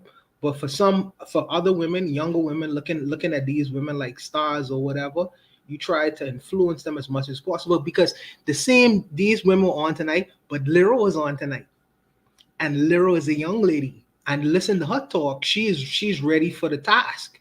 You know, she's bright and brilliant in her own way. So you could pin these two against one another and say, well, some of us are like this and some of us are like this. So I wouldn't say this is all of us. I would say this is some of us sometimes. That's what I would say. D Webb, what say you to all of this? Webb not there? I'm here. My bad. Yeah. First of all, who listens to B. Simone anyway? But it's just kind of like laughing through the pain to me. What I see is like trying to laugh to keep from crying in this scenario. But it once again, this goes back to my earlier point. Like, this ain't my community. B. Simone ain't my community. Pre-V ain't my community. You know what I'm saying? Like, even in this case, I say this is a perfect time. You want to turn that ADOS FBA stuff around. Yo, ain't they are these ADOS FBA representatives? Right. You know, not to add fuel to fire. I'm just joking, but you know, it just speaks to that, you know. And to me, man, when you let your women become like super like degenerate like this, like they are, you don't really stand a chance, man. Your civilization can only go as far as your women will lead them. These are supposed to be your nurturers. These are supposed to be the people that are the early teachers of your children and things like that. So it's just kind of sad to see, you know, but we kind of got to remove ourselves from these type of people, because these people are trying to get their 15 minutes of fame and stretch it out. You know what I'm saying? These are entertainers, and they realize that this whole degenerate empower women, you know, agenda is hot right now, and this will appeal to a lot of broken people. And so that's what they're doing. They're just trying to stretch their pain, stretch their 15 minutes of fame, trying to stretch that out. And that's what you're seeing right here. So you kind of just gotta, you know, hit that block button, utilize that, clear your mind. Do not take in this nonsense. And I think the biggest thing we can do as a community is just block these people out, yo. I'm a block button proponent. You know what I'm saying? Like, when you see ignorance, when you see degeneracy, when you see that people are pushing this nonsense, just block it out. Just it's beautiful. It's self-regulating. You know, that's the beautiful thing about social media, is self-regulating. You regulate it yourself. Block this nonsense out, and we can build, you know, our community in the way we want to see it. I appreciate that, D Webb. Gas them up. What say you to this? Yeah, I mean, again, you know, people in the black community in America gotta kick these people out. And it's going to be harsh, you know, because it might, you know, she might be somebody's sister, she might be somebody's daughter. But once you take this stand, you're sleeping with married men, you're born babies, you're sucking dick on the highway or whatever she said she was doing. That's great, do it. But you ain't one of us, you know. Once you cross certain lines, you're on that side. And there is no coming back. There is no crying. Oh, you know, my dog licked my foot when I was 3, and you know, I didn't eat any oatmeal on Thursdays. No, that's great, you know, but you ain't want us no more. You out. and men and women have to take that stance. It's just principle. Like I said, when my grandfather and I went back to the village, that guy was my grandfather's good friend. But as soon as he heard, yo, you slept with your daughter, what the? Nah, you don't exist anymore. We're done. Oh, okay, you don't exist. You in the evil forest, man. You over there. That's his good friend. You know what I'm saying? So we just have to be principled people. What we see, what the left has done, these radical people on the left, they've used a lot of French theory, and I like the French. I like French theory. I like the Germans and all this, but they've used a lot of this French theory to bring this type of mentality to black people in America who were mostly conservative, right, in their morals and their values.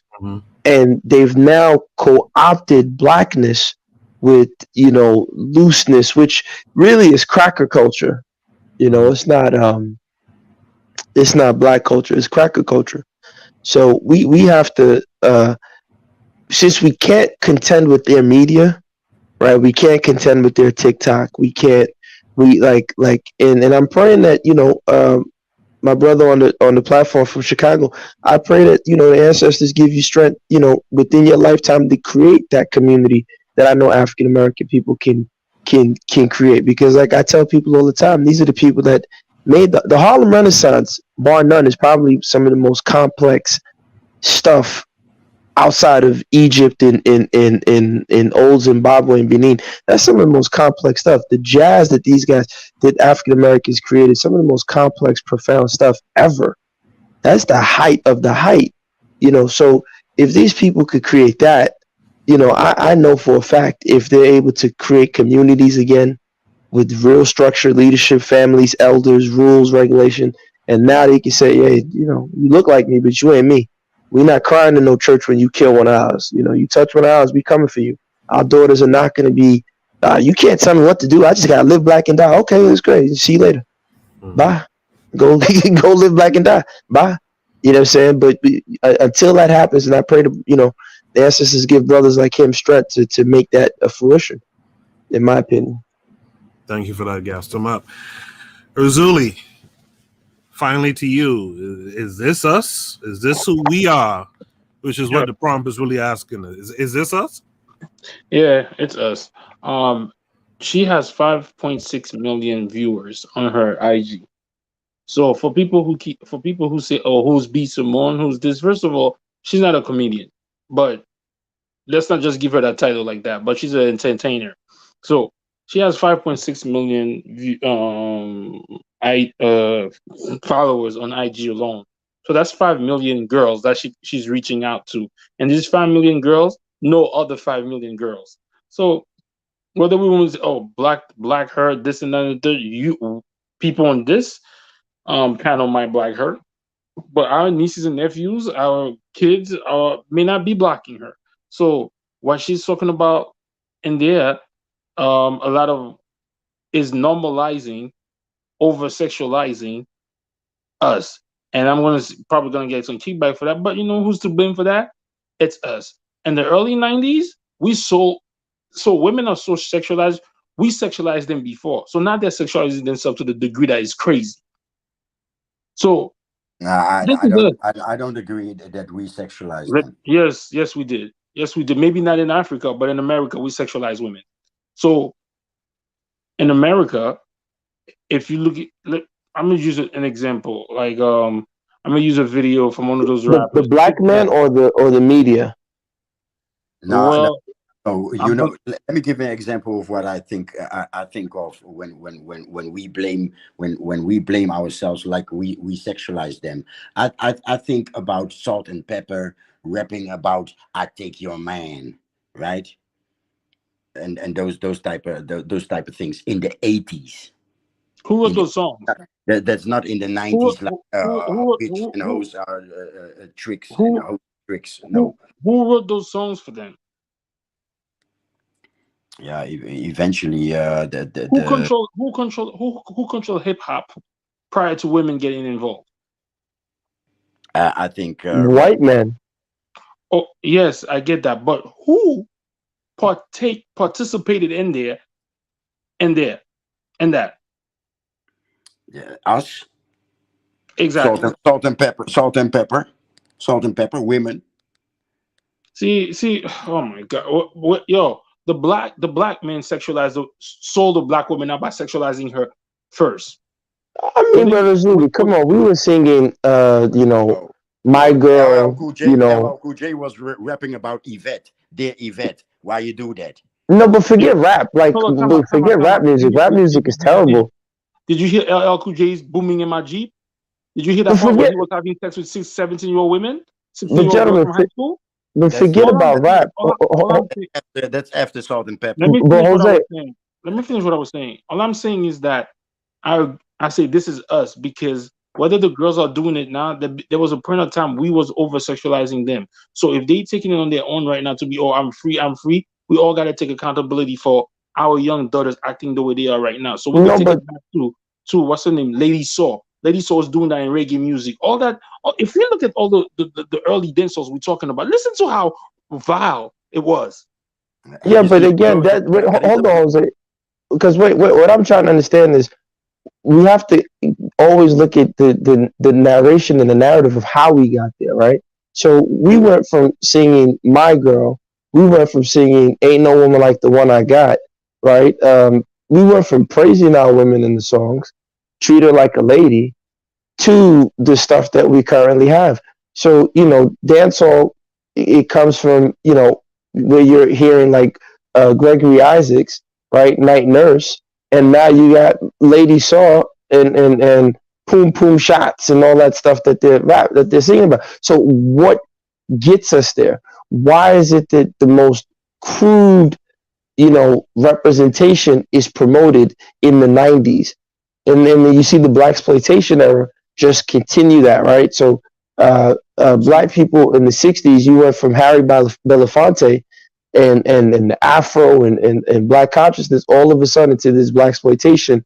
Yeah, man, give me some skin, man, pimping, man. And this is the narration that we see. So we have to understand that these are sellout representatives who will take that role because they're chasing the bag, trying to secure the cash, and they'll go along with it. So I can't say this is us. Let me put it this way. Papa was a Rolling Stone, and we were still a family. But when Mama became a Rolling Stone, that's when the shit hit the fan. That's funny. Hold on. But who was? Okay, I'm gonna give you an example. You want to use Salt and Pepper? Go look at the people who wrote those songs. Who gave those people those images? Let me use a perfect example. Little Kim, for example. Little Kim wanted to be a rapper. You know what Biggie told her? Sing about sex. Nobody wants to hear you did that. Let's stop the bullshit like the black man and sell the black woman out for his own bag. But why does the black man, this is what I'm trying to say, why did Biggie, right? It's twofold. One, you're right, but why is Biggie thinking, this shows you the mentality of Biggie Smalls, why is he telling her, rap about sucking penis and being like Adina Howard and all this freak nonsense? And then here's the other part. But wait, here's the other part. Why did she go along with it? You see, this is my thing. I am not mad anymore. Look, we have to stop with this secure the bag bullshit. We're all guilty of it, and that's why we get fucked over. Because when you chase that bag, this is what ends up happening. If black people will stop, but it's not us. These are people who are chasing the bag. This is not us. What we have to do, in my opinion, we have to stop. So, for example, Little Kim, you didn't have to sign that deal with Biggie. Biggie, you didn't have to sign that deal. But the problem is that there's always some Negro out there who is foolish, silly, and misguided that will, jump on the train for 15 minutes of fame. We got someone. Who's the leader of the home? Who's the leader of the home? Yeah. Man, let me interject a little bit, man. Let me interject. You got daughters, bro. You got daughters. No, I don't. Me? No, I don't. Do you got daughters? I have daughters. I got 3. You feel me? Don't let them follow B Simone. So we gotta stop basing our basis on reality off this social media bullshit. No, hold on. Let me finish my thought here, sir. Let me finish my thought. Let the father of 3 daughters speak. I want to hear. Yeah, like if your daughter is seeing this B. Simone as a role model, you failed as a father. Thank you.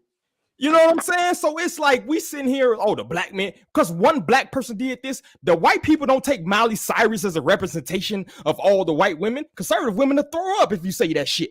You feel me? So once again, this goes to my point. This is not your people. Stop accepting them as your people, and it will change. What the brother said, gas them up. Deject these people from your culture. Deject these people from your reality, bro. You control your reality. If you accept the simulation as it is, and you accept these people as your people, then that's you. Okay? I'm raising my daughters to be good, upstanding women. Matter of fact, the majority of black women I know that are around me are good.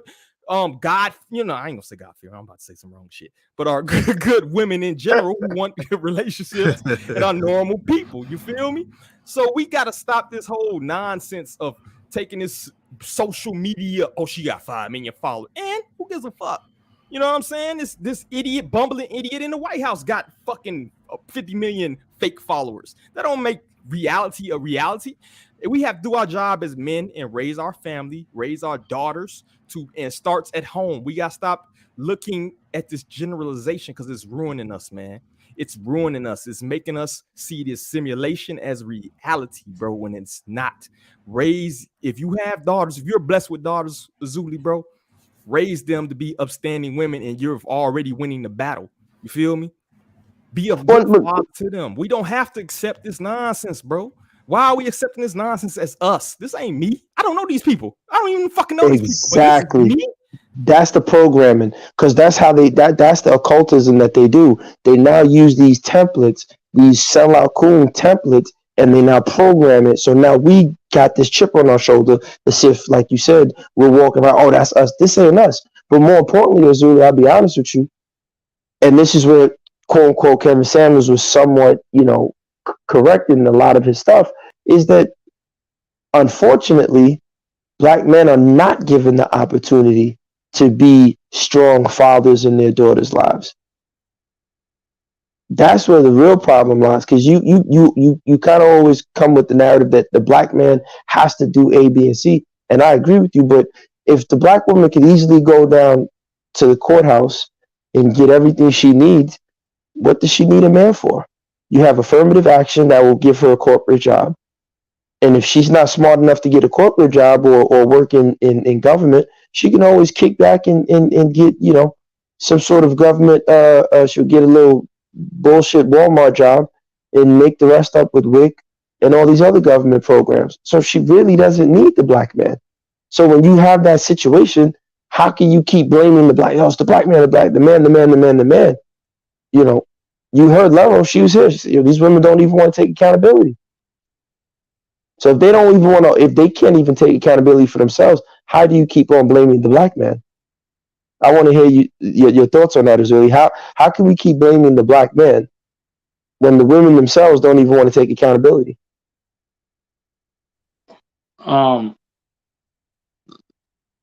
Would you agree that the black man is the leader of the home? Not in America. The black man is walking. The black man in America, I don't care how macho he bumps his chest, is walking on thin ice because he knows that his woman can come in at any moment, and if she wants to flip, she will flip, and he will have no choice but to go along with what she says. Yep. Same in Europe. Is the black man not the leader of? Is the black man not the leader, the first line of defense? Is the man not the first line of defense against anybody? That doesn't mean you're in charge of the home. That just means you're cannon fodder. Like, that doesn't mean you're in charge. See, if you don't participate in prostitution, will prostitution be happening? If a man does not partake in prostitution, will sex workers be making money?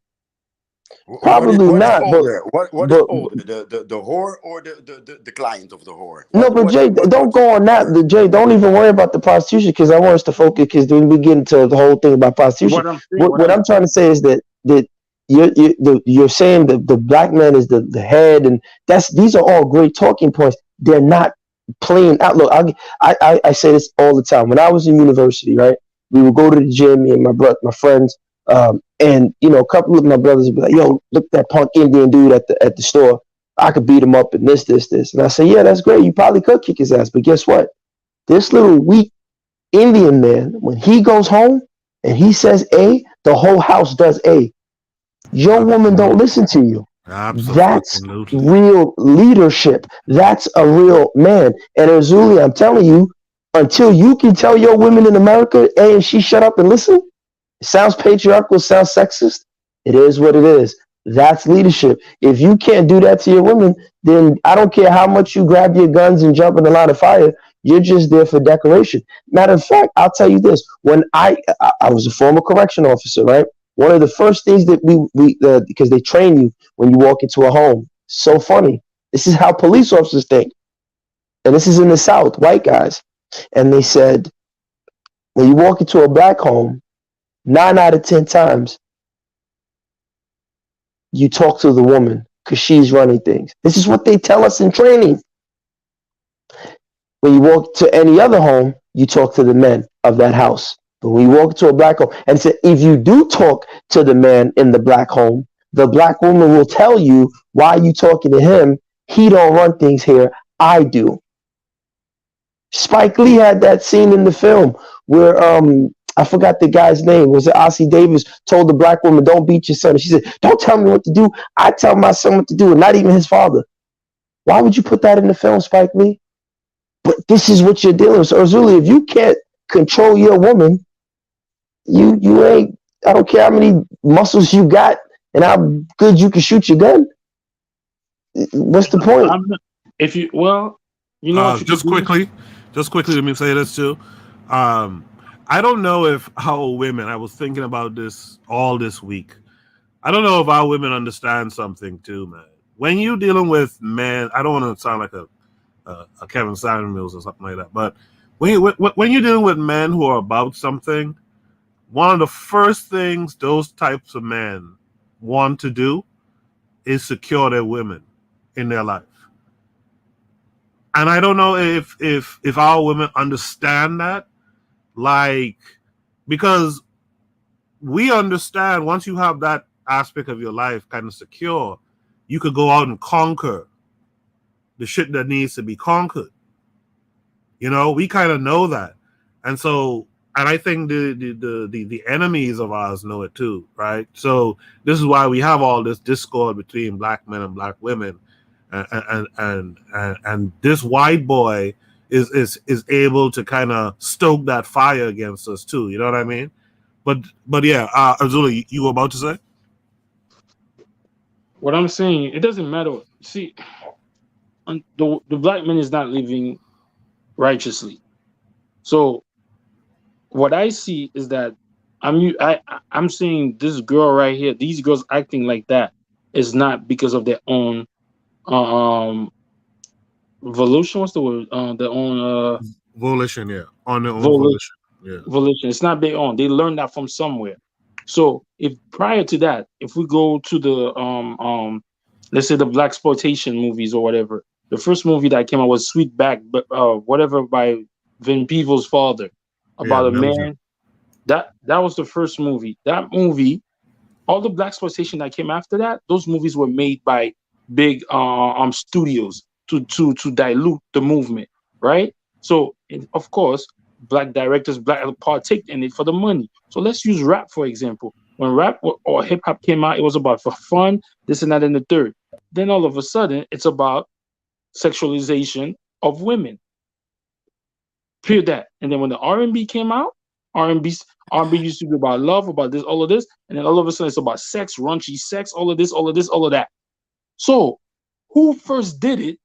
And now the women are doing it now, but it seems like we want to say it's the women's fault alone. Like we're not culpable in their behavior. These women in this video are over 30. Remember. Yo, bro, we all the so Azuli, are you saying also, the African saying also is we are a village. It takes a village to raise a stop all of a sudden. So Azuli, so are you saying that it be some? See, because this is why I personally don't like armchair like psychology, and that's why I said I'm not here to be any woman's Dr. Phil, right? If you sick, you sick, man. You know, figure it out. I'm not in that business of helping you figure out your madness.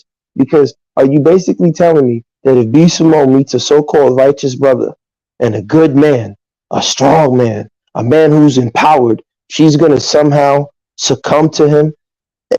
I don't. She's not. She's not, because you know why? There's another simp that's gonna accept her behavior. I'm talking about men as a group, not men as an individual.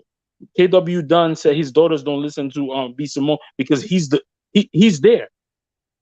Well, I don't want to talk about him personally because, like I said, but I know I'm just saying. But what I'm saying is, I'm not going to use that example. But what I will say is this: I've met many strong, righteous black men in America, and the way the system is set up, I don't care how strong the black man is in America, he still walks on eggshells because of the system in this country.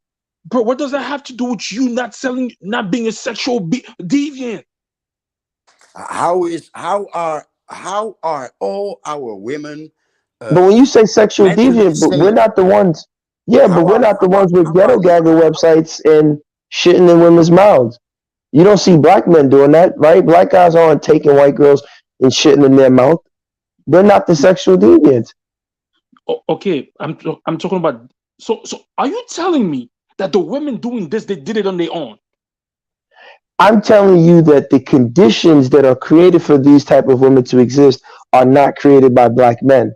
Because black men, because I'll put it like this, black women, you would never see a black woman, an African American woman, during the time of Muhammad Ali and the Nation of Islam, come out there and say this nonsense with Fannie Lou Hamer. And you know why? So many. You know why? Yeah, go ahead. You know why? I'll gas him up because no black man at that time would come about talk about bitches get suck my dick or shake your ass for money. No black man would do that too. Remember that.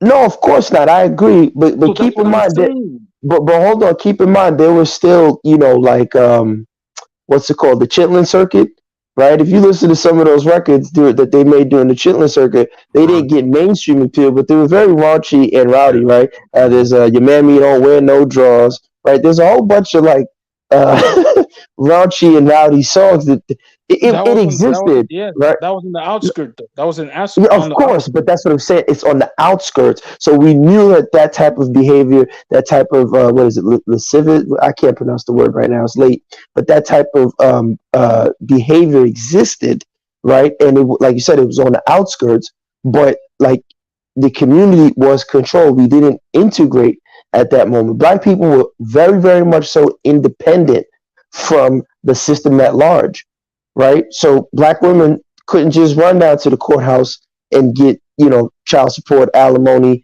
affirmative action policies to put them in jobs, right? They barely could get good textbooks for the black schools, right? You barely could get a good. Yeah, go ahead, Jose.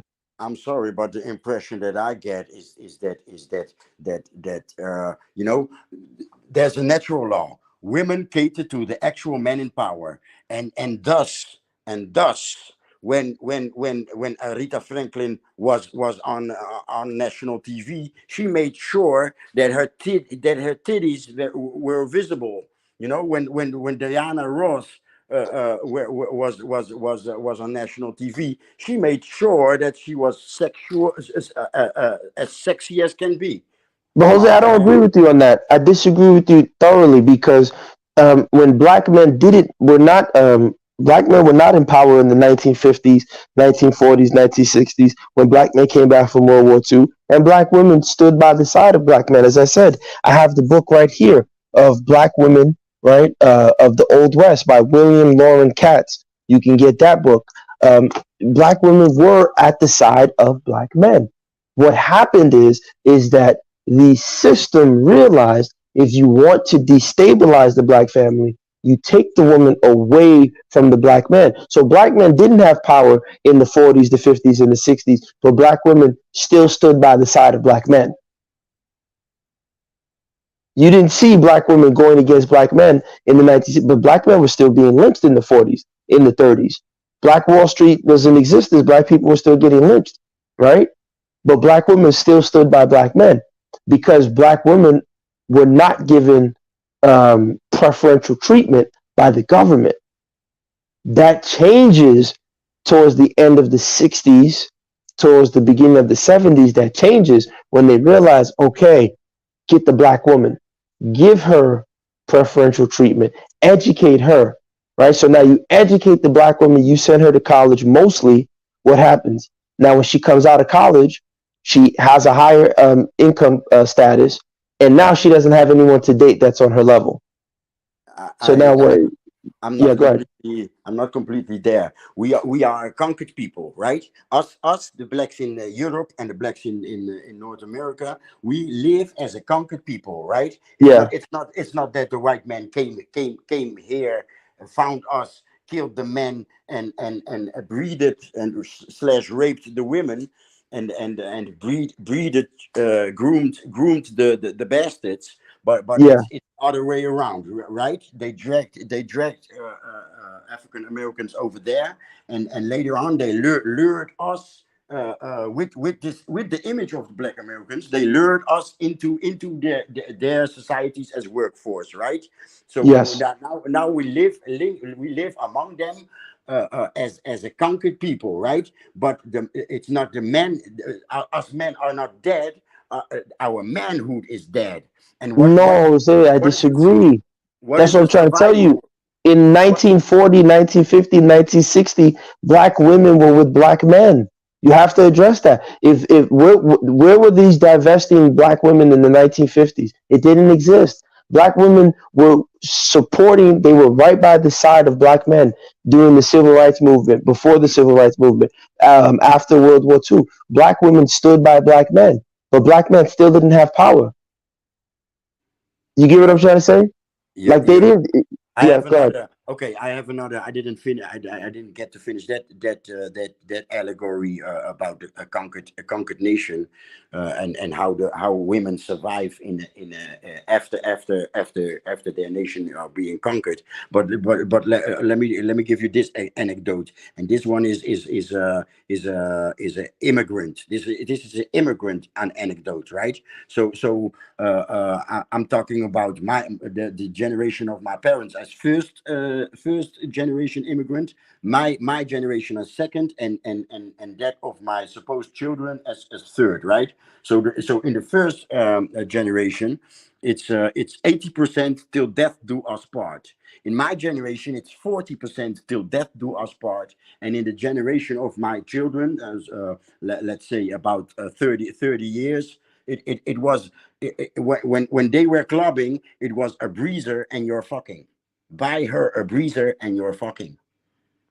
You Yeah, understand? but Jose, but that's what I'm trying to tell you. Again, that's because the conditions. Listen, look, if the governments are providing things for those women, if the government stopped providing things and practice the real racism, you see, and that's the trick, and this is the occultism trick of the governments. This is what they've done to black women. They've tricked them into thinking that we're not attacking you, we're only attacking your men. And the women are thinking, oh, well, an attack on my man is not an attack on me. But when we say that the black man doesn't have power, why don't you guys address the fact that 1940, 1950, 1960, black men in America still didn't have power, but black women were not against black men? Can you guys address that point? I have to agree on this one because especially in the 80s. So my generation, as soon as a girl got pregnant, she got a house and Social Security. So it's not like in the United States there's a Section 8, but they were girls were supposed to live single, and I believe that's a commercial thing because women buy emotionally, Exactly. and men repair. Men try to repair, or they bring the television to a friend that can repair it. So now look at the TV shows, right? So from the 90s with Queen Latifah, you had We Are Living Single. Then it was Girlfriends, right? Now it's Insecure. So they're constantly psychologically or occultically programming the black women to be single. This is what they're doing. They know what they're doing. So they give them the jobs. They go study law. They study this. They study finance. And they're purposely making sure that the women's heads are filled up with stuff so they can't relate with the black man who they give nothing. They don't give him jobs. They give him nothing. So when the woman's finished, she's pretty much an Anglophile and she's confused. She's looking at the man that she can't submit to that man because she has nothing in common with him. Yeah, and You get what I'm saying? similarity. So that's done purposely. The jobs that the women get, it's not in the private sector because there's racism, right? Yeah, so it's done purposely. So one of the things is black people have to stop taking things from the government. Or if you take things from the government, you have to take things in mind that we're just using it to steal from you. Yes. I'm still going to be with my black man. I'm still going to be with my black woman. But if you give us the chance, we're going to rob you blind. The immigrant mentality, black people in America, in my suggestion, have to think like immigrants. Oh, we're just coming here to steal from you motherfuckers. You give me Section 8, we're stealing it, and we're going to use it to better ourselves. You give me whatever, we're just going to steal it, use it, screw you. But, that doesn't it. But I'm just saying, I don't believe, and Ozuli, I want to hear your thoughts on that, because you say it all the time, too, that if black men have power, the black women will follow. But black men didn't have power in the 40s, the 30s, the 20s, the 50s, the 60s, yet black women still followed them. No, that reason, because black men were still able to have jobs. Black men were not, or maybe were more family oriented. Black men did not face a lot of these news. But they didn't have power. Like you guys, we talk only about power. You guys keep saying power. They didn't have power. Yeah, they didn't have power, but they had jobs. But they didn't have power. Jobs are not power. In the 20s? Meaning they didn't have power. They were still lynched. They were still abused. You understand what I'm saying? So a white guy could still come through. I don't know what happened. What happened? No, I'm saying a white man you had to walk through the back of the store. A white guy could still come in and you have to get off the sidewalk. What happened? I'm telling you what happened. What happened is that these people, they're genius level occultics. I'm trying to tell you, we gotta be careful with these people. What they did to our women was they realized, okay, we know what to do. Give the women. Yeah, go ahead. I get what you're saying. I understand all this social economical hitmen that they did on our brain, on our physical. I get that. But what I'm saying, when we bring it back to this situation, right? It's exactly Coco was talking about. A woman who goes to Dubai or to another country and copulates with a dog, comes back to America, she got $50,000 in her purse. All of a sudden, if she wants to date a man, a man will have no issue with that, right? I'm not talking about us, but I'm talking about if she's bad, she got the hips, she got the tits, she got the thing, a man will date her and let her marry her and everything. So if I come, but that's not a man. But listen to what I'm saying. No, I agree with you. Men will do that, but those are not men because remember, marriage, even back then, even after slavery, black people still understood the fundamental purpose of marriage was for what? Keeping a space for children to grow up in, and it was a business, and it was communal. Black folks in America was the first. I want to see your folks. Brother from Chicago could tell you that. They want to know your kinfolk. We want to know the kind of people you are. That's African custom. I want to know if your people are good people, where you from. I want to. You don't just get married individually. Yes, What I realize is that a lot of men don't want to take the responsibility of our own issues. I'm talking about morally. When I looked at the situation, I'm talking about specifically to that video we're talking about yes, you guys say that we're not doing it. So you mean to tell me they don't have men out there who are just having sex with women, sexualizing them, and then just like in our own in the regular world, men are not doing what these rappers are doing, what they seeing that these rappers are doing on TV. Little Kim. Question, brother. Does the woman have a mind? No. Okay, I'm done. I got a question though. Like, why are we regulating ourselves to like the lesser of a society? Why do we always see it's Miley Cyrus's all over? The white people don't be like, oh, every white woman is like Miley. Like, why do we regulate ourselves Exactly. to the bottom? Great point. I don't understand this mentality. Like, we take, and we know this is the minority. Yo, this is the minority. The vast majority of people I know are normal ass black. They go to fucking work. You know what I'm saying? They pay their little taxes. They date normal ass other black people. You know what I'm saying? And try to get by.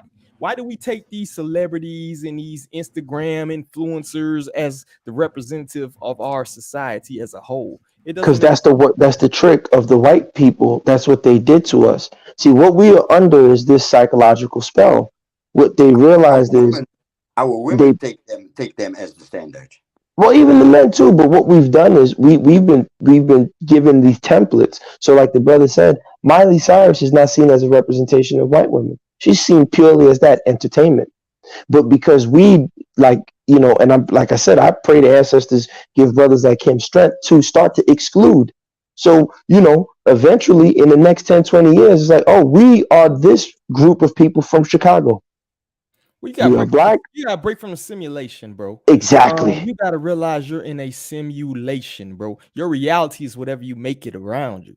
And once we get off this thinking, this very binary thinking that we are stuck to, this black and white, gray, we have to get off that, yo. And once we stop taking these social media influencers, once we start taking entertainers in general, because they've been doing that for the longest. This is the biggest psyop ever, yo. They've been giving you entertainers and giving you your leaders and giving you your spokespersons for the longest. Once you break free from that, yo, reality becomes so much more clearer.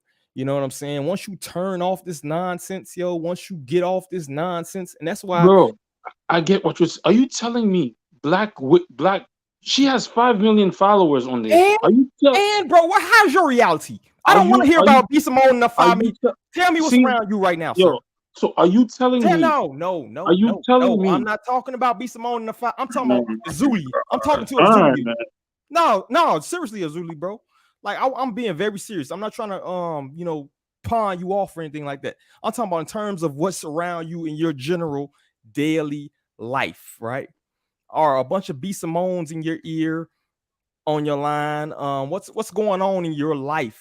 Okay, what I'm saying is a lot of B. Simones are not around me, but a lot of women who are PhDs, who are in educations, who are working regular 9 to 5, have that same rhetoric. That's what I'm trying to tell you.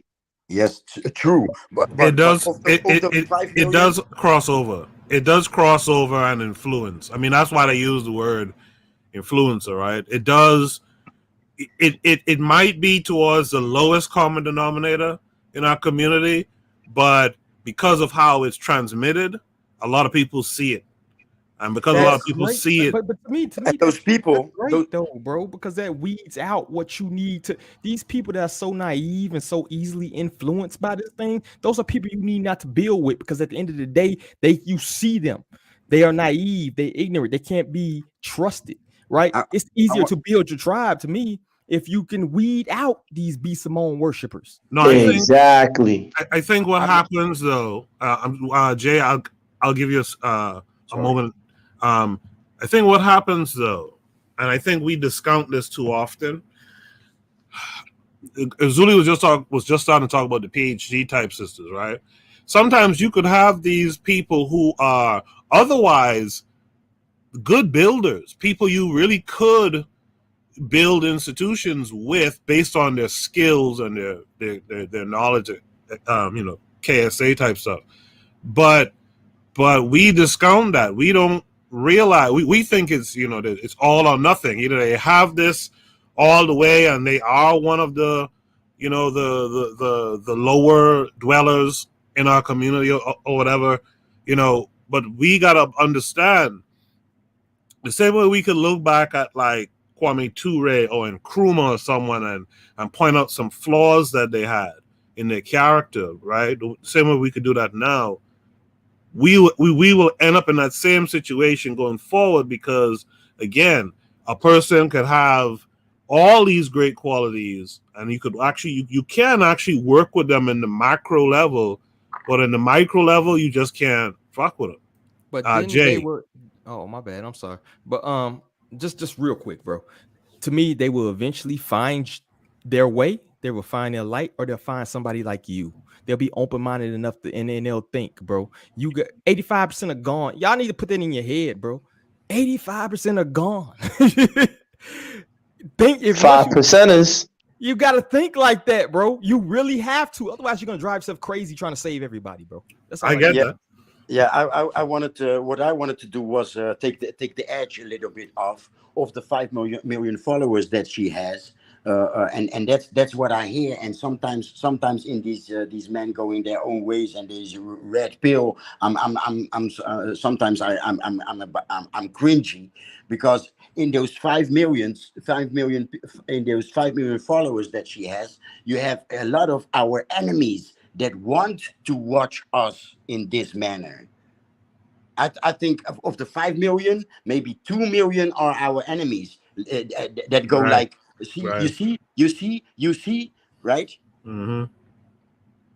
So that's No, he's right, because the biggest consumers of rap music are white people, not black people. Exactly. Yeah. So I have my points. You know, I'm a bit red pill-ish. I'm a bit red pill-ish, but we have to stay sober. We are surrounded by enemies. You know what? Let's Razuli quickly, and then we're gonna go to Shoot the Breeze topic number 10 tonight. I was gonna say the one thing. One of the things she's talking about. She went to see the hitman to get rid of her unborn. Mm-hmm. So if we look at if there's no influence in that she does that. If you look at the statistic, our women go see the hitman more than any, proportionally to the to our population, than any other race in America. So that little thing she's spewing right now, nobody sees that. It's just her and her minions. Okay, is that us men? Is that us men? What do you mean? So you mean to tell me, okay, if you want to take it there, you mean to tell me men haven't pressured women to get abortion? Oh shit! I didn't ask that question. Let's go to the next. Yeah, let's go to Shoot the Breeze topic number 10. You're an accomplice. You're an accomplice to the hit, bro. Stop it. Absolutely not. But okay, next point, please. Shoot the Breeze topic number 10 tonight is Malcolm X had it wrong. The black man is the most disrespected and unprotected. Black men are on their own. This came with a link as well. Let me try to tee it up real quick.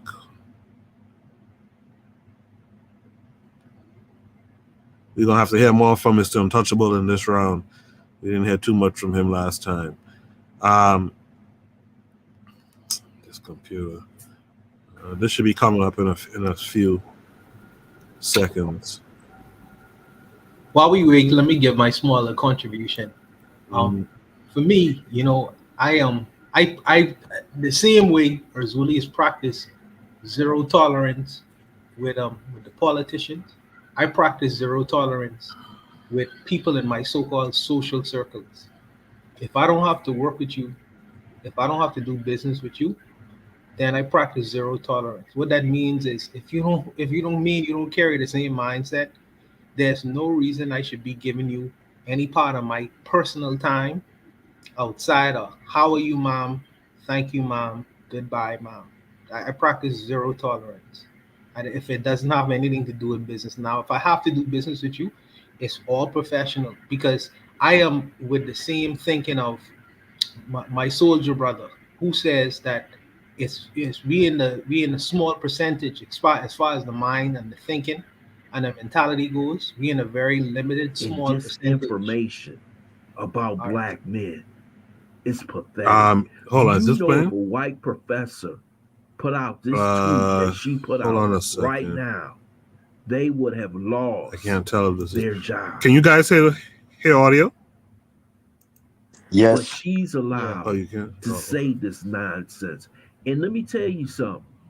This nonsense is being peddled by the progressives, the liberals, the Democrats about black men. This is why you see a whole community sprouting up on social media. This divestment, this hatred towards black men being promoted by people like Cynthia G and Nyla and Brittany Cooper. And you remember another person who's now over at MSNBC, Miss Sanders, who was once Vice President Kamala Harris communication director. She worked to help Joe Biden get elected. She said black men need to shut up. And this is what you're seeing today. This new black female masculinity, to where they feel as though black men in general should just shut up and be more feminine. This is why you see the promotion of more feminine black men. How could you bring up something like this in one of the worst massacres in American history and compare black men to this demon, Peyton Jerome, unless these thoughts is running through your mind every day? You would be surprised at how many black women are listening to people like Brittany Cooper say this nonsense. And they need to be called out. They need to be disciplined, because you can't have people basically putting out disinformation, basically trying to destroy the race. Because if there's no communication between the black man and the black woman, it's over for us. Families, structures keep a race together. Nothing more, nothing less. And if we fall prey to the Brittany Coopers, the Cynthia G's, and all these other progressive black female liberals who spout this nonsense, we will be a race that will no longer exist. And I'm going to say this, I believe maybe some of them want us black men to go away. I want to thank you for listening to Black Site This Quick Take. I hope you subscribe to this channel. Smash that like button, but also share this video. So full disclosure, I had a problem. Oh, hey, I couldn't hear the audio. Can someone just briefly summarize it? What happened in that video just now? Well, you didn't play from the beginning, so we didn't get to hear the beginning part. But what he's saying is that this professor compared black men to the shooter that killed those 10 people in Buffalo, and because she said that black men are this society is radicalizing black men against black women or something like that. I don't think you started it from the beginning. But Oh, the video didn't play from the start? well, no, it didn't get from the start because he didn't read the prompt. Oh, my bad. I'd say we got like 90% of it. I heard him talking most of the time, like when Yeah, I think he played most of it. He played most of it. I heard pretty much all of it, yo. Yeah, I also had the impression. You have to read that part. So while I was attempting to compare black men to Peyton, that's the part he was. Yeah, okay. I mean, we could see it though. You feel me? Yeah, we read it. I mean, all right, we cool. read it. Oh, I see. You wanted me to read that part. Okay, so Brittany Cooper had a tweet. Is she black or is she white? This lady. I think she's black. She's tweeted, so while I was not attempting to compare, I don't know if this video shows the original tweet. I don't know if that's what Azuli is getting at. But it right here it just says, so while I was not attempting to compare a black man to Peyton Gendron, when I made a flippant response to a friend's post on here, I absolutely mean what I say about the internet radicalization of black men. Y'all not become mass shooters, but you're still a possible threat. Azuli, what else you want to say about that? That was it. That was the thing. I don't think they heard that part, but yeah, that's it. Okay. KW Don 7 in the chat says she is the same one who said Trump was to blame for her obesity. She's a joker. D-Web, what say you to this prompt? I agree, and if you know anything about this, she's one of those man-hating, chubby, divesting feminists. It's really no reason for us to listen to her. And honestly, I see a lot of pushback when she tweets. She puts something up similar. Everything she puts is pretty much just trying to go against the black man. She's on the payroll. And I've seen a lot of pushback, which gives me hope. You know what I'm saying? But she's like one of those people that if somebody follows her, that's the 85%. They're gone. You know what I'm saying? If somebody takes her serious or whatever, she's in that lane with Patrice Cullors and what's that chick that left ESPN, like the tap dancing crew. You know what I'm saying? So she's on board with that. So when I seen like her tweet pop up, I kind of knew what it was. Her whole shtick is basically trying to lump the black men in, particularly if you're a free-thinking black man, if you're a strong black man, if what they call the hoteps or whatever of the generation or whatever. God forbid you have a spine as a black man, right? She's all about that, and if you look at her, you can see why she's a man-hating, feminist. You know what I'm saying? Like like the brother said in the chat, you know what I'm saying? She blamed Trump that she's obese, that she's fat. And I'm gonna keep it a buck. She's a fat man hating. She hates her life, and she's trying to push whatever she can push onto anybody else. You know what I'm saying? So I don't even take her seriously. I don't even know whatever. That's all I got. Do you think, D-Web, that she's making Malcolm X wrong in that the black men are actually the most disrespected, unprotected in America? I don't even prescribe to that notion. I don't think anybody, your protection is due to yourself. If you expect the government to protect you, you're already gone. You're lost. You know what I'm saying? So this whole protected thing, to me, I don't understand how, given the history of black people throughout the entire creation of the earth, why you expect anybody to protect you. Your protection is all due to yourself and your family. So I don't even prescribe to the notion that people need to be protected. Your protection is all due to yourself, your family, and your community. So I don't even know how to respond to that, to be honest with you. If I expect the government to protect me, I'll slit my fucking wrist before I do that. You feel me? So that's all I got. Gas them up. What say you? Yeah, I just to piggyback on what my brother from Chicago just said, I just posted another article where basically the federal government is actually telling you, I don't know if you could share it, but they're literally telling you that the police have no obligation to protect you. They're only there to protect property, right? They don't have, and the only time, ironically, the only time the police have a federal duty to protect you is when you're under their custody.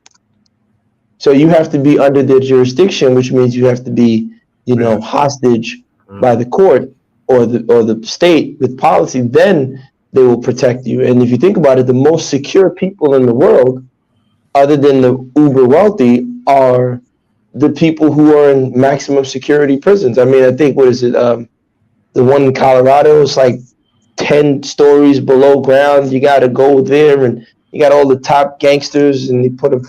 You can't get in there. Even the best soldiers can't break into that place, right? So they're actually the most protected people on earth. I dare probably argue they probably didn't even have a COVID death. That's how secure and secluded those guys in those type of extreme maximum security institutions are. But with the point and what that lady is writing, I don't, like I said, man, this is. I'm glad the brother understood. The brother from Chicago understood what I was saying.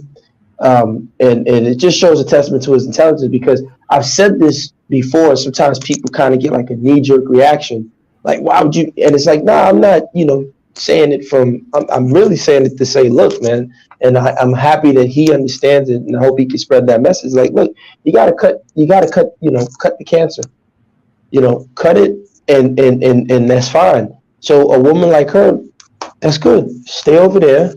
So when you travel with you to Nigeria and he kills you, that's on you. We it's no hard feelings, but you have nothing to do with us anymore. Right? So to write this nonsense that he's still a threat, it's like, when in the history of black men been a threat? And everyone points to these anecdotal evidences. Look, there's a great book, the best study that I've seen so far on domestic violence in the United States was done by a guy named Dutton, Rethinking Domestic Violence. Anyone can Google that book. I think I may have mentioned, I don't know, but you can check it out. And this presumption that we have of domestic violence is that all the guy is just on top of his woman, UFC style, raining punches, or he's lighting her up like a Mike Tyson combo and then he breaks her arm. That's not what the police reports show. What the police reports show is it starts typically with an argument. Of course, people are in economically chance situations, mostly low-income people. There's the stress, right? So, there's an argument. She might say, your dick is little and your mother's a lesbian. He says, what, bitch? And, she curses him again. He hits her once. She kicks back. He hits again. And then the police are called. It's not this narrative that we've been bombarded, that's been planted in our brains, that right now, every moment, there's some woman at home cowering because the man came in and said, bitch, the chicken's cold, and he just broke her jaw. That's not what happens. And as a matter of fact, the most violent relationships are actually amongst lesbians in terms of those have the most violent, in terms of intimate partner violence. Lesbians beat the hell out of each other. So, this notion of the evil, tough black man whooping the woman's ass and I'm still a threat. And it's like, well, the white boys are at the gun range learning jujitsu, how to break necks. Black dudes are just trying to play ball. They keep the gun on them and shoot in case the ops come. That's it. So we like the brother said, we have to change our simulation. We have to structure our reality. We have to choose carefully who we allow around us, who we allow in our community. And I think that's the way to go. So this chick, tweet, write all you want. How come no white guys married her? I hope she's married, right? I hope she finds a nice, good white man to marry her and she's happy. But my confusion is, why are you still tweeting about people that you don't like? Why are you talking about us if we can't protect you? Leave us alone. I've said that I've been in places. I was at and I'll end with this. I was at a restaurant. I think I said this before. And the women were saying all this stuff. I said, sister, you're right, man. Just go get a white guy. Leave black men alone. And they were quiet. I said, don't be quiet. I agree with you. White men are the best for you. Go get them. Why you still talk to people that you don't like? I don't understand that. So I end with that. I like that. Why talk to or about people that you don't like, right? Jay, what say you on this, man? Was Malcolm X wrong? Does this show that black men are really the most unprotected, most disrespected? I first want to leak something about speaking about people you don't like. I speak about black women, but that's because I like them and I don't like what I see. Okay, right. Shoot me. Yes, the black man is being stepped on, shitted on more than Instagram chicks in Dubai. Yes, sir. Good callback, man. Did anybody see how Yada Smith is being protected? You know, this poor guy Will Smith is trying to be the man that he has on his retina, and this hoe is trying to be her mother, and trampling on the soul and heart of Will Smith, and these hoes ain't loyal. No, sorry. Excuse my French, right? Excuse my French. But these women protect her. The first thing that I saw when the bitch was in her entanglement, right? The first thing that I saw on my timeline in social media was, men has nothing to say because men cheat. Well, okay, I've never cheated in my life. I don't know how to do it. How do you do that? How do you speak with another woman while you have a woman and children at home? How do you do that? You know, I don't know how it works. But the first thing that I saw on my timeline, any timeline, Instagram and Facebook and any timeline, was that men should shut up. Men should not have something to say about the entanglement of Yada Smith. And in those days, you also had that wet ass pussy song, and that was the era, that was the month that I'm now I'm 100% no tolerance, zero tolerance. You know, I'm done with the strong, independent. I'm done. It's all degeneracy. It's you're strong, independent. You have a PhD, but still your catch is still between your legs. Come on, Mr. Untouchable. You heard everything everyone else said. Do you agree with this prompt that Malcolm X was wrong and black men are in fact the most disrespected, unprotected group in America? Well, I like Malcolm X, but I hope Malcolm X was wrong. And the reason why I hope he was wrong is, if we are the most unprotected people in the West, it gives us the chance to really do something about it. And it's one of the most beautiful things that's been written in the West is the American Constitution. And the reason why I say that is, within that Constitution is the Second Amendment. If you feel, I don't know what that noise is. So if you feel unprotected, there's something within the Constitution of the United States that you could do something about it to become protected. That's one of the most beautiful things, called the Second Amendment. And if black men are on their own, there was something that we watched earlier, an earlier video, where two men in the jungle, left by themselves, on their own by themselves, they was able to create something beautiful, just left alone. They were unprotected. They were in the jungle. Well, tigers are in that part of the world as well. So obviously they was able to find something sufficient enough to do what they needed to do in an unprotected way. They was able to find their own water source. They was able to find their own food source. They was able to do the things they needed to do for themselves. And when you get busy like that, after a while, some of the women will come around. People are going to buy into that kind of thinking and mindset, because these guys are trying to do something. They're building. Let's get behind this. Probably won't be all the women, but some women will come along with it. I am not trying to save the world, man. I've given up on that idea and philosophy and belief. I have come to the understanding that not all of us are gonna make it over the river, but some of us will. And some of us who are willing to try and do, and sometimes even if it means doing for self, we'll make it over the river. But as far as this what is this feminist, this black feminist radical nonsense that exists out there, I'm not afraid of her.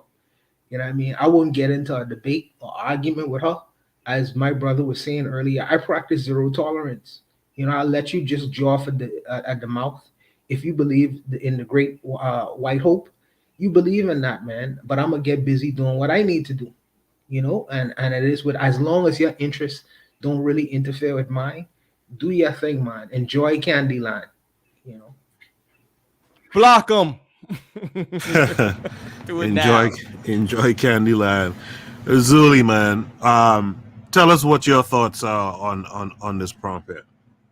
Oh, I believe Malcolm X was wrong, but what I believe Malcolm X was trying to do he said the black woman was the most unprotected, most disrespected, I guess, to galvanize black men, because in his mind, men are there to protect, or probably put there to protect women and the children. But now we're looking at it, I think the black man is the most protected. We get shot more by the police. We get incarcerated more. Black men are the least unemployed. Suicide rate of black men is up the roof. More black men are homeless than anything. So what Malcolm X said was totally wrong. And then what this lady just said, if it was a black teacher, a black male teacher that said this, he would have been fired. He would have been on the front of the news and fired. So we are the most unprotected and the most disrespected because men change nation. Men build nations, so they're afraid of men more. So I say this: Malcolm X had it wrong, but maybe he was using it to galvanize the black men to be more stand up right men or whatever. Because even now when you look at it, it was another video like the lady B. Simone disrespecting MLK. So a leader, if it wasn't because of him, maybe she wouldn't be on TV right now. But blatantly disrespected the man, talk about he's not a great man because he had affairs or whatever. So I'm going to bring that prompt next week. There were some prompts I couldn't put up this week. No, I'm just saying that. I just heard that. So I'm just saying that we are the most disrespected, the most, because if you look at the statistic, more of us unemployed, more incarcerated, more homeless, more. So I think Malcolm had it wrong. I'll give members on the panel to have an opportunity to speak to what Uzuli just said. He said he think Malcolm was wrong. What say you guys? Let's start with Gaston. Agree. I think that Malcolm, like Uzuli said, was trying to galvanize black men. But in today's day and age, I think that black men are definitely targeted. Okay. Jay, I heard you add something. Say it again for me. Yeah, I agree. I didn't come out complete the previous session, and now I'm a bit lost for words. But you know, because I was onto toxic feminism. Well, the question is, was Malcolm X right? And the only thing that I got to say is that black men are shitted and pissed on more than Dubai Insta models. But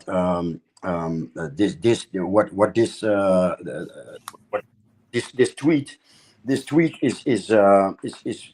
is very much prevalent, right? So I don't know who the speaker is. He sounds like angry man, some man going their own way, or red pill guy that I used to listen to about 5 or 6, 7 years ago.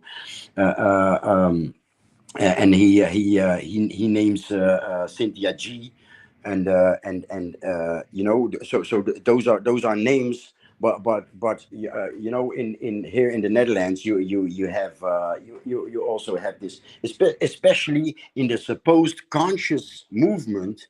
These females are, they hate black men. So you're all about Black Lives Matter, and you're all about police brutality and that type of shit. But a man can say nothing, and you're attacked in these pro black groups. Also, you had one organizer of a Black Lives Matter protest in here, and she was interviewed with two rocks, you know, with two brothers that been organizing ish for decades, right? And so here is this Black Lives Matter thing that a black woman suddenly became the warriors. So they interview this Ghanaian guy, and he had a solid interview. Then this Suriname brother that just got into politics, solid interview, and then her, the organizer. Yeah, when white women call the police for domestic violence, the police comes. But when black women call the police, the police don't react. They don't come. And I'm like, okay. So your problem is black men. Your problem is black men. You're all about Black Lives Matter, but your issue is when you call the police for your black men, the police doesn't come. Okay. All right, Mr. Untouchable, what say you to what Azuli said here? No, obviously, I mean, this is the obvious. Obviously, Malcolm X had it wrong because, he wasn't protected. He was his head get blown off in an Audubon, and the police was basically saying, "Well, you on your own, Negro." So I mean, he had it wrong, and those statements came back to really bite him. But it is what it is. And if it's the case that we are on our own, whatever that means, I think that, it's not a bad position to be in, because you could learn from being on your own, what you would have learned, but having all manner of help and support and a so-called assistance. Now you have the latitude and the freedom to figure things out on your own. And as men, I believe that we should be the problem solvers of the world. And we've never been allowed or given that opportunity to be our own problem solvers. So if it's our own we have to be on to get to that point, let us be on our own and build from there. If we have to be protective and all these other things, well, we'll learn that in being on our own. But I don't think it's a bad position to be in. None whatsoever. D-Web, did I get you yet? Nah, man. Real quick. I'm gonna be real quick. It's late. Yep. I don't think Malcolm was wrong because if you look at the time period, the black woman was less protected than the black man. You gotta take it for what it is, the context of the time period. On top of that, the black man ain't supposed to be protected. The black man's supposed to be the protector. You can't be both, right? You can't be protected and the protector, right? Your job is to protect people. Your job is to stop the intrusion, stop whatever, right? So I don't expect to be ever protected ever in life. Like I said earlier, that's not your role. You know what I'm saying? We have to be very cognizant of our role in society, our role on this earth, our role in this universe, right? And it's not to be protected, it's to be the protectors. So that's what we need to focus on. So I don't think Malcolm X was wrong. I think he had it absolutely right, but now they try to flip it so that the black woman is elevated, right? They're trying to make her the most educated, right? The most in these situations where they're the CEOs and the bosses and whatnot, to drive the division. You know what I'm saying? So that's what you have right now. So that's all I got, bro. All right. That's the last problem for tonight. I want to thank everyone who was tuned in tonight. Those of you who were here and may have left and will come back later to listen to the rest of the playback. Thank you guys for being here. Thanks for all the likes. Make sure you guys, if there's sections of the show that you like, you could clip it, post it to your social media, tag me in it, and let's see if we can get a conversation going around some of these topics. Let's go to Azuli. Azuli, do you want to shout anything out tonight? I was gonna say if anybody's in Brooklyn, Dance Africa is this week. I mean, it already started Friday, but if you ain't doing nothing, just go downtown Brooklyn. The rain messed it up today, though. Yeah, I went yesterday to the show. I didn't see any public, but I'm hoping tomorrow it's okay. But it's 2 days left, so they're gonna have Sunday and Monday. So if you guys are in BC or if you in Brooklyn or if you're near the tri-state, hey, come and see beautiful black people, I guess. So are they having the street part of it like usual, or is it just a show? Well, I went to the show last night, but the street vendors usually start today. I meant to go down today, but I didn't get around to. So I'm gonna go tomorrow. But if people were in there was a bunch of people inside the theater. So if people Okay. could gather inside, I'm guessing they could gather outside too. So that's my thing. All right, let me know tomorrow. Gas them up. You want to shout out anything this week? No, just appreciate you guys for having me. Anyone wants to reach me, gasthemup@gmail.com. You can listen to Jose and I on Fridays on the channel. Shout out to Koku, Mr. Untouchable, everybody on the panel, Zuli, all of you guys. And Tan sent me a message, said I should say what's up to everybody. She's currently on her vacation, so she's having a good break. Yeah, shout out to Tanzan, man. She's back on the continent right now. Jay, you want to shout out anything? Yeah, I want to shout out to Forecast Radio. He's you're promoting my and Gas Them Up show, but Forecast his show is also tight. So I shout out to Forecast. Shout out to Brother Bakari. He's also on YouTube with a channel. Okay. And shout out to you. All right, I appreciate that. Shout out to all you guys as well. Mr. Untouchable, what about you? You got anything to shout out? Yeah, shout out to the great panelists tonight. Your brothers was excellent as always, and I second Jose's motion. Also shout out to Brother Bakari. If y'all guys have time, just check out his page, and shout out to Forecast. He's a young brother, a very serious brother, and interested in politics and the social affairs of the day. So when y'all get time, just check out his channel as well. So shout out to all the brothers and sisters. Yes, thank you for that. I think, did I get Webb? No, bro. Real quick. Tentatively right now we're looking at an August relaunch for the Harsh Reality podcast. Okay. I'm working on a few things that I want to get in place, including a new logo and things like that. Shout out to Jacksonville, man. We having the Jazz Fest I think this weekend, y'all. So that's pretty dope, so shout out to all the people. I'll be in Chicago probably next month, so people, if they want to, if you're in the Chicago area, hit me up, man. I'll be out there for a while. And shout out to El Miguel, man. El Miguel's launching his own little endeavor in terms of sports and low vibration shit, but sports and betting and things and whatever like that. So I'll be a regular on his little platform, what I mean? So shout out to my brother. Love him to death, man. He's a good dude. That's pretty much all I got, bro. All right, man. Again, thanks all you guys who are here tonight. Thanks to everyone who's in the chat. KW Dawn 7, Daily Affirmations by Pauline, Jonelle, Janelle, Only to Say from the Pro-Black Perspective. Check out his show this morning at 11 a.m. Eastern Standard Time.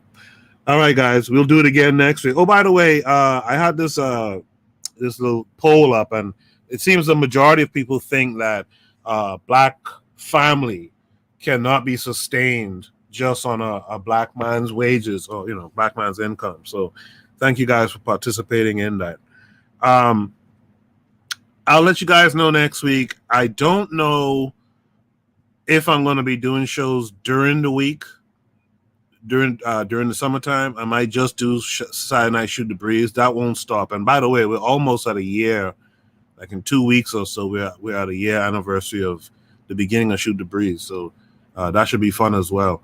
But I'll see you guys next week. We'll chat and we'll do this again. All right. You guys be good. Peace. Peace.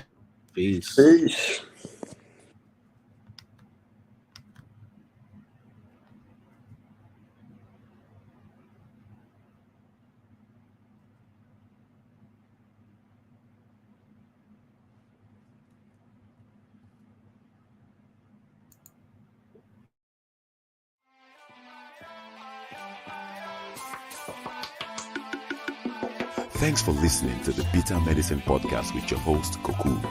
If you like what you just heard, We hope you pass along our web address, bitamedicineblogs.com, to your friends and colleagues, and share our show to all your social media. Be sure to check out our archive section on our website for previous podcasts. This has been a KWAZ radio production. Join us next time for another session of the Beta Medicine Podcast. Follow us on Facebook at Beta Medicine Show, Twitter, Beta Meds, Tumblr, Beta Meds, Instagram, Beta Medicine.